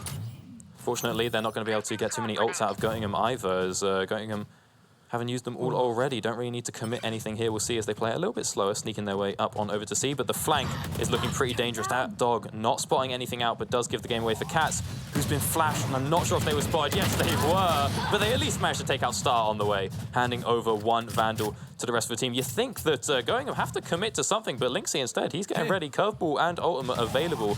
Calling out the wrong angle as he's checking on over towards A. Not sure just how much info they have to work with. Maybe that breach flash gave it away a little bit, but the push had gone through mid up into B. Yeah, I mean, there should be plenty of information there after that fight. There should be at least 3 or 4. Yeah, it's just working out in their favour. Seeing glimpses of one another and getting a punch through. Who wins this flank here? Symbolize not going to find him. Lynxy gets that kill. He looks like he got pretty low in the process as he hot hands himself back up. But the spike has not been planted yet, so now Zuka, he's got the opportunity. He has to go fast, has to make this play happen, but the second the Joe Scover comes down, he's turning and running. Maybe if he knew that Lynxy was low, he could look for that push, but not sure if that had been, you know, properly conveyed or if he thought he'd already healed to full. Pretty rough one as we look like potentially a 6-6 half after such a dominating start from Winx, but again, at the same time, 6-6, not really where you want to be finishing off your attack side. Yeah, I mean, it's more a case is the damage already been done. We won't find out till later in this map. I think as well we've got to be looking at the ultimates and what's coming into the last round. They will be used if they can be used. The lockdown, I guess it's not a direct counter, but I guess the Rolling Thunder can be used to take the space where the lockdown is placed. Something to think about later. We've also got the Omen ultimate to take the space in C. Site being completely forfeit. This is a complete retake setup for Winx right now. You see, we've got good control of the CT spawn as well. Not sure if ILC will be able to find out the kill. They won't.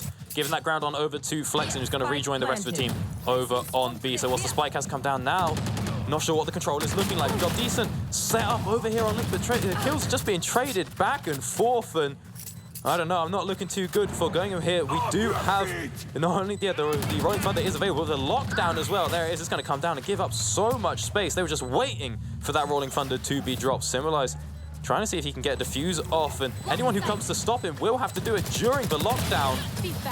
As he just sticks it and yeah, gets that diffuse on through. Yeah, advantage being taken by Winx in towards the next half. 7-5 at the scoreline. And Winx start off their defence. We've already seen how proactive they can be, how explosive, how they like to play on the defence, convert that on towards the offence, and it's a remedy which seems pretty Winx favoured. Alrighty, well, I mean, look, coming into this map, I was not expecting that crazy push down A round 1 on defence side, so we'll see if there's anything similar cooked up for Goingham. But again, this was the choice of Winx, so they're going to be the ones with more set plays in the tank, but that's not to say you haven't got these cooked up just because you didn't choose the map yourself. Of course, it was the second choice as well, so everyone came through pretty early. Who's to say when Goingham would have chosen it for themselves? And let's see what the plan is. Yanu pushing in forward to make sure they don't get flashed, but then, you know, gets flashed by the breach anyway, and has to just back on out. So you're losing the dash and not getting that early frag with the Sheriff that you would have wanted as Flexen tries to get information through the smoke. So you know this guy's here, you know the breach is here, you would have heard a jet dash, so there's a lot of information right now for the defence to play off the back of. Baiting further. You've also got to look at the luck elsewhere. Look at the cage, it's so deep on C. Oh, hang about. Is that one going to work out? No one's going to be expecting that, but I mean, historically speaking, ILC does not leave their site. They are pretty happy to stay there and wait. They've had patience all game, all series. We saw it before, and that will give the game away that someone is here. See if ILC is going to go ahead and push into that one. This range, that right click is going to be lethal, but they give up the ground. Wait for Lynxy to come and join instead. And there it is off the back of the concuss. They managed to pick themselves up 2 kills. Gotcha doing similar elsewhere on the map. And this is just looking like an absolute demolition for Goingham. Pick up the flawless on defense. Yeah, they do. Just peeking one by one, punished. The Jules being one out. That's exactly what we want to be seeing. And that's a rogue one for me, because I'm looking at the start of that round. I'm seeing, Star dashes on through and then instantly just has to come on back. I'm seeing the defensive breach flashes being burned and not really finding too much. I'm like, oh, a lot of Yuto, a lot of, when you have so little available to you in these opening rounds, it matters so much, and it seems to be being, burned relatively haphazardly. Not haphazardly, but it's not getting anything. I guess the counterpoint to that is the attacker also using up the same utility. So it just ends up on dry fights, and sometimes those dry fights, it just comes down to mechanical skill on who's better at shooting it in that single point. Who's clicking their heads? Who's coming out ahead this time round? We did see that the orb was funneled through there onto the sky. Not sure if we're just going to back off and then, because we've got control of B, just grab another one over on B side, just get that funnel going, get those trackers available when you come into the bonus, or coming on into round 4 as Yanu finds that nice little martial shot to start off the round, and doesn't quite get the second one. Not sure if the orb was picked up, not sure what we're sitting at numbers-wise for the sky, but what we are sitting at is a bit of a fight over here on A, and Flex with the pistol manages to take out Gotcha. You don't want to see that. Classic versus, I believe that was a Bulldog. It's not looking great. As Yanu a menace there with that Marshall, holding themselves the long angles. 1, 3, 3. Zuka does have the Bulldog. One stun to set themselves up, baits out and peek with the tap of the spike, but seems like there's more than capable of winning out that duel. And yeah, round 1 from GoatLike. Big stuff. All right, back in. We'll see what happens now coming on through to the bonus, see what the situation is going to be, see who wants to buy, how much we hand on over here. I mean, 3 people staying alive, you know, you're pretty happy to just take it and just be like, all right, you know, we'll go on in to, you know, 8-7 or whatever the scoreline is going to be. Coming out here, is there much? Yeah, nothing really being bought here, you know, not even committing armor on to Gotcha. That's fine. Hand this one over. And then what's the numbers looking at for Flexing? Flexing 4 out of 7. So if you can just play for early orbs, and then you can get that ult available for next round, then you can shut down going once they've actually committed their buys. Well, I've already taken this, and this is looking like a very fast and furious take indeed. Not as much else going on. Peaks aren't quite there. The Trailblazer did identify Gotcha. Duplo just takes a chance, takes a time, and well, at least gets one. But he's evenly traded out. The Bulldogs launched, and so is Yanu. At least we're getting Isle of Cats in on the dance. Spectre doing the work. There's an upgrade on towards the Vandal. You're in the 2 versus 3 situation and completely disconnected from your Phoenix. They're going to try and come through stairs. There's no one used and Symbolize winning that one out. All up to Lexi, a player who can fight, a player who can win out duels, but with all this utility, I think this is a lost cause. The time has been used up, and this is going to be a win round. Yeah, they'll be able to grab this one, just playing nice and aggressive with their gun advantage. You'll see it going, they're not gonna try it. Lynxy hanging back, nobody's gonna go through A main to get away from this one. And they'll just all back away. Round does go on over. I mean, it was close if Iocast gets that kill over onto the Omen. Got good damage, but if you get the kill, maybe we can find something, but not gonna happen. Of course, is just the bonus, so we'll have that one over, and now we'll see what the plan is. Again, did we get enough orbs over onto the sky? I heard it being picked up as the spike was coming down. Not sure if they got the kills required to get themselves, you know, that information coming on into this round, because this is where it really starts to matter. This is the one coming on into round 4 where you can start to properly shatter some ecos. Yeah, that is a swing round. Oh, this is the replays. I'm getting excited. One, yeah. Oh my god, it's the play-by-play. I mean, he just wants to burst out. And speaking of bursting out, Lexi wants to burst out of C main. Well, we're also seeing some bursting on A main. That's insane. That's a criminal place to just jump through A main and land next to the orb so you can get that one. That's the man who's keen for the orbs, but even with the information given away by that, you know, we do not have control of the site. Pushing on through is taken down. At least it's a 1-for-1 trade. Rabble again, another Vandal headshot. What can you do? But the site has gone over to Wink, so you know, the trackers, they did get their job done. Unfortunately, though, the spike just left outside, I think. Just being caught a little bit around the corner of main there. Yeah, not going to be able to get that. And now Lynxy, can he find him? Yes, he can. Keeps control of the spike. Down A. So, Turfballs and Hot Hands still available, and you've also got Isle of Cats just slowly starting to come through.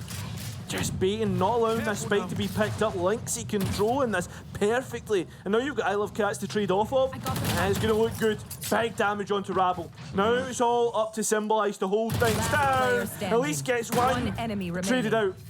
Looking more favourable to Isle of Cats. Is going to give an uppercut and a round to GoatLike. I know, I'm always looking at Rabble in that situation to find the killer headshot, but anyway, that's where the Phantom is coming up. Huge is when you've already got, you know, 70 health taken off the member already. Actually, you know, going up to, was it 120 when you're already missing the armor, but find that one out and, wait, yeah, the replay, yeah. I was like, hang about. It was a bit quick, but Again, I love Cats. Manages to find that one out. Brings the scoreboard back. Let's have a little look, see what the situation is here. It's not looking great for, both teams. Actually, wait, okay, Yanu's got knives. That's what it is, yeah. I was like, Yanu, why you got the Sheriff coming out this time round? So, Winx, they got to be a little careful. But, again, we've seen Starix win the Sheriff versus Operator duel. So, if they can find another easy pick with that Sheriff, we can turn that into a gun for someone else. And yeah, we might be able to bring something back. I think it's not completely hopeless here, as there it is. Zuka takes down ILC and clears out all of that util that was locking down the C site, and you see the instant rotation coming on through from the Jet, knowing that you want to push in onto the KJ-less site. Yeah, exactly. I mean, that's exactly what Winx will do, but they're just stalling, waiting to see if there's a reaction. The lockdown, buying that space. We've also got Duplo, who may be looking a bit too aggressive here. The Trailblazers going to concuss them up. Can they win the duel? Yeah, there it is. Big upgrade now. Alrighty. Coming on through, we actually did not want to play over to C. It's a good call, I guess. Coming through from the defensive Jet, they said, no, okay, I'm going back to A, even though the lockdown's been committed, but we just used the lockdown to get space, to get control of B, so now the flank can come through from Flexin. Are they going to find Yanu out with the knife? Oh, but dash through. Yanu sees it coming, but that's a nice little headshot there to secure that kill. Knives completely wasted. Yanu goes down, and Winx managed to clear out the rest of the site as well and pick themselves up the round off of, again, some pretty rough buys. Yeah, I mean, I don't think the nights were wasted. I think the way... the pressure, obviously, right? Yeah, I mean, value wasn't gone, but at the same time, you're going to have Yano being able to buy in the next round. That's the way we've got to look at it. Yeah, he had like 3K in the bank. He was good. Like, he just want to save the money. I think the most worrying part about this round is the eagerness to peek out from goal late when you realistically not needed to. Lexi, I understand. You've got the curveball, you're trying to trade off, but those little micro things about just peeking when you're seeing your Phoenix try to come back is maybe not the best thing in the world, and Yano already takes a lot of damage, but look at this trap play that's been set up on the C side.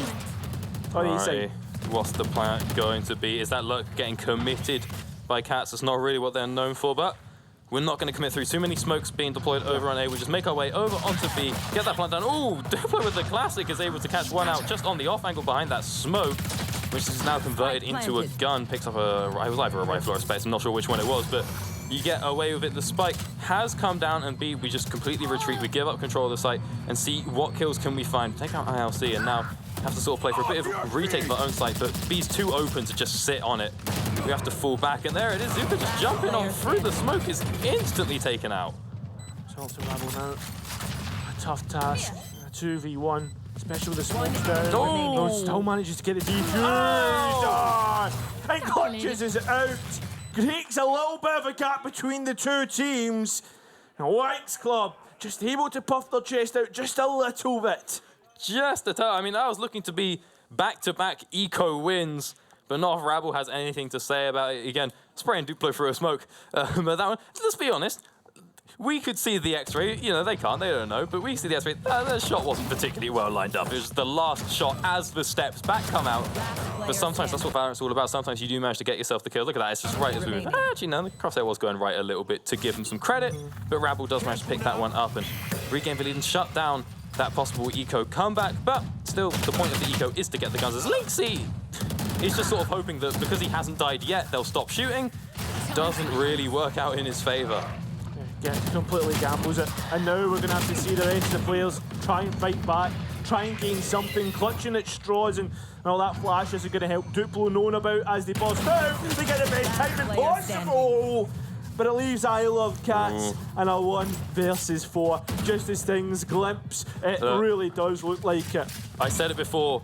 ILC, they're usually the bottom fragging KJ, but sometimes they get that 1v4 clutch, but it's usually on the site they've already set up. It's people pushing into them, and it's not going to be the case today. Hanging back in that CT spawn, getting pushed without the setup will not happen. They get taken down, and it's another round going on over to Winx, and now it's like, that was the buy round coming on through for Göttingen, and they still get taken out, get absolutely cleared. As you said, Lynxy gambling like that, so of course, we'll go ahead and call attack pause. Yeah, I think this is probably the best thing. It's 11-8. Your opposition are 1 off of map point, which would put them on towards series point as well to collect in the next map.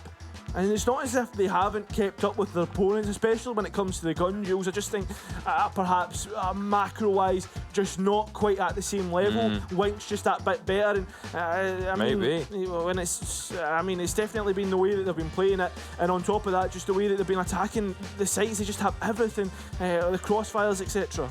It's all just set up.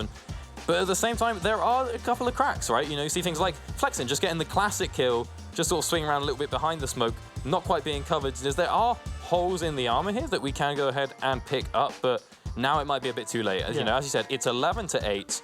The attack pause has been called in, but that was a buy last round, so now we're coming into the eco. So we've got two options, right? Obviously, are we going to eco and then play every match point, or are we going to just send it and do something crazy? That's what the discussion would have been for the last minute. And actually, the question is, okay, it wasn't that much of an eco. Okay, I was a little off on my numbers there. We've still basically got full rifles and then, you know, light armor coming in as well. So it's not as bad as we thought. I was thinking this is going to be coming through and just being, you know, Stingers, Marshal, Sheriffs, whatever it is. But we do have a full suite of Vandals. We do have the capabilities to just click a couple of heads as Gotcha with that judge. I don't know if they were spotted out by the dog, but it doesn't matter. They can't get the second shot. Lynxy, though, does manage to convert it at least and pick up 2 kills. Oh, Gotcha nearly made some magic happen. Yeah, exactly. Trying to summon something. Now it's all down. Can't symbolize, just TP's up without checking it. I mean, the KJ util was still up, so would have known that the KJ is nearby, chances it and gets punished for it. 4v2.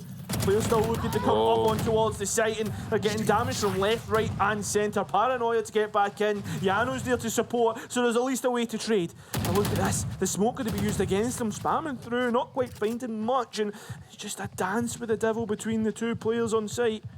I mean, something's got to give. Someone's got to do something. I think. Not sure if they heard Rabble leave there or if it was Lynxy that I was hearing as they don't check the corner. Zuka manages to find out one, and now, yeah, Rabble comes back, or Yano comes back. So like, right, no, it is Rabble. He's not playing the KJ anymore. I'm getting dizzy. He comes back. They want to commit onto the C site, but it's not enough. As Duplo picks up those 2 kills. That was looking a little bit scary for a second there when it was turned back into a 2 versus 2. It's just not quite going to be there. Health bar's not high enough, and we do get a bit further away from match point as we turn it into 11-9. Start to close the gap between the two. That's the biggest thing. The best thing you can do right now is keep closing that gap. Focus on the round that is next, not the round 2 in front. You've been able to fortify the economy. You've got another buy coming through. The judge play maybe not working out, but it was good bait. So this is other things that we've got to be looking at. Ways that they're finding a chance to take the duels. And yeah, we're straight back into it.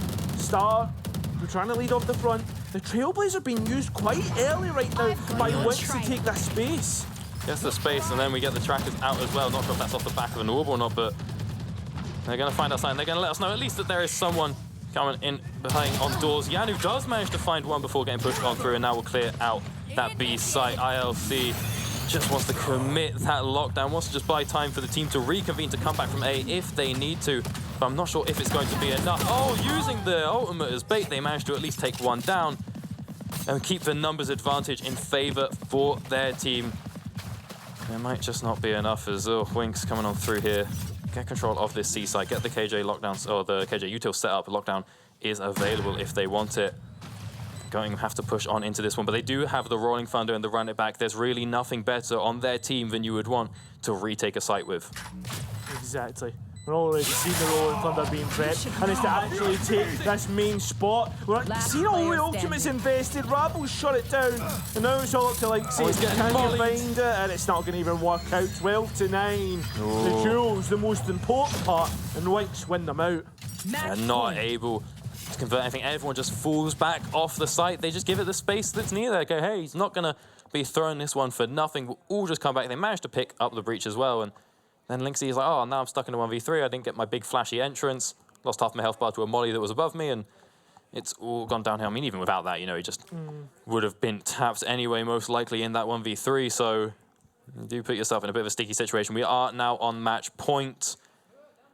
And Lynxy did hold on to the ult, so he is going to have that one available. I believe ILC has the... No, ILC used the lockdown, didn't they? Yeah. Not going to have that one available for themselves. Both lockdowns being used, but what's the play this time around? Lynxy playing back pretty far over towards door, wants to find something, and No, it's not really gonna happen. Run it back's available if there is a retake for space to be needed. Or it's definitely going to be a retake now, especially considering that C site is well and truly being taken. Extra space included, as you see. There was players moving towards CT, but no, they're just happy with the site and mound control. Flex in. Keep an eye on the flank up here. Yanu does manage to at least find one out, but Flex in could end the game right here. With this Sky flank, they're ready. They're waiting for the Phoenix teleport back as well. That's one, and a massive thread through the kill feed there. We see the round does go down. The entire site cleared on out, and Winx have secured themselves the second map in this best of 5. Yeah, move themselves on towards series point, and as has foretold, Winx Club been able to win out Lotus, and I guess unlike what Hazard was thinking, he was expecting Lotus to be much more convincing, but I mean right now Golik being able to make Winx sweat and put them on, I guess put them over hot coals. Yeah, I mean again, they've put the screws to Winx, right? Winx were, it was a little shaky. They managed to close it out at the end very confidently, but in the mid game, it was a bit rough. But now, my sort of worry is again, it's going to be like what I was saying before, where we had such a long overtime in map 1, and now you go into map 3, where you're on series point. There's 2 grand on the line for you. You know the difference between second and first, and you're just sitting there thinking about the moments from map 1. I mean, thinking about the maps from here. But you're also just thinking like, if I just clip the heads again, you know, said it before, saying again, it was ILC, it's like, I just had a little bit more patience on that stairs play, or any other player on the team. Just like, if I just did a little better, Linksy, if I just got that kill, which I didn't. So it's really going to come down to it in this next map. The mental game is really, oh, it's an important one. Yeah, and do you know what? The next map, probably the most important. Hazard's going to be joining me on the casting desk as we get ready for potentially the last map. We're going to a quick break, but we'll see you guys very shortly for the last potential map. One enemy remaining.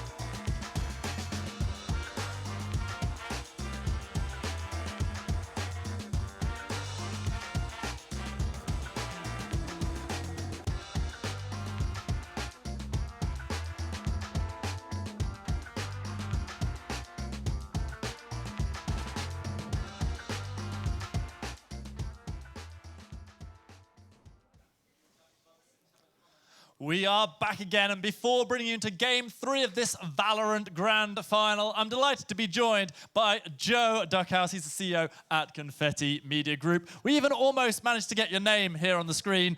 Unfortunately, didn't get the mama underneath, but we tried. So it's great to have you here. Could you just tell us a little bit more about what hosting this international event means for Confetti? So when we built this venue, we really wanted to not just encourage more esports to the Midlands, we want to encourage more international events to the UK. So working with GG Tech and the North to put this event on has been an honour, to be honest, and has been fantastic for our students and hopefully for the audience. You talk about your students there, and I'd like to know a little bit more about some of the things, maybe the industry experience opportunities that are available here for them. Yep, so aside from esports, we also run a multitude of venues. So we try to bring all sorts of events into our facilities so that the students can experience being a lighting engineer, director, vision mixer, graphics and replay across both esports, traditional broadcasting, news and live events, music, everything else. It's cool to hear how important it is to you to have events like this here, but I guess I'd like to know what's next for Confetti. You've got the new centre that's going to be opening down in London soon, obviously ever looking to expand here and get more things in. What's on the horizon? There's some fairly big events coming up here that I can't quite talk about yet, they're not quite announced yet, but we're going to continue to host both national finals and hopefully more international finals like this. As you mentioned, we're working hard at finishing our London venue at the moment as well, so our London campus, sorry. And that's going to have a music venue as well as esports and broadcast facilities and recording studios, which opens in September 25th. Well, there's some mysterious stuff there, so a lot to look forward to in the future. If someone's out there watching this thinking, actually, this venue looks incredible, which it is, by the way, how do we get in contact? How do we go about maybe booking that or using that ourselves? Is there a way for them to go about that? Yeah, if you go to the Confetti Media Group website, there's contact details on there. I have quite an unusual name, so if you look me up and find me on LinkedIn, then send me a message direct and I can put you in contact with the right people. Brilliant. Thank you so much. Big round of applause for Joe Duckhouse. Righty, let's not wait any further before getting into Game 3 of this Titanic saga. Heading back over now to Hazza and Cairo. Thank you very much, Greyheart. Yeah, it could be a sinking ship, perhaps, if you are Godlike, but they have a chance to turn it around here on Bind, a map which we've seen them play before, 50-50 in terms of how they ended up picking that one. But, Cairo, from what you've seen in that last map, I was sat down with the German fans, shout to Leonard and Finn in the audience, and yeah, what were your main takeaways?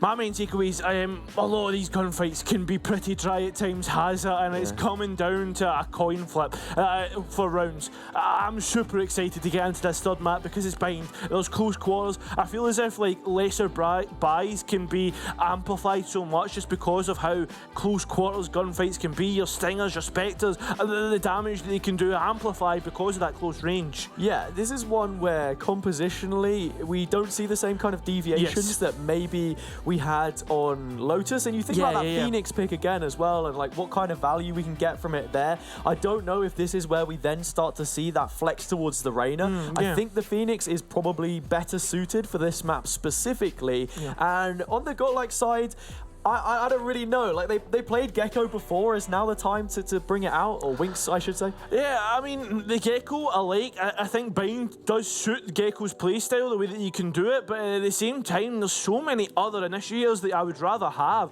I mean Sky, Breach. You know, like these are initiators that just find themselves at home on Bind. Yeah, Sky most pick rate of any agent currently on Bind specifically. So I guess more of the composition questions really would come down to the Sentinels, I suppose. Yes. We've seen Killjoy played in all of the games so far. I don't know. There's ways that you can try and pick this apart, but I'm finding it very difficult, if I'm honest, because like you mentioned, that's what Ascent felt like at times. You know, just very 50-50 gunfights for both of these teams and how much they've been playing as a team. It comes down to these fundamentals always. Winx Club, August 2022, that's when they began on their journey as a 5, or since the game began, the friendship has always been there, right, is what they said. But for Godlike, they're not scrimming on a regular basis, so perhaps those principles take a little bit longer to tie down, this is your final chance. Yeah, this is the final chance, because if you lose this, it's done. I mean, you take that prize pool home, second place. I think Winx Club have put themselves in such a good position, Hazard. They've got one more map pick of their own to go through. You've also got, with the way that things are going, I mean, go Bind, it just looks good for them. Everything, it almost feels as if it's stacking up for Winx. Yeah. I mean, we've seen two very close maps already played. You have to give credit where it's due to Godlike. I think several people, such as myself, perhaps would have been writing them off earlier on. I had my doubts, but, you know, those doubts have been answered to an extent. I think that first map victory is a real threshold, a marker that was put down when you consider how both teams had been undefeated on it coming in. The fact that there were 3 rounds that actually Godlike had to close on their own pick. And now we head to Bind, the next in the veto process, and one which really should move the needle more towards their side of affairs.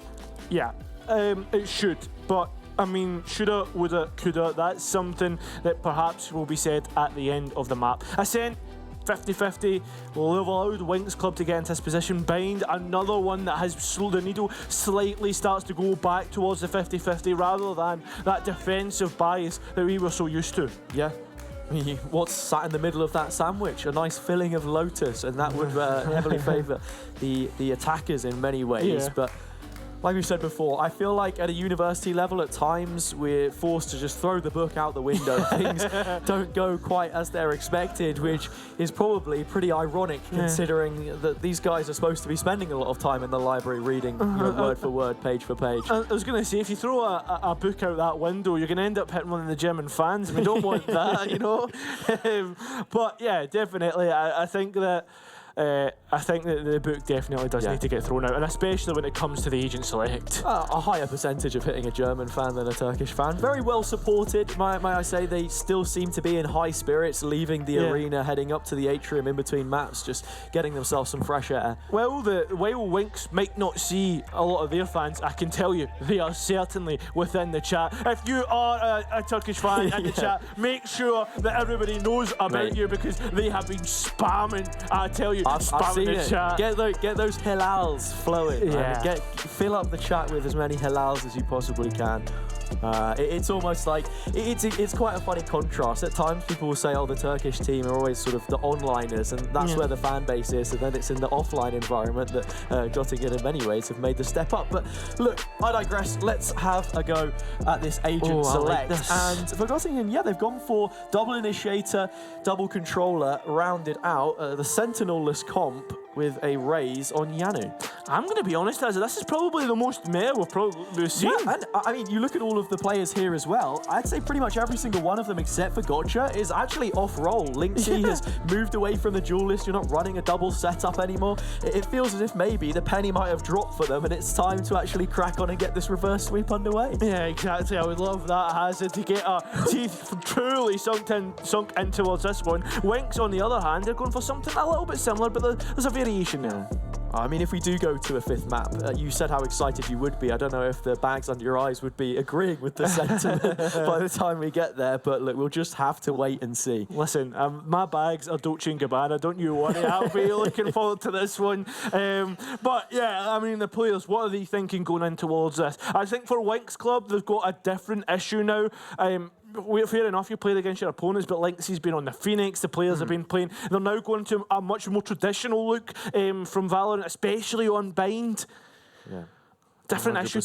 Exactly, yeah. And I think you speak about the mental bit a little bit there as well. For Winx Club, you can just see the professionalism that's embedded within this team. I don't feel as if at any moment, even after winning big, important rounds, the cork was busted off the top or anything. Do you know what I mean? And the opposite end, I don't want to say that things were a little casual for Göttingen, but they definitely feel a lot more relaxed, and that's something which could benefit them with this mountain to be climbed.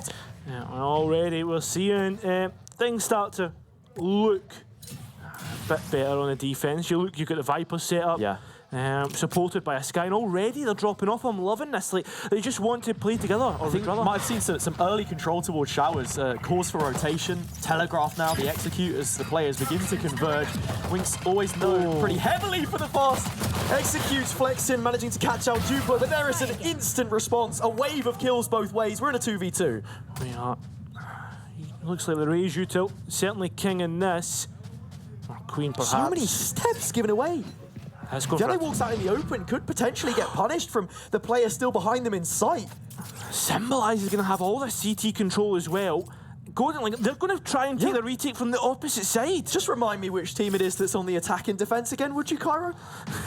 I'll try my hardest, mate, but certainly it will be a reminder. The roles have switched. There's an assault on towards the site, and Golding will have to try and retake this one, Hazza. Yeah, Wings Club should fully expect this, however, and there is an incendiary on Symbolize, so they can try and play the time here as much as possible. But it is solo engagements, like we put it down to being. Yeah, you've also got to think about the health pools of both players. A blast pack in pocket. That could even be enough to do one player. Zuka doing I love cats. That's it. Tries to get aggressive. Find the last player, the player up in heaven. And well, they'll get put down to hell. Big round to get started off for Winks. Important pistol rounds, attack aside, get that momentum underway. And you paint the picture as well of it being down to those individuals to really make a difference. The aspects of team play was there. You know, you have your rough coordination, but in the end, in the 2v2, you can split up the numbers because that's what it ended up being. Yeah. And from that position now, pistol on the board, rifle brought up, couple Spectres.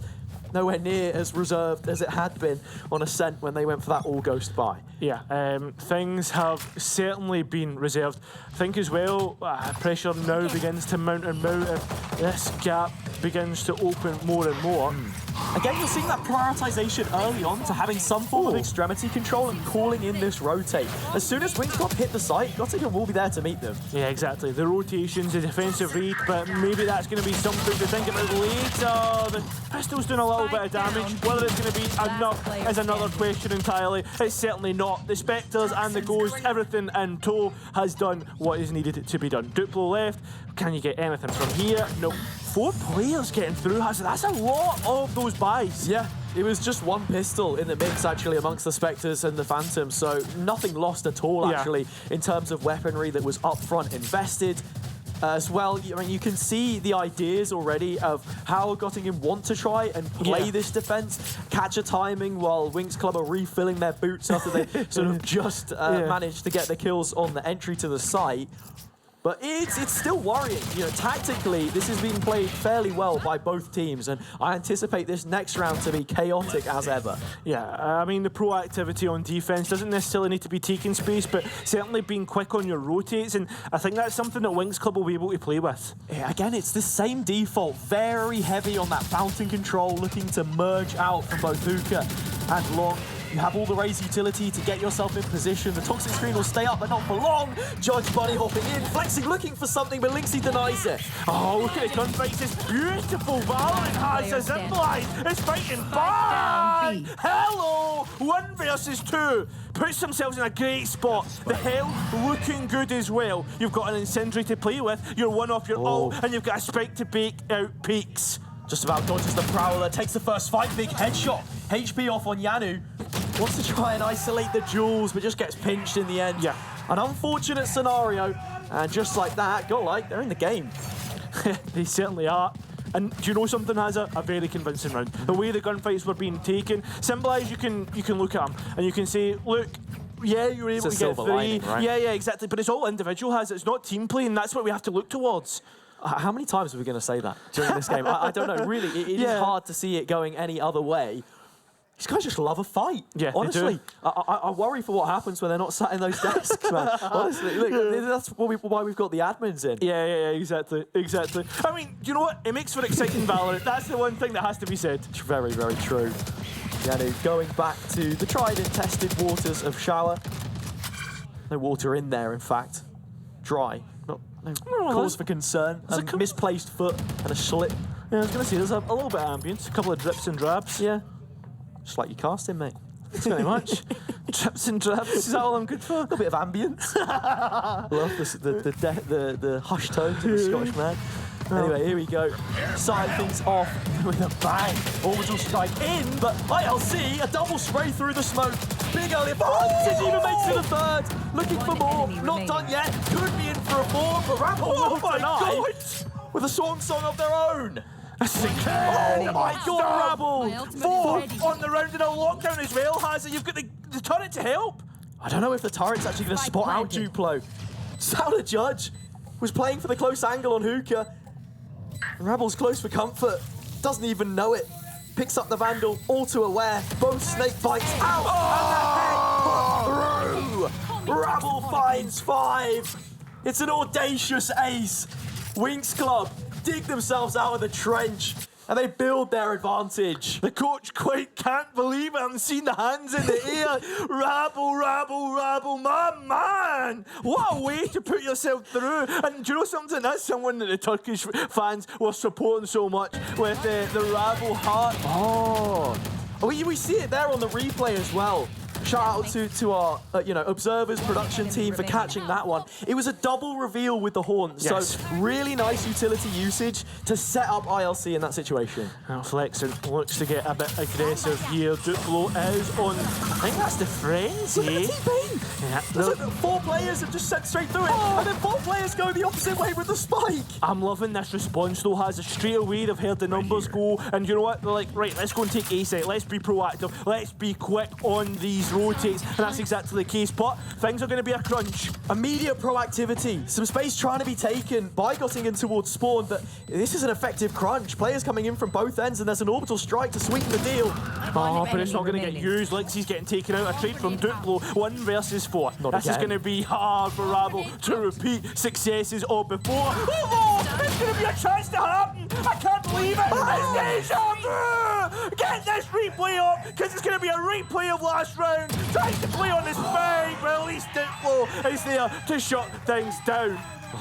Even then, a sly smirk on the face of Rabble as it doesn't quite happen for them. Slipping through the hands. And even then, it was a 4 versus 1 for goodness sake. Yeah. There is no reason, no way on earth that was supposed to be pulled off, but this is the quality that they have, and it comes back to those fights, those 1v1s again. Yeah, exactly. I mean, it's the Sentinel players that always come through with the clutches with crazy sort of plays. I just can't believe that we're seeing this from Rabble as well. 9-3 already. Lockdown online. And the buy isn't looking great, has it? They've only got 2 rifles. Yeah, this was one of the big issues for Göttingen, actually. On Ascent, that they couldn't quite get to grips with the econ. They were good on the low investment, though. Lixie finding 1, but there is an immediate retaliation. Slamps control just about established. ILC wants to fight it, but they'll get swatted away. 3 versus 3, some big ults online. Yeah, exactly, and one of them already used. Seeker's being popped, the orbital strike perhaps could combine, and that's exactly the case. The player's being flushed out, and they're able to fight. It's down to 1 versus 1 again, and it's up to Star! And he shines brightest in the 1v1 duels. That is pretty much the only way that you can break it down. A melting pot. Big ults there, and most importantly, for Winx seeing out that round, they still have 5 to play with. It was an orbital strike, a great one, in fact, from Lixie to deny the lamp control, which was so quickly conceded on the execute. And a nice shot through the corner of the box to make it thrifty in the end. It was the rifles that were the real centerpiece there, though, for Winx. Look at all those ultimates. Look at all those chickens. That's exactly what we're seeing here, man. Winx have all the collection, all the gym badges ready to be used. Yeah, it's the only way that you can take on the Elite Four, but this is a top 2 team. A quick pop from Flexen into a showstopper to get them underway. Starix needs to be careful here. A quick turn around the corner could punish, but Gotcha will get shut out. Into this retake, there's nothing going. Players dropping like flies on the Göttingen side, and Winx holding the SWAT firmly in their hand. They want to challenge this head on, but it may be ill-advised. I think it is. Lexi's only on a ghost. And well, they'll become what their weapon is, a ghost, as they're put back to their spawn. You know what it is that they say, like, dogs look like their owners? Something like that, maybe? Yeah, or the pet. No, I think it's like owners look like their pets. Yeah, something along those lines, right? Not to insinuate that anyone here is a dog, of course. We don't want to be saying that. No, I was about to say, you're trying to say I'm looking like a dog. Definitely not. Brother. Definitely not, mate. Why would we ever be mean to each other? Like a lover's quarrel, isn't it? I was going to say, I don't know if I like you, mate, but it is what it is. right? Yeah. But no, coming in here, a quick execute. You see how many of those pellets land. Yeah. There's another really nice replay just to highlight the fact that it was one pump of the judge. And this is a full investment that they were up against as well. Yeah, do you know something I'd love to see? I'd actually love if we could get a replay of the one where Rabble just quickly plays off the Trailblazer. You see the Trailblazer come around the corner, and even before the Sky is out of the dog, Rabble's right in there, mate. He's like going to get another kill. Yeah. But the point is I want to take from that is the synergy that we're actually seeing coming through from the Turkish side. It definitely has become a lot more obvious, I think it's fair to say, on the attacking rounds specifically, that you look out at times. The spacing hasn't been formidable for either of these teams, but that was a good demonstration of it. We are just in a pause for a moment, but that has swiftly concluded. Now we go into this round. Winx still 4 ultimates available, and it's a royal flush as far as I'm concerned, because the showstopper is just a cherry on top. Yeah, already we're seeing the orbital strike to clear lamps. The players now try to hide in corners, try to pose problems, but those problems dealt with. The answers firmly found from Goldliger. And now Winx Club, they have full control of sight. It just seems as if they're running through the Göttingen forces, and you feel as if from this position, it's in their best interests to just save the weapons, think about the next round, and consolidate that game plan, because we just had the tactical timeout. There would have been conversations had on both sides of the stage as to how they wanted to approach this. For Winx Club, it's just more of the same. Try and force Göttingen to make that response and then play around it.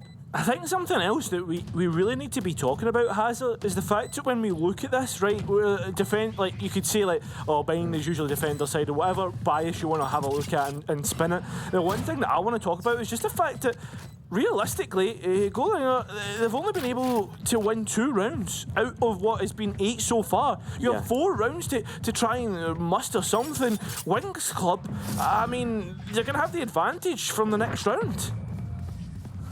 Yeah, I mean, you then even look on further as both players will be saving an elbow as the credits continue to rack up on the Winx Club side. They're happy to go hunting. Not quite going to reach that means to an end, but if I just pull out the statistics, it doesn't really look too much better.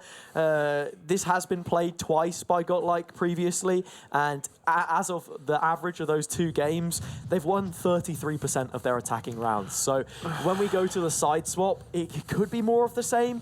Obviously, we've seen a bit of a role reversal, and we're actually going to get them forced into this round with 2 judges. I don't hate this idea. The position of the players seems to be close up towards short playing inside the smoke, and then you have Duplo actually trying to be the one-man army of B. Gets a very early call on this execute from that Nightfall. Yeah, I think like there's a good bit of damage done either way. Could have invested a Viper's Pit, maybe going for a play like that. Winx Club, this is looking more like a split rather than a fake towards AA. And the side being taken. Really taking their sweet time with this, symbolised disrespecting the incendiary.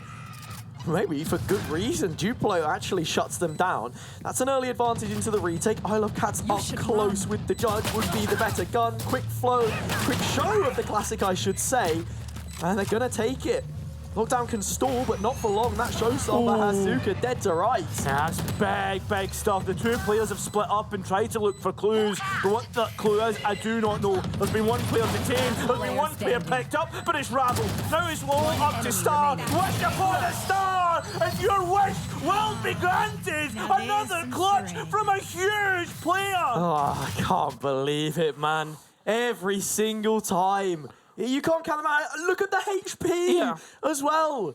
Working, far outside of their means. Really worth their weight in gold. And to just look at the round there from a more thematic perspective, Winx Club are pretty slow at hitting the site when they're heading towards B.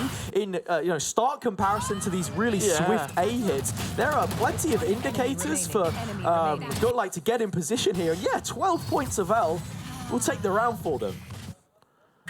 Oh, that's a little bit of proactivity from Duplo. This is a chance, Hazza. Yeah, back watch though, flexing, aware of it. In the Trailblazer, you've got to make sure that your teammate is supported from second mid and they'll get it. Look at the luck also outside of A right now. Shot. I thought that the KG maybe perhaps stopping any TPs that has been coming through quite often. Spike planted and there's an advantage to be held. How many times have we seen Winx Club fake a sight and still the rotation has not quite come in yet? Isle of Cats just preparing the Prowler to send themselves through the TP, making a slow approach. In the corner is Rabble, and they will find it. 4v2, twice the numbers, so much to try and do. Insurmountable, it feels. But if there was anyone to overturn it, it would be Lynxy, and they'll give it a go, but it's still not enough. Every single player on the team got a kill in that round, Hazza, and on top of that, we have seen Winx Club hit 8.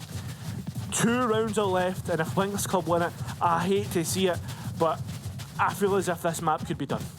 Yeah, it's slowly heading in that direction, right? That we should posture it as such. It's more than anything, the failure to create a tangible adaptation, especially in the downtime, which Godlike have had access to. Yeah. You can hear the crowd behind them mumbling away in the background, and it's a lot louder when you're sat there in person. Trust me, I've been there. But unfortunately, they're not going to be delivering for the faithful German fans at this point in time, it feels. Another brilliant reveal from ILC, but nothing found on this round. Yeah, that's big space to be taken by the Rays as well. You're holding on towards the lamp spot. Spike can be planted pretty successfully. The Nightfall was invested pretty early for this retake, who's actually been comboed with what is a massive orbital strike. You're taking every player out that tries to escape, and now you look at the retake. Try to get back onto the wall. Star, I think you're good, mate, but I don't think you can clutch this one up. Might take the rest of the players down with him. No. That's crazy. 3. That's crazy. Last round in the half. And 3 rounds eventually for Godlike. It's a real treat as a caster to have a player like that who can, deliver these fantastic moments. That won't, do anything in terms of the direction, but the bigger point to be making, in my eyes, is that that's not a stable win condition for Godlike. You used 3 ultimates there. You had the Viper's Pit towards Showers to make sure that the split push wouldn't be as effective as it had in previous rounds, and then it's a Nightfall plus an Orbital Strike on your retake. Something which, on a different round, Winx have their entry pick. You don't even have the numbers in position to be doing that, let alone using the ultimates. I think as well, something that we've been seeing quite frequently from Golang is the fact that they like to do like a combo of ultimates, layer them on top of each other, the Seekers with the Orbital Strike, the Nightfall with the Orbital Strike, stuff like that. Yeah, the worst part is, I feel like this ultimate cycle's already come to a conclusion. We have 1 round left in the half. Winx should have a few available. We'll get confirmation of it when we return to the game screen, of course. But right now, in a much better position. And just to take a look at it, it is only 1, but you're a couple away from having a Nightfall, a showstopper perhaps if required. And on the opposite end, Gotcha maybe gets the Seekers too. This is a pretty vanilla round, all things considered. Truly. There's a little bit of aggression towards long, guiding lights traded, spam as well. A lot of smoke's been invested as well, as they're just sending it through. The disrespect's there, and they're winning out the fights anyway. That's the heaviest stack of players we've even seen towards this side of the map as well. They're always trying to collect information, but the Horde is perfect. And so is the round. Semi, only 1 kill away from having it flawless in the end. And the half will finish 9-3. Now Godlike head over to the opposite side, and that's going to be more difficult, at least if history is anything to go off. But we'll have to rip that narrative to shreds if we have any more action to be played out over the next hour or so. It feels as if when the fans get excited, Winx Club are like, let's just dampen it down a little bit, It's not what you want to see. I would like to see the German team at least get 1 map. They're not in the greatest position now. I mean, you never know. 9-3, you get the pistol. Things look a little bit more doable, but it is all dependent upon this pistol. There are several hurdles that they have to cross, Yes. several check marks that need to be filled in my notes. You're looking at the pistol round, the bonus, and then that first gun round. If they can really chain a few together here, which is a big ask, but on the attacking side, they're not the best at it, but that is where you would favour a team from traditionally. Yeah, I was going to say, it's like a Dora Explorer map. What's the 3 things that we have to cross? The Raggedy Bridge and all shots. That's a nice bit flash and nothing quite capitalised off the back of it. I mean, what a pun that is from you. Well, I feel like doing a rendition of Swiper, Cairo no casting. Trust me, I've had plenty of that in my Twitter DMs. Oh, starting this one off, it's just as the previous round finished. Early control towards B, but that is gone, and I'm curious to see if maybe there is some form of a recontest here from Gotcha, perhaps. Because again, now descending towards the A site. The utility is good, but Zuka has always been pretty hot on these horns. Oh my lord. Doesn't even need it. Yeah, exactly. Can just shoot through the Rambo turret. There's no chance that that's got value. It's usually only for the information. And now, Space not even committed. Look at the time, Yeah, from the low HP, you almost tempt it to happen. ILC gets one back. It's a 3v4, but still the spike not planted. A full rotation. All 7 players towards this side of the map. You know, there was a chance for you to go somewhere else, but the flash will just tee up a denial of the spike. The objective's still not played. ILC needs to hold on for their teammates' sake, because that objective is far from gone! And the knife is the stake through the heart. Winks have the pistol, and may just have the series. I think that sums up the past 3 maps, has it? I think that one pistol round sums it up. Great fights, a lot of things happening, and maybe a little bit of mistakes from the goal line side, and then just the dominance with the knife. At times it feels like the mid-round looks like a donut. Yeah. You know, there's a big hole right in the middle, and not enough decisions are being made on the fly. And that's a big difference that you're always going to see between a team that has scrim experience, server time with one another, and a team like Göttingen that, yes, they're capable individually, but that perfect mix isn't always going to be the most potent of blends. I would love to see what things would look like if there was a bit more scrim time. There was plans being made up in the background, approach perhaps, because there is certainly good ideas, and it just seems like Winks Club have the better of them. That was a lovely CT combo, by the way. Sheriff defensive round. Yanu in the corner, trying to destroy the turret, you know, more just to get revenge, save face, destroy what it was that took them out of the previous round. It'll be Zuka on this occasion. Spike's not committed anywhere. It seems as if they've not even made up their mind. It's just a default Sheriff round, right? You're just looking to pinch ahead here, a snapshot somewhere, anything. Metaphoric almost, but how this map seems to be shaping up. Yeah. It seems as if this is shaping out to be a Winks round as well. Taking their time. I don't even know, like, where perhaps an avenue that they can punch through. Yeah, you're walking into the majority of the players as well. Not only that, there's guarding control, a potential crossfire as soon as you drop in. Left. ILC, the first to go.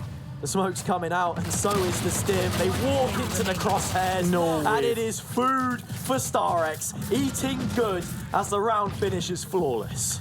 Yeah, I can't believe Star has really shown up in this last map. Yeah. A player who, I have to be honest, I've given major compliments to in the first and second maps. And this isn't even the duelist that they're running here. Yeah. We've seen this guy play Jet for the last 2 maps, and now on the Sky feels almost reinvented. People made, you know, points at times that Sky looks like a duelist, plays like a duelist perhaps, or at least before those adjustments were made to her flashes. And this is just not getting punished. Prime example number 1. There is no follow-up, no trade, and it allows an individual like that to excel.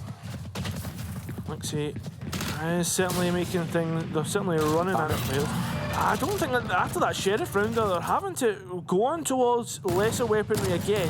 Certainly just trying to keep forcing the issue, keep trying. They've got an advantage early on though. Yeah, something's not adding up. You'd expect them to be a little more well-equipped here, but damage has been dealt. This Marshal is firing off, and certainly not firing blanks. It's hit the mark a couple times, and Rabble needs to be careful from the corner here. Could be a pickup, but it won't. Duplo falls, blast back to the corner, nearly enough, but no, Rabble's found 2. I can't believe it, even after a blast pack, it's not been enough. I know it has to charge up, but come on. Getting away with murder, yeah, exactly. quite frankly.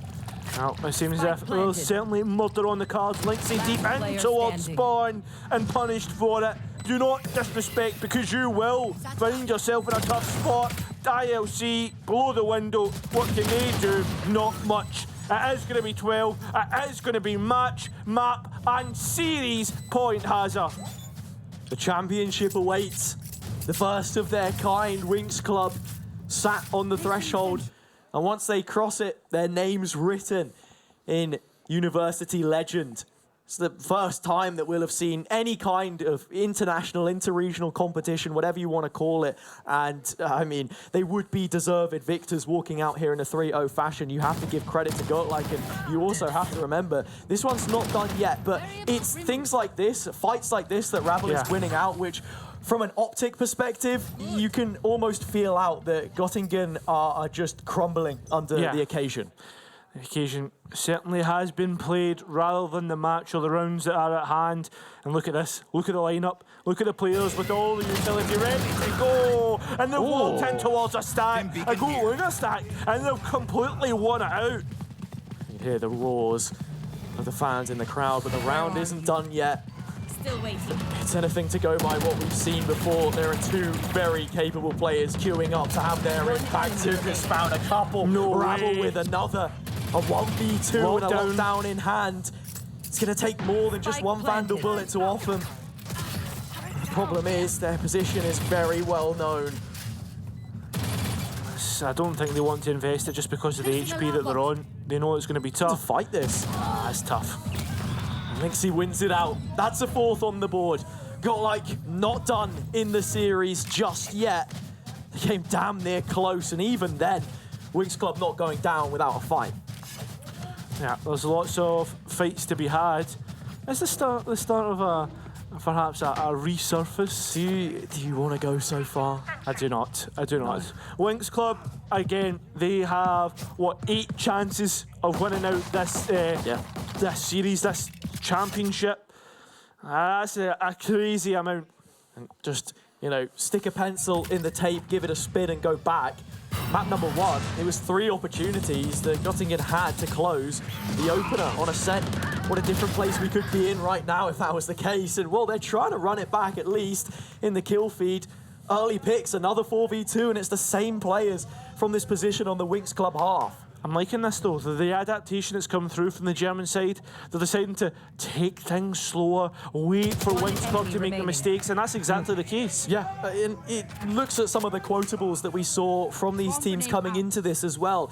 On the Winx Club side, they were saying when speaking with Shino, their coach, that it's in times like these where you have those lapses of concentration, you make mistakes, and it's so much more easily punishable. They don't want to get, over-encumbered by the occasion, and the last couple of rounds, perhaps, in many ways, feels like they are snatching at their chance to take the trophy. Definitely does. Have to take things slowly, just like Rabble takes this round slowly. That has revealed the location of the KJ, and they have been locked down. And again, slowly taking that. There we see it. Finn and Leonard, our German friends, getting into it. Absolutely loving things. Auf geht's, I think is the phrase. Yeah, well, tactical timeout coming through from Winx Club Hazard. Things for the past couple of rounds have not gone their way. They've maybe tried a few things and not realised the mistake that they were making, moving into unknown territory. Maybe the util not set up right. So I think they might change their approach. Maybe go a bit slower. Wait for Goatliner to come to them and play the defence, I guess, a bit more passively rather than proactively like they have been doing. It's an important tactical pause in many ways. It's hard not to focus on the nuances of being in an offline environment, the additional pressures that can create, and dominating not only in the server but the mental game as well is important. So ceasing any kind of momentum that could be built up is important. Hey, look, if the fans are anything to go by, that momentum has not stopped. In fact, I think it's increasing by the second. It certainly feels like it. You can feel the energy coming from the fans alone, Hazza. And this one. I thought it was the lights in this room that was making it a bit hot, but perhaps it's the steaming breath of the roaring fans in the cauldron below. Yeah, exactly, the hundreds of thousands. Yeah, lining the streets of Nottingham to get themselves involved. But here we go. After that brief lapse, we're underway yet again. 7 rounds now between the teams. If there is a chance for an overtime, as we saw in the first map, a much faster approach from Göttingen this time. Yeah, I just saw Star a glimpse of them. I mean, a shooting star perhaps, and that's exactly the case. Finding Duplo, there goes your Viper. Plenty more to be done here. Yano tries to find a jewel of their own set up by the guiding link, but it's not popped. This is worrying because there is no second layer. They're walking one by one into their graves. Winx Club finally, after a momentary pause, they'll take it. The championship theirs. Names etched in the trophy for the first ever time. The inaugural Valorant Championship for Amazon University Esports Masters 2023 is Winx Club. I mean, who else has who else are the Turkish representatives to win it out in the European competition? I mean, they have been absolutely fragging out left, right and centre. So many highlight plays. That there definitely was. They join international champions in some ways. CNED won the first ever international Valorant event. Champions, I guess you could say. First champions, not international, of course, but I digress. Looking at the players here on the Winx Club side, finally, that release. They were so cool for the entirety of this series, and on the opposite end of the stage, you can only say that Got wore their heart on their sleeve. Commiserations to them, but they put on a show for all of us. It felt as if Got were chasing shadows, Hazard. Really? They were keeping up with their opponents, but they were always 1 or 2 steps behind, 1 or 2 rounds behind, and it's just so hard to keep up with a team like that. Match fitness, I think, may be the best way to put it. You can go tit for tat at certain points, but when Winx Club turned it on, they really had that killer instinct about them. And it was just that final timeout at the end to just take a breath. Okay, we need to stop pushing and getting aggressive. The trophy will come to us. It wasn't exactly delivered on a silver platter. 37 rounds on the first map, of course, but this one, a much more one-sided affair. Yeah, exactly. And you've also got to think about how many times the Winx Club would have had winning this out. And also on top of that, 2 timeouts in their back pocket. There was so much going for them in this last map, and I mean, it's highlighted by these clutches. It's absolutely ridiculous stuff. These are some of the craziest replays that we've seen on a map-by-map basis, let alone it being the final map in the series. Starrett's the MVP for this one specifically, but if you had to highlight a standout player from both teams coming out of this series, what would you say? I mean, realistically, I would go for, obviously, Star. A dual switch I thought flew kind of under the radar in that first map, just because the way that they were able to, I guess, take that front foot. On top of that, on this last map as well, just continuous clutch after clutch. Maybe Rubble comes into that conversation as well. I imagine that's what something you would talk about. As for on the Golek side, I think that you can't look further than the Phoenix player. Yeah, I think for me, on the Winx Club side, I'd be looking at Flexin. I said it coming into this, Flexin be Flexin. It was just the initiator that they played this time around. You did have the double smokes on the final map, but for me, definitely a promising young Turkish talent. As I said before, made a pretty deep run in the closed qualifier for Challengers Turkey, and hopefully this puts their name in the window front, right, in the shop front, because I think it was a strong performance from them throughout the series, and in terms of strong performances, we can get Greyheart to break this one down for you. He's on the stage with your winners. Thank you, guys. A tremendous cast to finish what has been a tremendous trio of grand finals. Before we welcome our winners to the stage, I'm sure you won't be shy in giving commiserations and at the same time, to a certain extent, congratulations on a fantastic final. But commiserations are with our fantastic runners-up, Goatlike!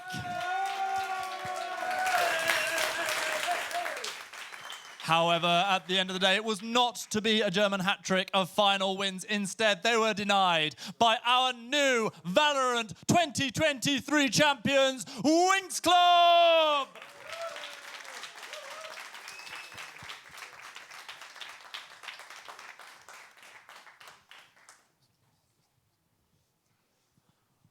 Well done, team. An incredible performance. Great stuff. You have earned this moment. As a team, claim your prize.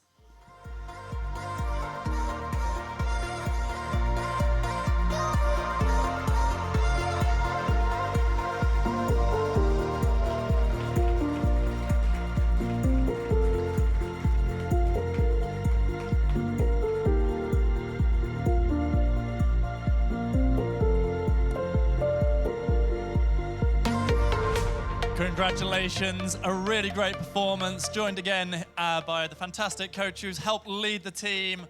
How are you and the rest of the team feeling after what was a tremendous final? We came here undefeated and we proceeded this. We continued to be undefeated. We are the undefeated champions of Europe Masters, I guess. I congratulate all of my teammates, all of the team, because they performed great. We had under a lot of pressure about the ascent because it was very long, it was very exhausting for us, but afterwards, after we got that obstacle, went through that obstacle, we were able to motivate ourselves better, and when we displayed our own game, we just played better and we won. It's interesting that you point out that it was a little bit of a long game, and you talk about that obstacle. I assume you're talking about in game one, where things were so tight, every defending team kept winning all the way through to, I think it was a 19-17 or something like that. I assume that was the turning point of the series, the big moment that drove you forwards? Yeah, I believe that was the turning point because it was exhausting because every round you have to perform a different strat, different IGLing. IGL is under very big pressure. The other players, the earrings, sometimes it hurts your ears. The headphones, sometimes they become too heavy, very mental under pressure. But we were able to turn the points, and we were able to achieve the point. Currently undefeated through this tournament. My question is, what is next for Winx Club? I think, all of our performance was for this series, but what will happen, we don't know next, but I think we are going to achieve a little bit better things. Better thing. This is our goal from now on. I hope for better things for you, for the team, and for your opposition as well, who put up an incredible fight. Also, I'm hoping for better things for you guys out there in the audience and watching on Twitch as well. We've got a terrific giveaway which you could still enter. We've got around about 2 hours left to go onto @UE Masters. Find the post about a giveaway for some fantastic t-shirts. Drop a retweet on there. Make sure that you've liked @UE Masters. You could be in with a chance to win one of 3. That draw will be announced around about midday tomorrow. However, for now, it is my sad duty to bring what has been incredible day of Amazon University Esports Masters finals to a close. I want to thank every single one of the players who has put on such an incredible show on the stage through League of Legends, Rocket League and Valorant, to the whole broadcast team, both that you've seen casting, that you've not seen, that have been behind the scenes, just doing absolutely amazing things. It's a remarkable crew. To everybody who's been watching live here at Confetti X, and to all of you watching at home or wherever you might be, we are all grateful that Amazon University Esports Masters exists, and we look forward to bringing you more finals just like this in the near future. But from me, Greyheart, and from the rest of the team here, we're going to say goodbye for now, but we're leaving you with a fantastic summary via video of all the amazing games we've seen today.